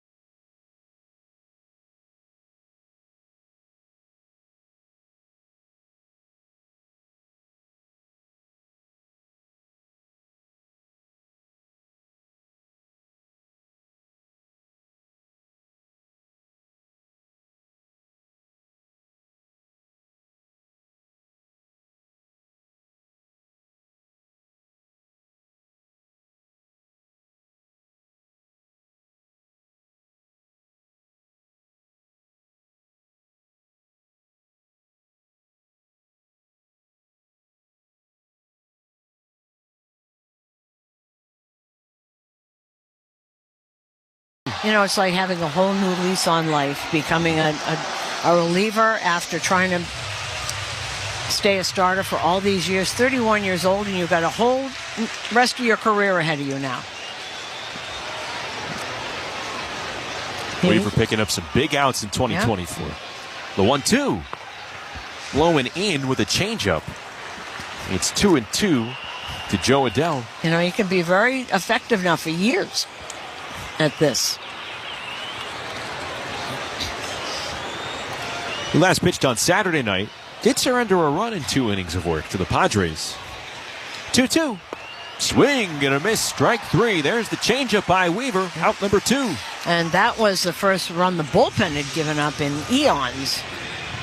There was that homer to Fernando Tatis Jr. So with 2 outs and nobody on, Zach Neto will hit. He's 1 for 2. And talking about a veteran, Matt Moore, veteran lefty. What did I say? He was 37 now? No, he's just 34. Garcia's 37. First pitch to Neto. It's in there for a strike. A 4-seamer by Weaver. And I still think it's remarkable. He's been so good and he wasn't even on the radar of really making this team early in spring training. Couldn't get that fastball in the right place, the high fastball. 0-1, swung on and missed on a changeup. And Weaver made Neto look foolish on that swing. And it's 0-2.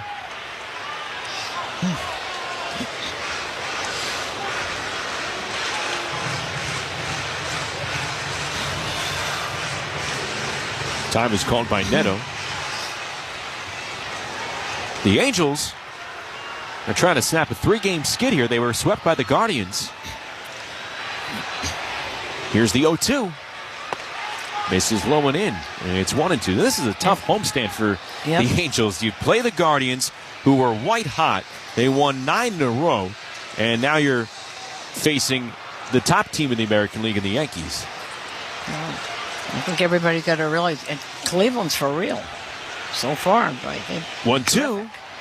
Misses outside with the 4-seamer. 2-2. Difference in Cleveland, they've always had the pitching, but now they're hitting. And good for Stephen Vogt. You know how hard it is to take over from a legend, to go over for Terry Francona? And it's not easy. 2-2. Swing and a miss. Strike 3. The changeup by Weaver gets Neto. And he gets the Angels to go down in order in the bottom of the 7th.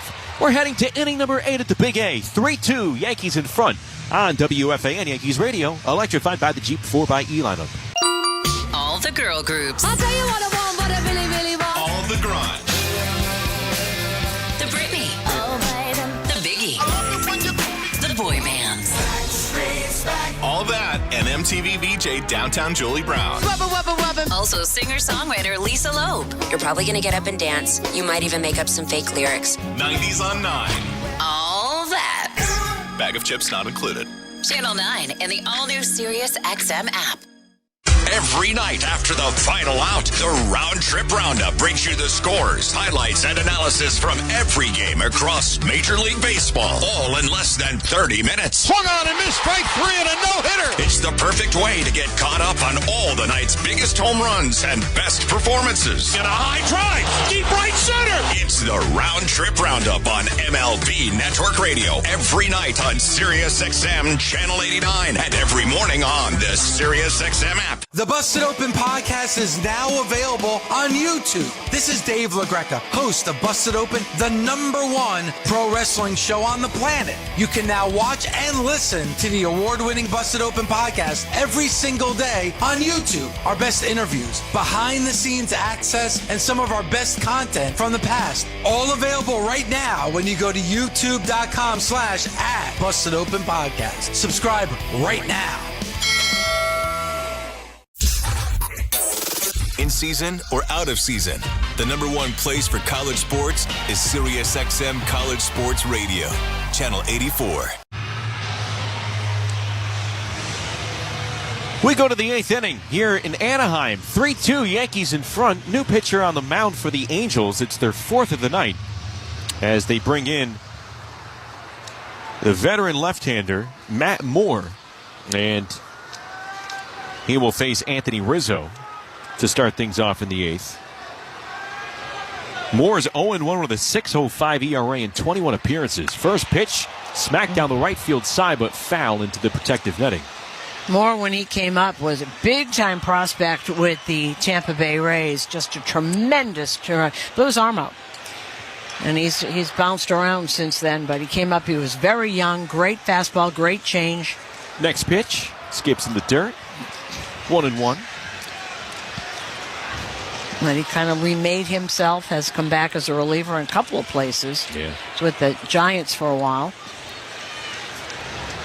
Remember when he came up, he looked like he was going to be a real problem pitching in the AL East. The pitch, it's in there for a strike, a changeup from Moore. 1-2. It was so good. Eighth inning sponsored by Local 3 IBEW and Nika. Rizzo's 0 for 3 with a run scored. Reached on a force out back in the fifth. The pitch popped up. Foul territory, third base side. O'Hoppe near the on-deck circle, and he runs out of room. Bounces into the seats.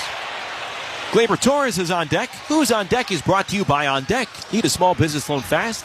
Apply at ondeck.com. When he was an All-Star, that was 2013. That's 11 years ago. Boy, he was good. He was still with Tampa Bay back then. It's 1-2. Rizzo chokes up on the left side. The pitch. Swing and a soft bouncer on one hop to second base. Paris is up with it. Short throw to first. One away. Here's Gleyber Torres. Juan Soto hit a first-inning solo shot down the right field line to give the Yankees a 1-0 lead. Kevin Pillar's two-run homer in the bottom of the first made it 2-1 L.A., and then the Yankees tied it up with a run in the fourth. RBI single from Soto. As the pitch comes in there for a strike to Torres. Austin Wells an RBI double in the fifth. Nestor Cortez Jr., 2 runs over 5 1/3. And the Yankees have a 3-2 lead here in the top of the eighth. 0-1. Swing and a miss. Good changeup from Moore. It's 0-2. He at one point they were very big on changeups. That was the first group that ever fastball changeup. And Blake Snell is another one. Matt Moore. They all came up with that changeup because of Jim Hickey. Pitch. Bounced weakly over to shortstop. Neto is up with it. He throws to first, and it's in time. That game summary brought to you by Helix Wireless, connecting everything everywhere. So 2 groundouts induced by the lefty Matt Moore. And the batter will be Austin Wells.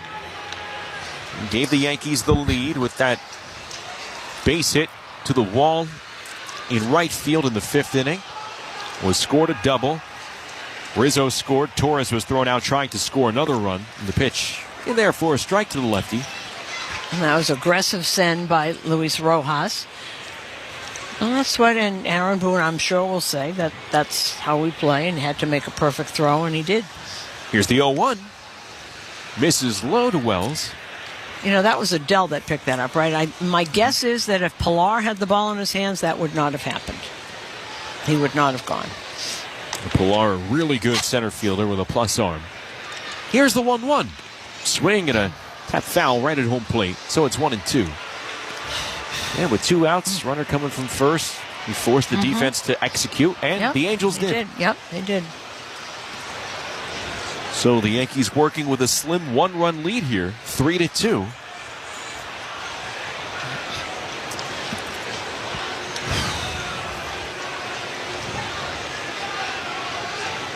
The 1-2 pitch. Whacked foul, third base side. Well, it looks like Luke Weaver will pitch the bottom of the eighth. No one warming up just yet for the Yankee bullpen. Clay Holmes will presumably start warming up and pitch the ninth if the Yankees can hold on to this 1-run lead before then. 1-2. Swing and a miss. Strike 3. Good changeup from Moore. Changeup. Still got that changeup. Matt Moore retires the Yankees in order in the 8th inning. We go to the bottom of the 8th. 3-2, Yankees in front on WFAN Yankees Radio, electrified by the Jeep 4xe lineup. Batter up.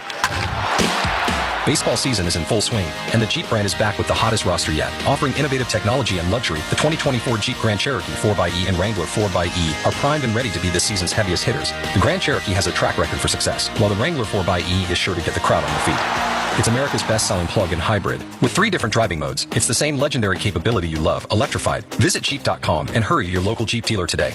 And right now, current FCA lessees get $15,500 in lease support on the 2024 Jeep Wrangler Rubicon 4xe when leased through Stellantis Financial. Based on 2022 CYQ4 sales, JD Power retail sales data. Lease support includes cash allowances and a $7,500 federal EV incentive provided by Stellantis Financial as a capitalized cost reduction and is subject to change without notice. Lessees cannot claim federal tax credit on their personal tax return. Please confirm this information to ensure its accuracy and availability. Consult a tax professional for details and eligibility. Current vehicle must be registered at least 30 days prior to lease. Not all customers will qualify. Residency restrictions apply. Take delivery by 6/3/24. Jeep is a registered trademark. If the Yankees win by 3 or more runs, get a free Dave's single with any purchase tomorrow at participating Wendy's in the tri-state area. Wendy's, the official hamburger of the New York Yankees. At Bet365, we don't do ordinary. We believe that every sport should be epic. Every home run, every hit, every inning, every play. From the moments that are legendary to the ones that fly under the radar. See for yourself when you sign up today and get $150 in bonus bets when you bet just $5. Whatever the sport, whatever the moment, it's never ordinary at Bet365. 21 plus only, must be physically located in New Jersey. If you or someone you know has a gambling problem and wants help, call 1-800-GAMBLER. TNCs apply.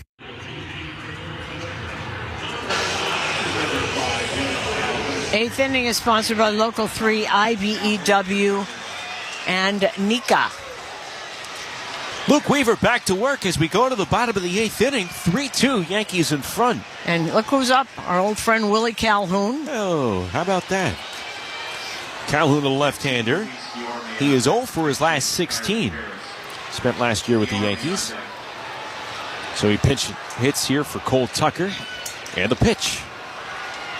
It's up and away.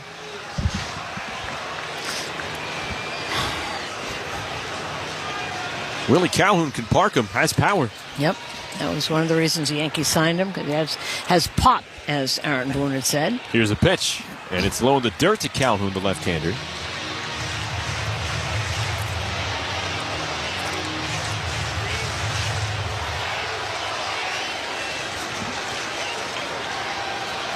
Weaver pitched a scoreless 7th, retired the side in order. Calhoun hitting .277 and 83 at bats this year. 2-0. Swinging a liner, right field, coming on his Soto. It'll drop in front of him for a base hit. So Calhoun reaches on a leadoff single, coming off the bench to pinch hit. Let's see if anyone emerging from the dugout to potentially pinch run for Willie. Well, you got another someone coming in. Nope, guess not. So here's Luis Guillorme, who will come off the bench in pinch hit. And he has been white hot. Really hot, yep. So Ron Washington emptying out some of the lefties in his bench. He's at 280 and 50 at bats, has Guillorme as he swings and misses at a 4-seamer. And they're going to be very aggressive, as Calhoun was, as is Guillaume. 280, 4 RBIs, 713 OPS. And he's 5 for his last 7. And the pitch hit foul to the net, quickly 0-2. And now DJ will back up. He was 2 steps in on the grass, just in case he was just trying to move the runner. 3-2, Yankees lead at bottom of the 8th. The tying run for the Angels at first base.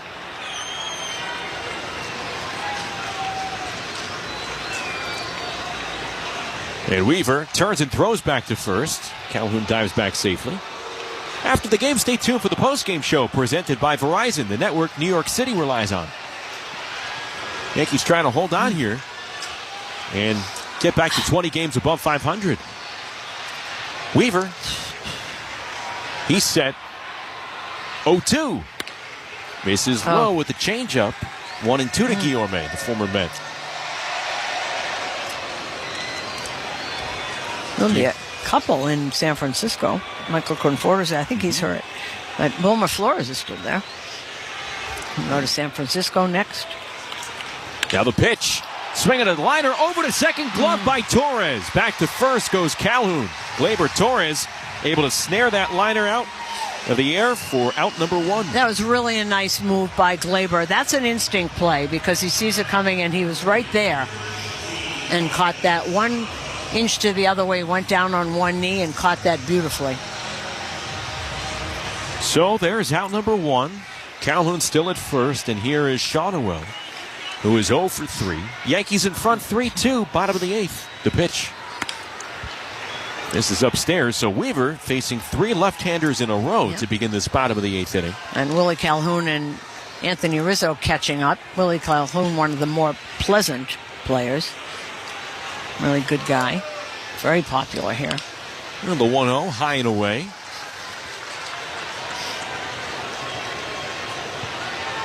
Calhoun played 44 games with the Yankees last season. He's up along. Carlos Estevez is up. The right-hander in the Angels pen. Weaver's 2-0. In there for a strike. Caught the outside corner with a four-seamer. And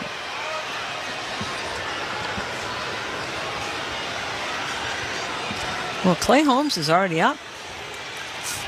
He'd come in just in case he loses Shotwell. The 2-1. Misses low at the changeup, so it is 3-1 to Nolan Shotwell. Well, you would think, wouldn't you? If he loses him, he'll come and get him and have Clay in. Rengifo, Ward, and Pilar, the 3 hottest hitters for the Angels. Again, with that tying run at first in the form of Willie Calhoun. Yankees just have a 1-run lead. They're up 3-2, bottom of the 8th. They do have 9 hits tonight. It's not too many runs have scored. Now the 3-1.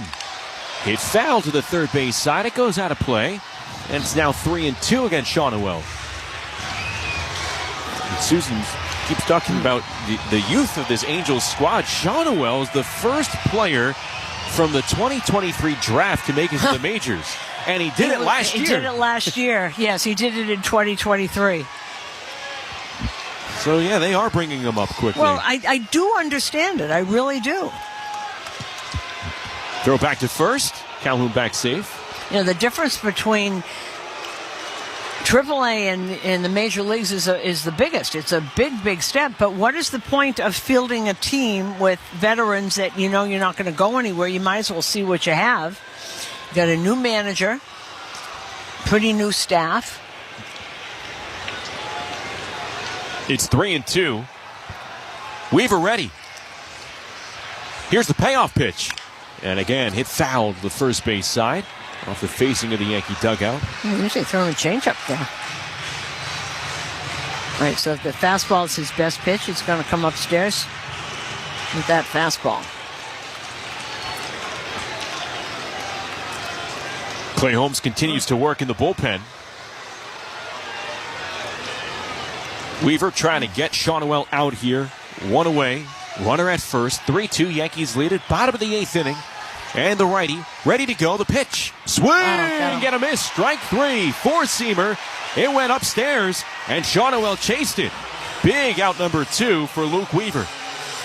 And as we said, that high fastball, that was above the letters. And you always wonder what they're seeing because that was right at the shoulders when he swung at it. Well, now we're going to have a pinch runner. How odd. So Mickey Moniak will come out and pinch hit for Willie Calhoun. 3 batters after Calhoun reach base. All right, Moniak is at first base running. Now, Moniak, really odd story about Moniak. Big-time prospect for the Phillies. Joe Girardi thought he was going to be a star. That's my belief. He just hasn't hit. But there's no Here's Luis Rengifo. You stink. You that time run at first. The pitch. Swing. Cratchit, did you ever have a front office person for Major League Baseball come down and have a conversation with you about how umpires are behind the plate? Have you ever done that? You mean in like evaluating them from the night before? Yeah, absolutely. Because that's the right. If you really want to get a true evaluation, go to catchers. Like, how do they talk? How do they call games? Have you ever had a conversation with the front office in Major League Baseball about that? Not once. No, not once. And it's not. We have all the numbers. Look, you missed the box. You missed the call. It was at 99 miles an hour. Okay, it happens. But when you do something like think about Brian Walsh. Brian Walsh threw Bryce Harper out of the first game on a Friday night, beginning of the series in Colorado in the first inning. Punched him out, threw him out of the game, punched him out. He didn't think it was a strike, but he said, "Hey, where do you have that?" And he goes, "Meh." He goes, "What do you mean, meh?" He goes, "Well, where did you have that?" Because he's trying to figure out, hey, we're going to have this guy back here the whole night. I'm going to have 4 more at bats. Where'd you have it? This dude gets called up from AAA, and he goes, "See ya." And there's no accountability there. There's no they might tell him, "Hey, don't make a big scene when you're just a call up." But the same thing with Angel, "Hey, let's work on your bedside manner." It's like a doctor that does surgery. Yeah, most of your patients are out, but it doesn't mean you can just cut the patient up all you want. Yes, you're the umpire. You're the one that's supposed to be in charge of balls and strikes, not in charge of the game. Let the players play. Yeah, no, it's really well said. I mean, we've talked about the lack of accountability, and, I made the point that I follow Premier League soccer, and what they do is if you blow a call, now they've got issues with video replay, but they do. The big issues, but if you blow a call, they announce publicly that you are not working that weekend in the Premier League. You are instead going to work in a League One game. And and the umpire, and you do it, and then next week you're back in the rotation. But there's at least there's an element of you screwed up. We didn't like the way you did it. We're not sitting you for a week, but we're going to give you a lower level game for a week. And obviously, if that happens 3 or 4 times, you've got evidence that the guy is not very good. And I've wondered about that. I've wondered. I don't necessarily like the idea of saying to an umpire, we're gonna suspend you for 3 games, or we're gonna suspend you for 2 games. Yeah. But I do like the idea of saying, you're going to Durham. The Southwest flight to Durham leaves in 4 hours. Get on it, and we may see you back on Monday. I don't think there's anything wrong with that. And bring up. I mean, you've got enough spare umpires. You don't even need to bring anybody up from AAA. I'm sure the AAA players, guys. Yeah. Normally, those guys that come up have the best scores behind the dish. Yeah, they're the most locked in. Just don't get comfortable. That's the biggest thing. Keep grinding to be the best you can be, because there's a lot of them that are, and they're the ones that should be in the playoffs every year. They're the ones that should get promotions, but they have a good union that protects each other. Yeah, and I'll be really interested in seeing when we get this generation of umpires who've umpired at AAA with the ABS system, or the challenge system. I'm sorry. It'll be interesting seeing what they're like when they come up here. Are they better? Because there's the ultimate accountability is the scoreboard in center field showing that you missed the call and it's overturned. I'll be fascinated to see if there's a difference in quality of umpires when they do that. Kratzy, what's your take on the Jays? Are they a playoff team in your mind? I could tell Barker's done with umpire talk. Yeah, look, steam was coming out of his ears. Kratzy, it ain't that hard. We have lots of conversations, and I've had them with you and ex-players, and it's not that hard. I mean, we make excuse after excuse after excuse. It's really not. They ain't calling it from center field. It ain't that hard. So it's every time you get sent down as a player, right across the bottom of the screen, it says Kevin Barker, top prospect of the Milwaukee Brewers, just got sent down. Well, why do you treat me that way and not treat an umpire that way? It's the highest level. Do it the same way. Same league. That is exactly right. So that's why it's sort of talking out of both sides of our mouth, and it's wishful thinking. I want it to happen. I want them to be treated just like us, but boy, I guess miracles happen. Let's move on to the Jays. What's your thoughts on the Jays? Do they look like a playoff team? Because now Bo and Vladdy are starting to hit a little bit. Did you say miracles happen because you were precluding the Blue Jays making the playoffs? Yeah, absolutely. Is that what you were going for? Oh, yes. If you look up Baseball Reference and you say, okay, what is the OPS plus for the guys on your team? Vladdy's now leading the team. And I think Vladdy will continue to trend up because of the fact that it seems like he's having more at-bats where he understands who he is. And that is a guy that can hit rockets. Everybody wants him to be the MVP, but his home runs will come. He needs to be a line drive hitter because when he has gone to more of an uppercut swing, it's kind of like the little dribbler he hit last night, a heater up, and he went up to it instead of staying flat through it, which that's the ball that goes out of the ballpark for him. So to me, I think he's going to continue to trend up because he's had less swings where he is trying to go out of the yard and more just trying to hit his low liners that are scud missile 2 irons that go 450 feet. The biggest thing will hinge if they make the playoffs, it will be because Bo Bichette does what he did last night. People will be like, oh, he hit a homer. It's against the White Sox. Who cares? The reason I care, yes, they beat the White Sox 5-1. I think they're going to beat the White Sox again tonight because the White Sox stink. But Bo Bichette took a ball that was probably middle to middle in, and he hit a dead center field home run. And when he's doing that, you're going to see black italics all over his hit column. He's not going to hit 50 homers. That's okay. Just because his name is Bichette doesn't mean that he's got juiced up forearms and he's hitting dingers. He's going to lead the league in hitting if he can stay inside the ball and drive it. To me, early in the season, it looked like, and obviously I'm saying this because, there's trade rumor, got to be the guy, blah, blah, blah. It looked like to me he got away from what made him the guy that led the league, I think, 2 or 3 times in hitting. Yep. I mean, in hits. 2 times. He just gets hits. And it looked like he was trying to, pull the ball more, take the ball out to left more. And when he can stay through it, stay inside the ball, that home run last night made me go like this, like, ooh, okay. I kind of like what he's doing right now. Kratzy, they're starting to wear the home run jacket, too. They brought that back. I think half of them like it, half of them don't like it. But my question for you is, have you ever been on a team where mid-season they sort of, I don't want to say try and have more fun, but they add a different, element to if you do something very well, we're going to reward you for it by wearing something or carrying something or pouring water on, whatever it is. And it worked. I feel like that kind of stuff goes in and out. Like, I feel like you're kind of searching for that stuff, and the home run jacket comes back out. People notice it when they hit a lot of home runs. So at some point, maybe the home run jacket goes away. I don't think Dalton Varsho really likes the home run jacket, but he doesn't really like anything except for running the bases really well, catching every baseball, and leading the team in home runs. So if it takes the way I always call those gimmicks, shenanigans. If those shenanigans make your best players better, give me all the shenanigans. Yep.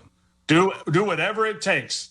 Like in Milwaukee one time, we had like these poppers that somebody bought, and it was like they would pop them and all this confetti would come out.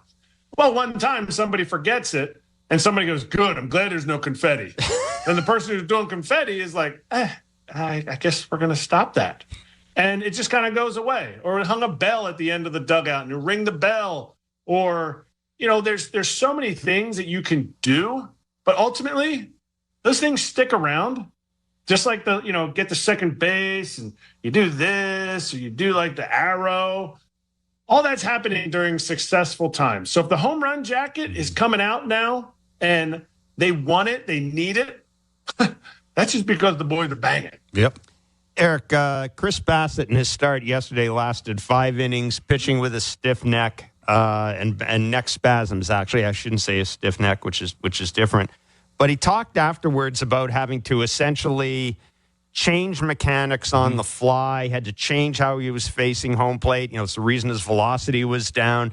And he talked about Danny Jansen, who caught him, did a great job of understanding that they were going to they're going to have to be creative and make things up as they went along. Have you been in a position where you've caught a pitcher who, I'm not talking about having the flu, or whose arm is tired, but has a legit, like really, really bad issue and just has to change mechanics and maybe can't throw a certain pitch on a certain day? How do you handle that as a catcher? Mechanics, that's really a pitcher thing. Like changing your mechanics is a pitcher thing. But since I'm on a Blue Jays radio now show. I mean, I can't believe Barkey's on a show and not he's got a face for radio. So I do. Now that you guys are visual, this is like candy for me. But anyway, I'll have to bring up welcome. Roy Halladay. Yeah. Roy, yes, I will appreciate it.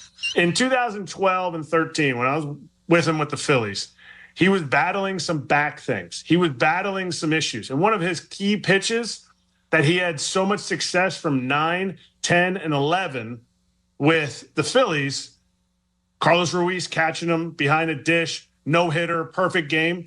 One of the best pitches that he threw was his cutter. And in 12 and 13, I started noticing his cutter. There was no analytics like, oh, your cutter doesn't have this much depth, this much break anymore. His cutter it was being located, but it wasn't having the same swings and same misses that he was getting on the inner half of the plate. It was a good backdoor pitch. So because whether it was his back issue that he had or whether it was, something else, mechanically, I don't know, but I just stopped calling that pitch as much as we had called previous years or as much as it would have said you called it, and we went more sinker curveball. So when you have that kind of adjustment need to be made, whether it's Bassett's stiff neck, a lower back issue, you're in game. You're flying in game. And you're like, hey, you know what? I gotta take normally guys like that, Bassett, he's got 19 pitches. He's got like the whole beep, beep, boop, boop, boop, boop, boop, boop, that he's pitching. He shakes himself off sometimes. Yes, he does. So for him to give a compliment to Danny Jansen, like that means DJ was doing some work and getting the most out of a guy when he's hurt or doesn't have his best stuff. That's when you're like, as a catcher, you're like, I'm legit.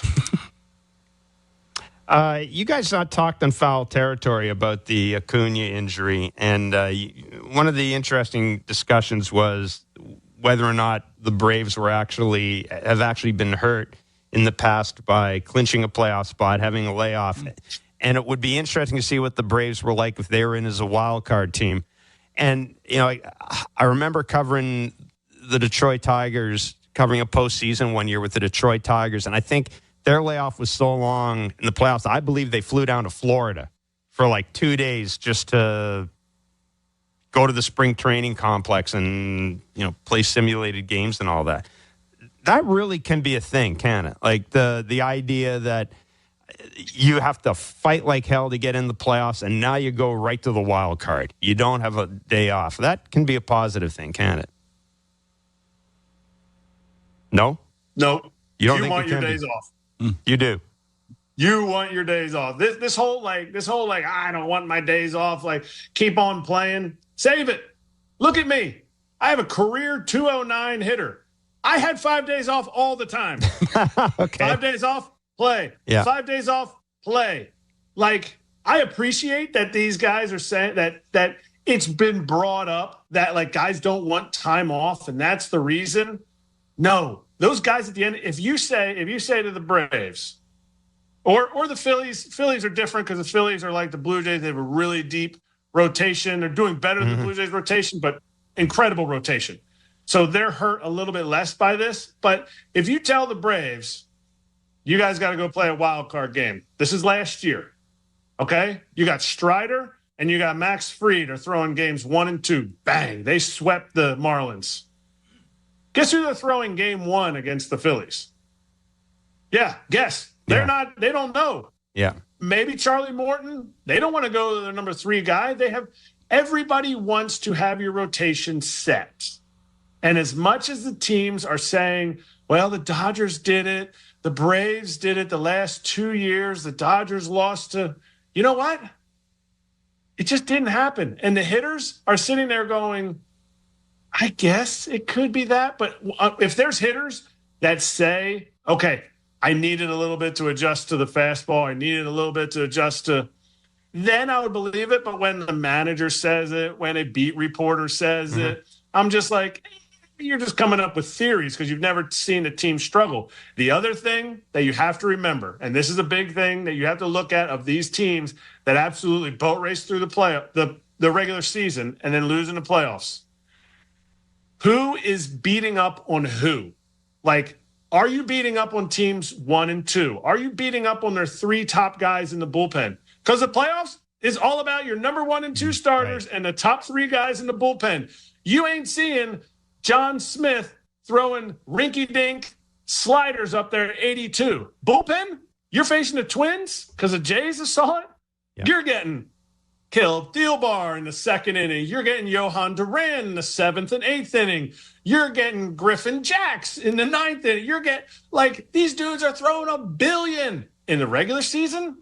You get a 1-run lead, they might get old Johnny Smith out there and throwing some 94 speedballs right down the middle, and you can hit some dingers. So that's the other thing that you got to look at too. That is Eric Kratz on with Blair and Barker earlier today. You can grab that whole conversation on the Blair and Barker podcast feed. Welcome back to the Blue Jays Rain Delay program. Show Ali with you. We do have a time of first pitch. It happens in just about 7 minutes, 6 minutes now, I suppose. The Blue Jays will get back in action against the White Sox in the bottom of the 9th inning. They currently lead at 7-2, and the rain has seemingly stopped at Guaranteed Rate Field. The tarp has been rolled up.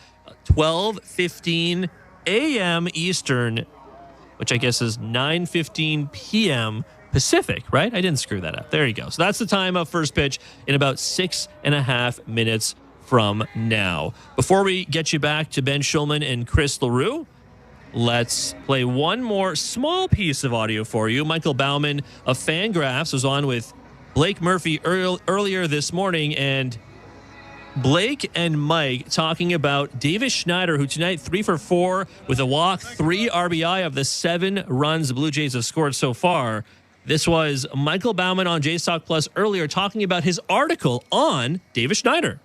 Let's go to Voorhees Township, New Jersey. Let's not talk to Davis Schneider, but someone who went to the same high school as Davis Schneider. It's our pal Michael Bauman of Fangraphs. Michael, how's it going, buddy?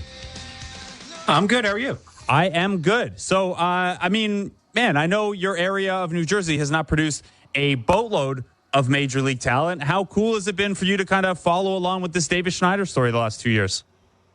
It's been a lot of fun. You know, we do produce a decent amount of talent. Mike Trout's from this area. Zach Gallen actually should have gone to my high school, but he went to parochial school. And Davis Schneider is, he has a special place in my heart because he's a man of the people and went to public school. And we're seeing the benefits of that proud Eastern high school education with just a series of clutch hits in a short Blue Jays career.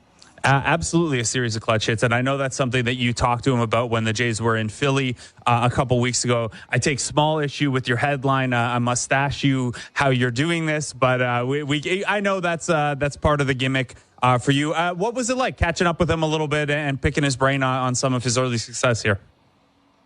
He's a fun guy to talk to. That is something that the ball players from around here, I guess with Trout being the exception, they tend to be very thoughtful and introspective people. And Davis he was a lot of fun to talk to. He's seems like a decent dude. So, very open about his journey to the majors and what makes him tick. And, I'm really happy he's having that much success. Okay. So when we dig into what is driving this success, sometimes we can oversimplify a little bit. Well, pull the ball in the air and good things happen. He is maybe, short of Danny Jansen, the best example of that on the Blue Jays. He's got a little kind of Isaac Paredes to him where maybe the ball, maybe it's not the most elite exit velocity every time. Maybe it's not the farthest hit home run, but he does do a good job pulling the ball in the air. Is that kind of the core thing you think that's gone into his ability to get to this level? I think so. I think that's the biggest thing. You just look at him. He's short, but he's very, very strong. Like, he was wearing a muscle shirt when I talked to him, and this kid is yoked. So you could see where that power. So that's Michael Bauman of Fangraphs fame. We're going to listen to the whole thing, and you can catch the whole conversation on the JStalk podcast feed, but they did say 12:15 a.m. Eastern, but you know what? It looks like they're about ready to start now. Kind of remarkable. Tim Mesa, I said this before, Tim Mesa is on the mound right now, throwing to Danny Jansen. The Blue Jays are manning their positions. There's a batter right about ready to stride into the batter's box. So after about just a little under an hour of a rain delay, Tim Mesa throwing some warm-up pitches on the mound in front of what I will guess to be like 50 people. I think like the over-under is legitimately like 50.5 people in this entirety of guaranteed rate field. So let's get you over to the guys with the call of the action as this game is just about to resume. Blue Jays hanging on the dugout as we await the bottom of the ninth inning. Blue Jays leading at 7-2. Here's the call of the game with Ben Schulman and Chris LaRue. Thank you, Show. Not sure that any of us expected to be here right now, but this game is resuming. Bottom of the ninth is about to come up, and as he was warming up about an hour ago, he will do so again. Tim Meza, as Show mentioned, will be the pitcher for the Blue Jays in the bottom of the ninth. If you don't remember the events of the game, don't blame you. The Blue Jays are up 7-2 right now on the White Sox. A 3-run second and then a 3-run eighth have been the catalyst. Strong start today from Kevin Gausman. Chad Green returned from the injured list and pitched a scoreless inning. And now they'll ask Meza to get 3 more outs and lock up a series win here on the road. The estimate of 50 fans still in the stands from Show might have been generous. No one left behind home plate except people who are earning money to be there right now as Tim Meza steps on the mound. Bottom of the ninth, 7-2 Blue Jays, and Corey Lee, the catcher, leads off for the White Sox. First pitch is in there, strike one. Got to be a bit awkward for Meza to warm up, cool down for almost an hour, and then warm up again. Lefty kicks and delivers. And the fastball is hit to center field. Deep right center. Kiermaier going back at the track, makes the catch, and bounces up against the wall. 1 out. Well, luckily for Tim Meza, he's a bullpen guy, so they're used to getting up, sitting down, getting hot, getting cold. I don't know if he's ever gotten hot and then waited around for an hour, but it's always time to learn new things. For Meza's 24th appearance of the year, ERA above 6 coming into this one after the out recorded there, the fly out by Lee. Here's Paul DeYoung, right-handed hitting shortstop. DeYoung 0 for 3, the pitch. Just outside, ball 1.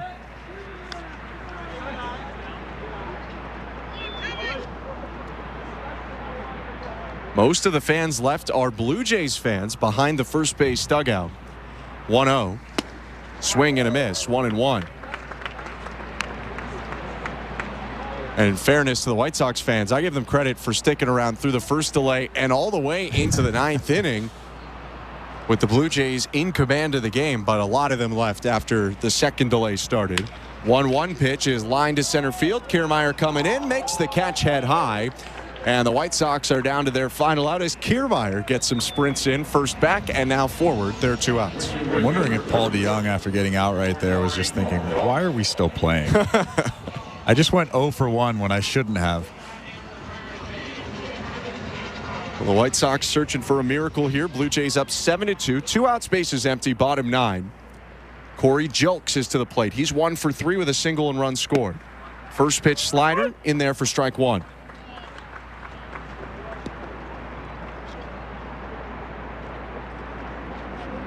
Knees bent for the right-handed hitter Julks. 2 pinwheels of the bat. Points it high toward the sky. 0-1 is hit on the ground is short. Picked up by Bichette.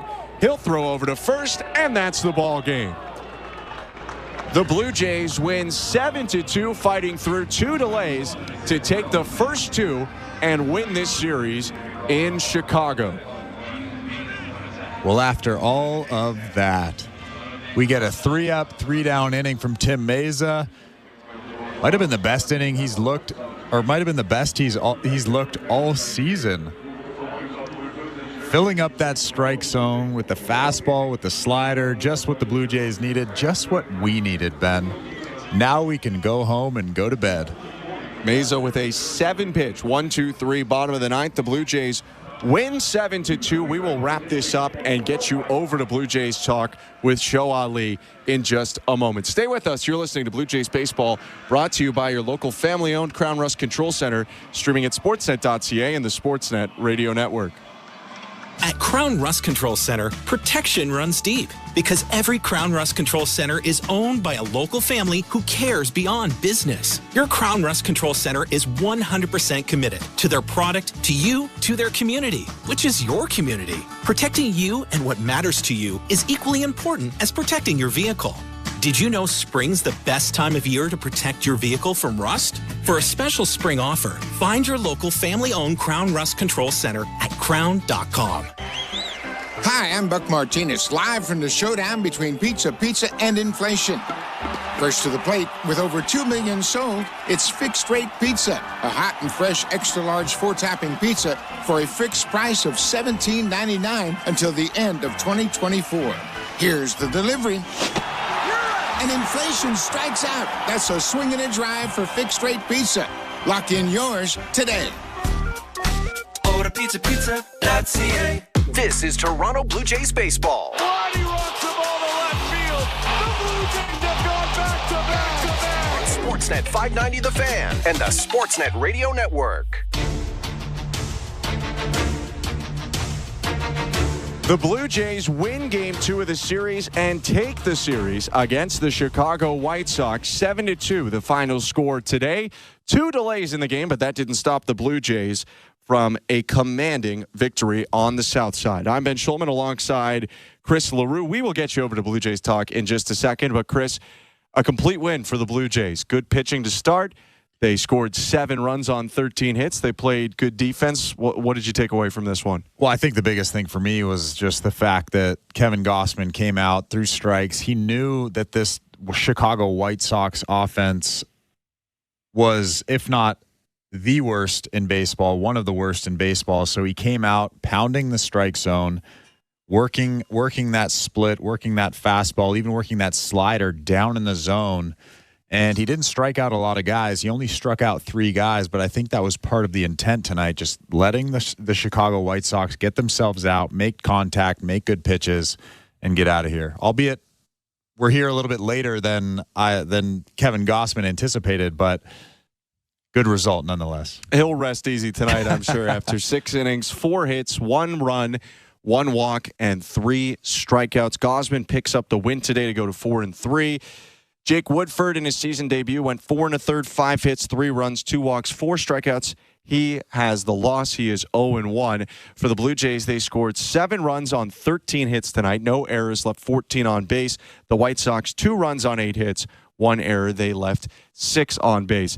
The game took 2 hours and 48 minutes, but the 2 delays combined to 1 hour and 48 minutes on their own. 12,000 were there at one point. Not by the end of the ball game, but the Blue Jays win the game, their second in a row in Chicago, and they improve to 25-29. The White Sox are 15-41. Blue Jays look for a sweep tomorrow. Start time is 7:40 Eastern, 6:40 local, 4:40 Pacific. It's Alek Manoah taking on Chris Flexen. We hope to see you there and appreciate you tuning in tonight. For our technical director, Tom Young, our host and producer, Show Ali, and my partner, Chris LaRue, I'm Ben Schulman. Hope you have a good night and get your calls and texts in because finally, it is Blue Jays Talk with Show Ali starting right now. A 40-minute delay to start this game and then an hour, 8-minute delay in the bottom of the 9th. In front of what I'm honestly guessing, 50 fans might legitimately have been very generous, but after all of that, Tim Meza takes, I want to say, maybe like 3 minutes max, and he disposes of the White Sox on 7 pitches. The Jays win 7-2, something we could have likely communicated to you an hour ago. I'm Show Ali. You're listening to Jays Talk.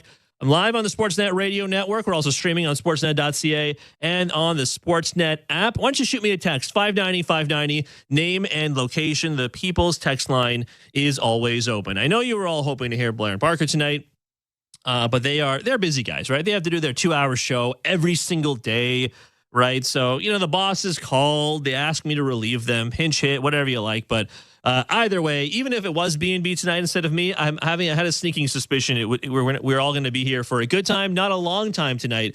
So let's get into it. And I feel like I was really interested in seeing what Kevin Gausman would look like tonight. Because, certainly because we could not physically see what Gausman looked like against the Detroit Tigers thanks to a power outage at Comerica Park. So, I also genuinely thought there was a chance Kevin Gausman had the chance to do the funniest thing and throw like a no-hitter for the Blue Jays on a game where we couldn't actually see or hear it, basically. So that's pretty crazy. But Kevin Gausman today, 6 innings, 4 hits, 1 run, which was earned, 1 walk, 3 strikeouts. He threw 87 pitches, 55 of them were strikes. I don't know about you guys, he looked like he was having a tough time getting the White Sox to bite on a lot of the pitches tonight. Like the splitters, for example, he threw it 21 times tonight, and he got whiffs on 3 of 9 splitters. So of the 9 splitters that are counted in the whiff rate stat, I guess 33%, but still only 3 whiffs on the splitter today. He threw the 4-seamer 45 times of his 87 pitches, and that's not abnormal by any means. He throws the fastball a lot, and the whiff rate on that was 8%, 2 of 24 whiffs on the fastball. So I think all that to say, not to say that he was bad. I think what that illustrates for me is that he was really grinding tonight. He had to really find it with all of the pitches. And he threw the sinker and the slider a couple of times as well, about in the teens for both of those pitches. But by and large, he got by, as he almost always does with his fastball and his splitter combo. And he's still only allowed 1 run over 6 kind of grind him out innings. So kudos to Kevin Gausman.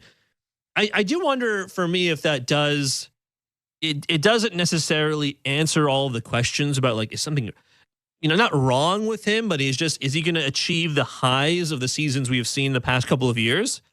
And he did do it against the Tigers. So it's very possible that the weather played a factor. That was certainly a part early on, but it's just, well, I find it easy to believe he will find the best part of his splitter as he did towards the end of his outing, because he racked up, I think he got 1 strikeout early on. It was a foul tip, and then he got 2 strikeouts one in the 5th and 1 in the 6th. So 2 of his 3 strikeouts came in his last 2 innings. So I kind of wonder if he started to find it, started to feel it a little bit more.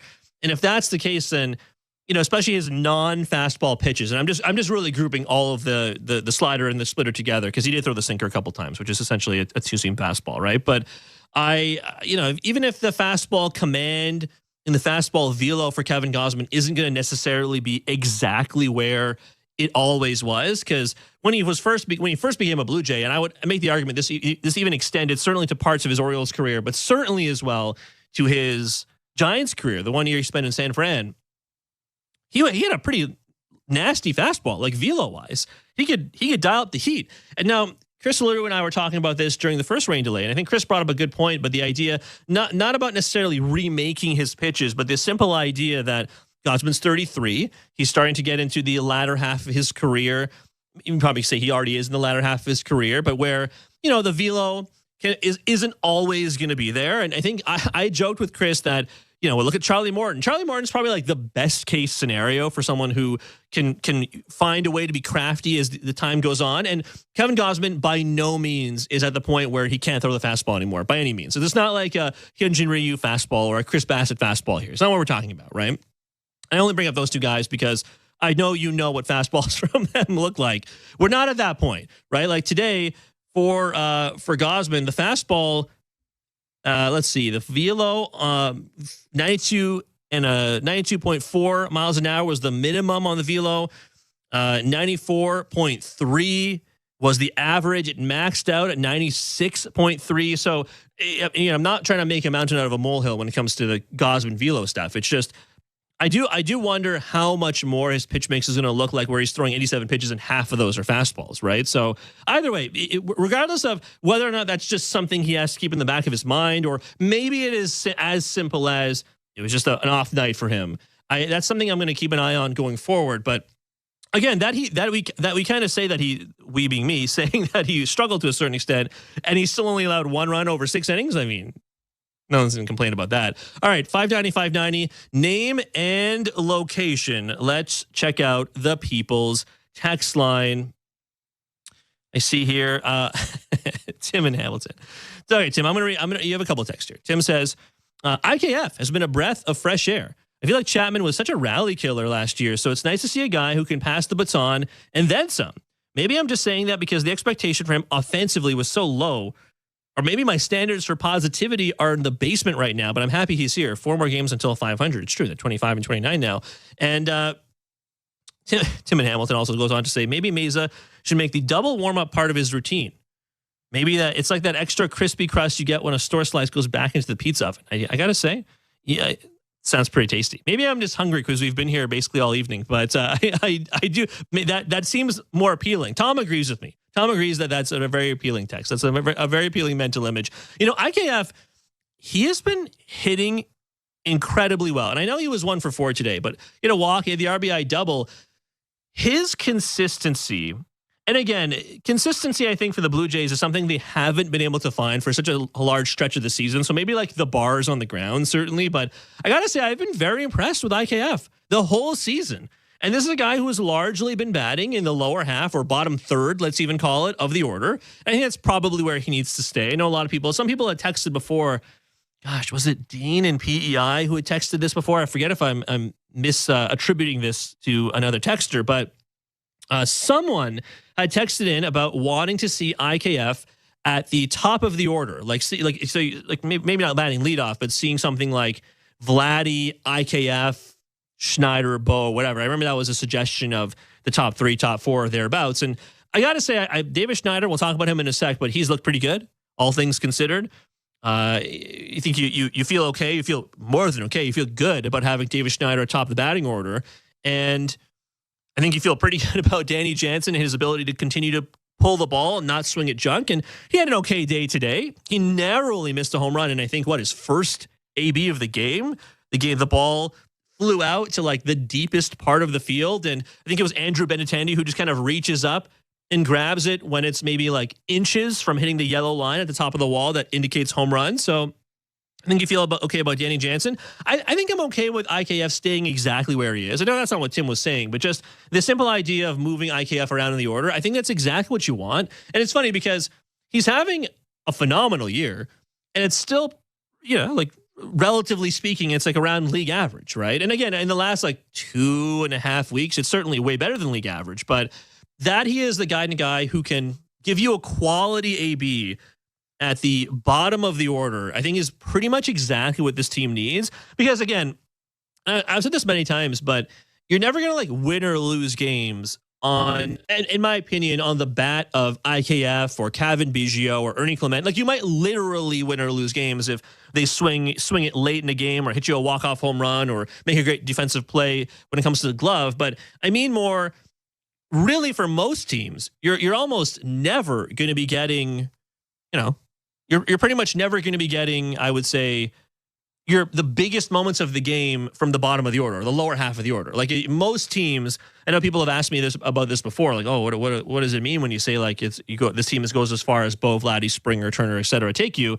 It's the truth for, I would say, most teams. Are the Yankees going to be living and dying on Gleyber Torres and I don't know, DJ LeMahieu at this point of his career? Probably not, right? They're going to be living and dying on Juan Soto and Aaron Judge, for example. Maybe Anthony Volpe to a certain extent. Maybe Giancarlo Stanton to a certain extent. But really Judge and Soto. And they have been hitting the cover off the baseball. So that drives a lot of their success, for example, right? So I think IKF is pretty much exactly where he needs to be. And I've quite enjoyed watching him hit.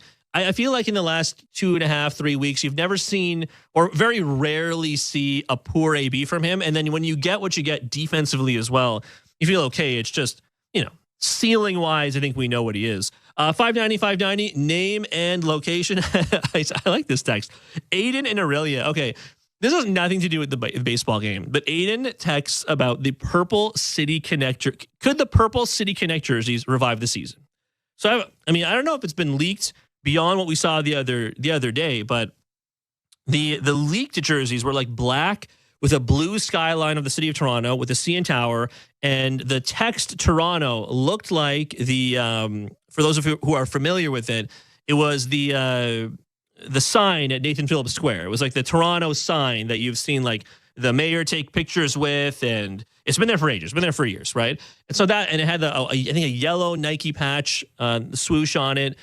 And I admit I saw that and I thought to myself, probably better, but I don't hate them. There are some truly god awful City Connect jerseys out there for the rest of Major League Baseball, so I'm not gonna crap on it, honestly.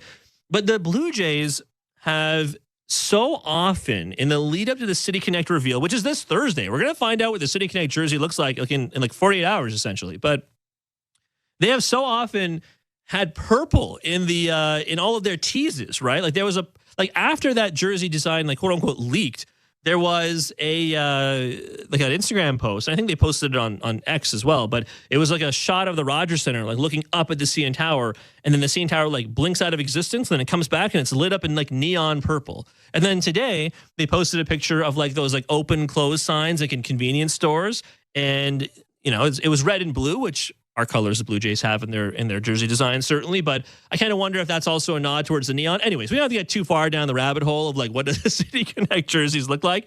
But I only bring it up because we're going to find out what it looks like. Hey, if they're purple, I got to say, I'm going to be a big fan. I'm a big fan of purple. I like purple. Okay, so I hope there's a lot of purple in there. For what it's worth, Blake Murphy on JStock Plus today, earlier this morning, said that according to some of his sources in the front office, that this is maybe what the leaked jerseys were either like a bit of a misdirect, red herring, or it's just some other guy's design that people incorrectly misattributed. And I mean, look, I got fooled by it too. But so hey, look, you know what? I know I as someone who has had conversations with Blake privately about his like sources, I gotta say I believe him. Okay, so I'm gonna go out and believe Blake, and that we have not truly seen the City Connect jerseys yet. And hey, maybe they will. Maybe the City Connect jerseys and the home run jacket together will revive the Blue Jays season. Who knows? Let's see. There's a text here from Fab in Mississauga. Who is responsible for that catchy intro music for Blue Jays stock? Was it you, Show? All kidding aside, do you think it was a mistake to not make an effort to re-sign Jordan Hicks? Now, first of all, I actually have no idea who does the theme song for J-Stock. I'm going to bet it was like, I like to say it's like the Fan 590 Orchestra, but the truth is it was probably like some independent artist. I'll find out, though. You know what? I'm sure someone around here knows. We'll find out. Yeah, Tom, we'll find out. I'm not actually sure who does it, but we'll find out. Jordan Hicks, you know what? He's been pitching really well for the Giants, and it's hard for me to believe that Jordan Hicks wouldn't have been able to find success with the Blue Jays, who have largely been able to make basically all of their starters able to find success, especially the guys who have stuff and are able to harness it in different and unique ways. And I mean, you have to look for any. I mean, look, I give the players most of the credit. You can't give Pete Walker all the credit, although he certainly deserves some of it for his coaching. But you look at Robbie Ray, right? Robbie Ray was like walking the world, and Robbie Ray went the very next year. He was a Cy Young winner, right? Look at Yusei Kikuchi was having tons of issues when he first became a Blue Jay, and then Yusei Kikuchi goes out there and becomes one of the best pitchers in baseball last year, and has largely been pretty good this year too. Certainly, Kevin Gausman gets credit. Certainly, Bassett gets credit. Certainly, Hyunjin Ryu gets credit when he was a Blue Jay. But I think the simple answer is, even if I do think Jordan Hicks would have found success as a Blue Jay, I genuinely think the simple answer is they didn't want another starter. And if Jordan Hicks was open to remaining a reliever, I totally believe that he would still be a Blue Jay. But the truth is, I think he just wanted to be a starter again. Because remember, he was a starter with the Cardinals, and then he had injury issues. He had inconsistency problems as well. And the Cardinals turned him into a reliever. And I mean, when you throw like 102.3 miles an hour, you're probably going to be a pretty good reliever. But at the same time, he clearly made his desire to be a starter known. So, I think this is certainly a conversation made with the benefit of hindsight, but because he had made that desire to be a starter known so vividly, so directly, when the season concluded last year through his agent and through the media and so on, that I don't know. I don't think it was a mistake, even if he is pitching really, really well. And I got to say, if you haven't read the article, I want to say it's one of those unlocked articles online. It was an ESPN article from Jeff Passan. And Passan has spent a lot of time talking about like the mechanics of the arm, the pitching arm, and so on for ESPN for a long time. And of course, it's easy for me to bring him up because he's on with Blair and Barker all the time. He comes on every week, basically, with the guys. But last week, Passan was talking a little bit about the mechanics of how in a season dominated by pitching, there are still surprises waiting for everyone. And that Jordan Hicks was one of those guys. And this is a guy who has essentially taken life in terms of velo. I guess life really describes movement, but taken some heat off his fastball in order to, he dials it back in order to find some length, I suppose, as a starter, and yet still has the ability to dial up 102.3 mile an hour fastball whenever he wants. So I find that stuff really interesting. So if that stuff interests you too, you can certainly find it on ESPN and certainly in the show notes of the episode Passon was on with Blair and Barker. All right, there's still a lot of text here. 590, name and location. Let's take a quick break, and when we come back, we'll go back to the text line, chat a little bit about Davis Schneider as well. Went 3 for 4 with a walk. He had a 2-run double, an RBI sac fly as well. Chat a little bit more about the Blue Jays' 7-2 win over the White Sox. On the other side of the break, Jays Talk with Show Ali continues after this. We're 2 men in a truck, the movers who care. You never know when cardiac arrest can happen. That's why each and every one of our trucks carries a life-saving Mikey defibrillator as part of our Mikey on Board program. Whether we're on the highway or in front of your house, we're prepared to help anyone whose heart may skip a beat. The Mikey Network has saved many lives, making Mikeys accessible to the public. And now they're on board our trucks. We're 2 men in a truck. 2 men and a truck, the movers who care. At Crown Rust Control, protection runs deep because every Crown Rust Control Center is owned by a local family who cares beyond business. Your Crown Rust Control is 100% committed to their product, to you, to their community, which is your community. Protecting you and what matters to you is equally important as protecting your vehicle. Did you know spring's the best time of year to protect your vehicle from rust? For a special spring offer, find your local family-owned Crown Rust Control Center at crown.com. Bring it in, Canada. When it comes to small business, Desjardins is a big fan. And not just the hop-on-the-bandwagon fan. We're the in-it-for-the-long-haul fan. The fan that's been there from the start. That's why Desjardins awarded 150 entrepreneurs with Good Spark grants worth $20,000 each. Because like any fan, there's nothing we love more than celebrating a goal! See how Desjardins is cheering on small business at goodsparkgrants.ca. Not tomorrow, not someday. The home improvements begin today. It's game on with Timber Mart. Build that deck, raise that fence, landscape till your property is beautiful. Don't pay for 12 months on the Timber Mart deferred payment program. Your locally owned, completely Canadian hub of building and renovation expertise. Get your Timber Mart credit card at participating locations and pay later. 12 months later. Conditions apply. Ask in store for details or apply at timbermart.ca. Bring excitement to your landscape with proven winners, Color Choice Shrubs. These flowering shrubs and evergreens have been trialed and tested by experts to make sure they look better and bloom better, so they're just as easy to care for as what's in your landscape now, but a whole lot more colorful and interesting. Look for proven winners, Color Choice Shrubs, in the distinctive white container at your local garden center, or learn more at provenwinnerscolorchoice.com. Hi, I'm Buck Martinez, live from the showdown between Pizza and inflation. First to the plate, Pizza's big hitter, fixed rate pizza. An extra large 4-topping pizza for a fixed price of $17.99 until the end of 2024. I dare say, folks, inflation stands no chance against this all-star. Here's the delivery. And inflation strikes out. That's a swing and a drive for fixed rate pizza. Lock in yours today. Pizza.ca. This is Toronto Blue Jays baseball. In time! What a play, Bo Bichette! On Sportsnet 590 The Fan and the Sportsnet Radio Network. No batting gloves for Davis Schneider. A little bit of dark blue wrist tape on both of his wrists and a black elbow protector. 1-1. Swinging a fly ball deep left field. Benintendi back, and that one's off the base of the wall. Kiner Falefa scores easily. Kiermaier charging behind him. Throw to the plate, comes in late. Kiermaier slides in. It's a 2-run double for Davis Schneider and a 3-0 Blue Jays lead. That is Ben Schulman with the call of the Davis Schneider 2-run double. Do it on an RBI sac fly as well. Davis Schneider, 3 for 4. With a walk as the Blue Jays beat the White Sox 7-2. That means they do secure the series. And tomorrow they will aim for, I guess actually later today, they will aim for a sweep of the White Sox at Guaranteed Rate Field on the south side of Chicago. Alek Manoah will be on the mound for the Blue Jays to wrap up this series. Off day on Thursday does mean that maybe it means the entire bullpen will be ready and they didn't have to use anyone from Jimmy Garcia or Jordan Romano, who I know got beat up a little bit to end the series in Detroit, but still, you have your best closers available tomorrow, your best relievers available tomorrow, including your closer. You're listening to J-Sock right now. Show Ali with you for another couple of minutes.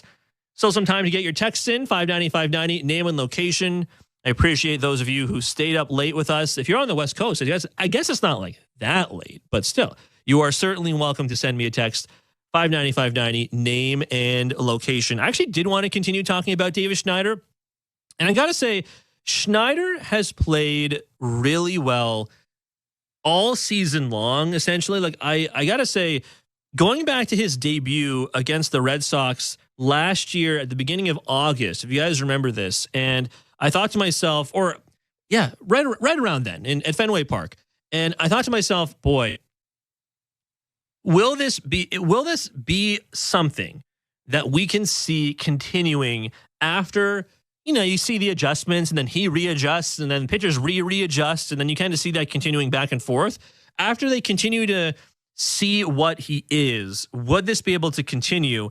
And look, he has played exceptionally well. This is from Sportsnet Stats. Since making his MLB debut on August 4th, Blue Jays' Davis Schneider has the 4th highest OPS in the American League at 912. Since making his debut last year. That is incredible. That is wild. So that was about 3 hours ago.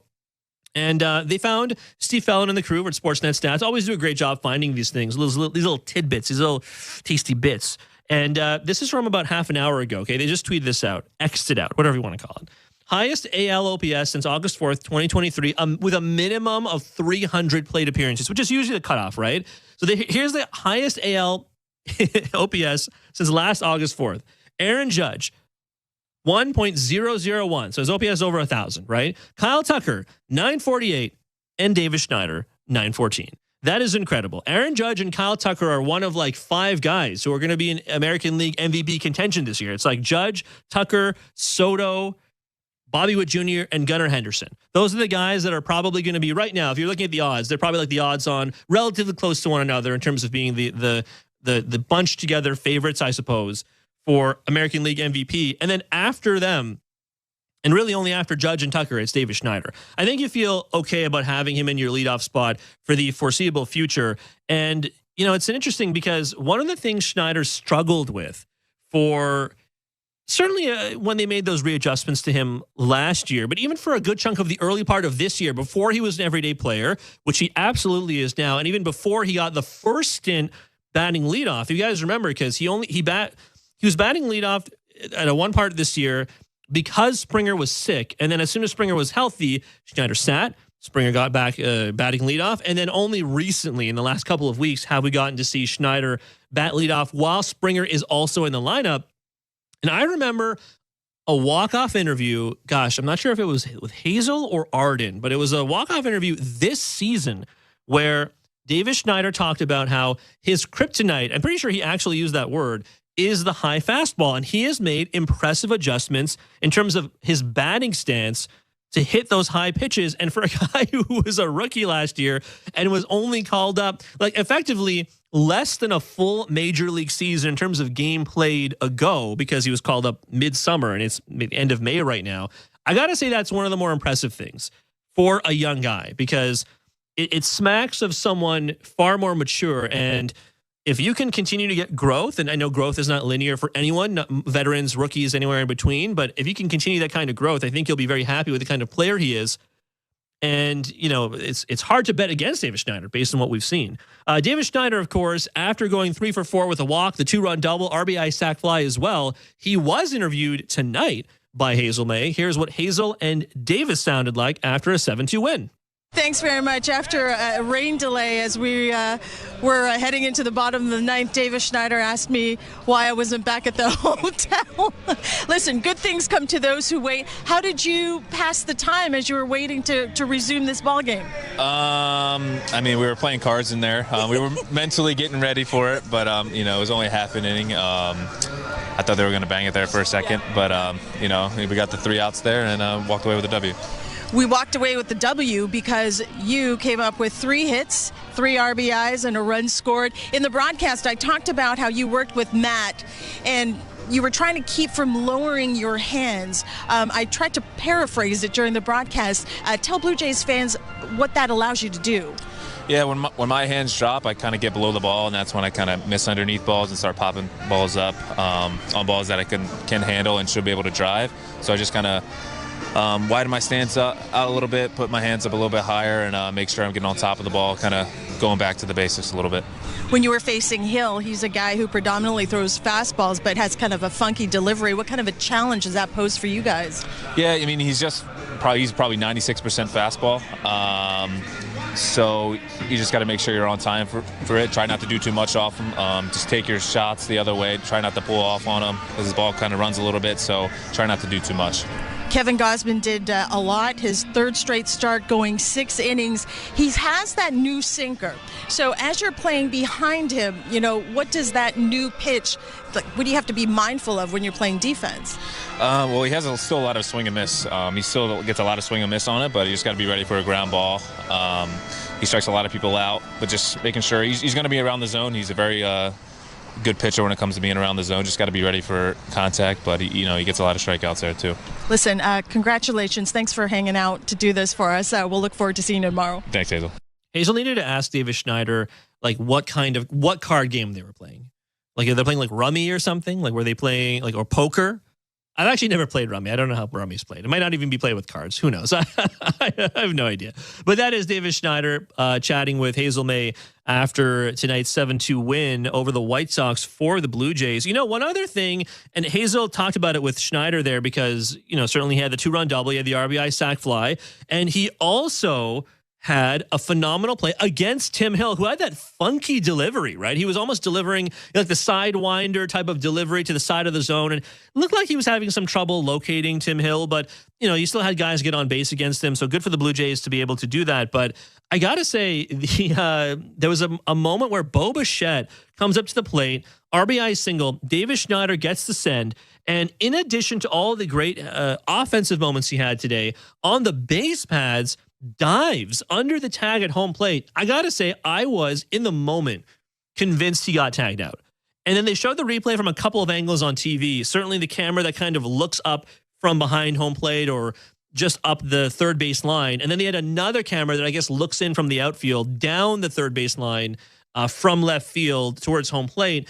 And the catcher just kind of wildly swinging the glove. Great move from Davis Schneider, almost like a swim move, dive move. Gets the other hand across the plate as he retracts the first one. So great stuff from Davis Schneider. He is one of my favorite storylines of the season. And I mean, this is a year after Davis Schneider was essentially the one of the main reasons the Blue Jays made the playoffs last year.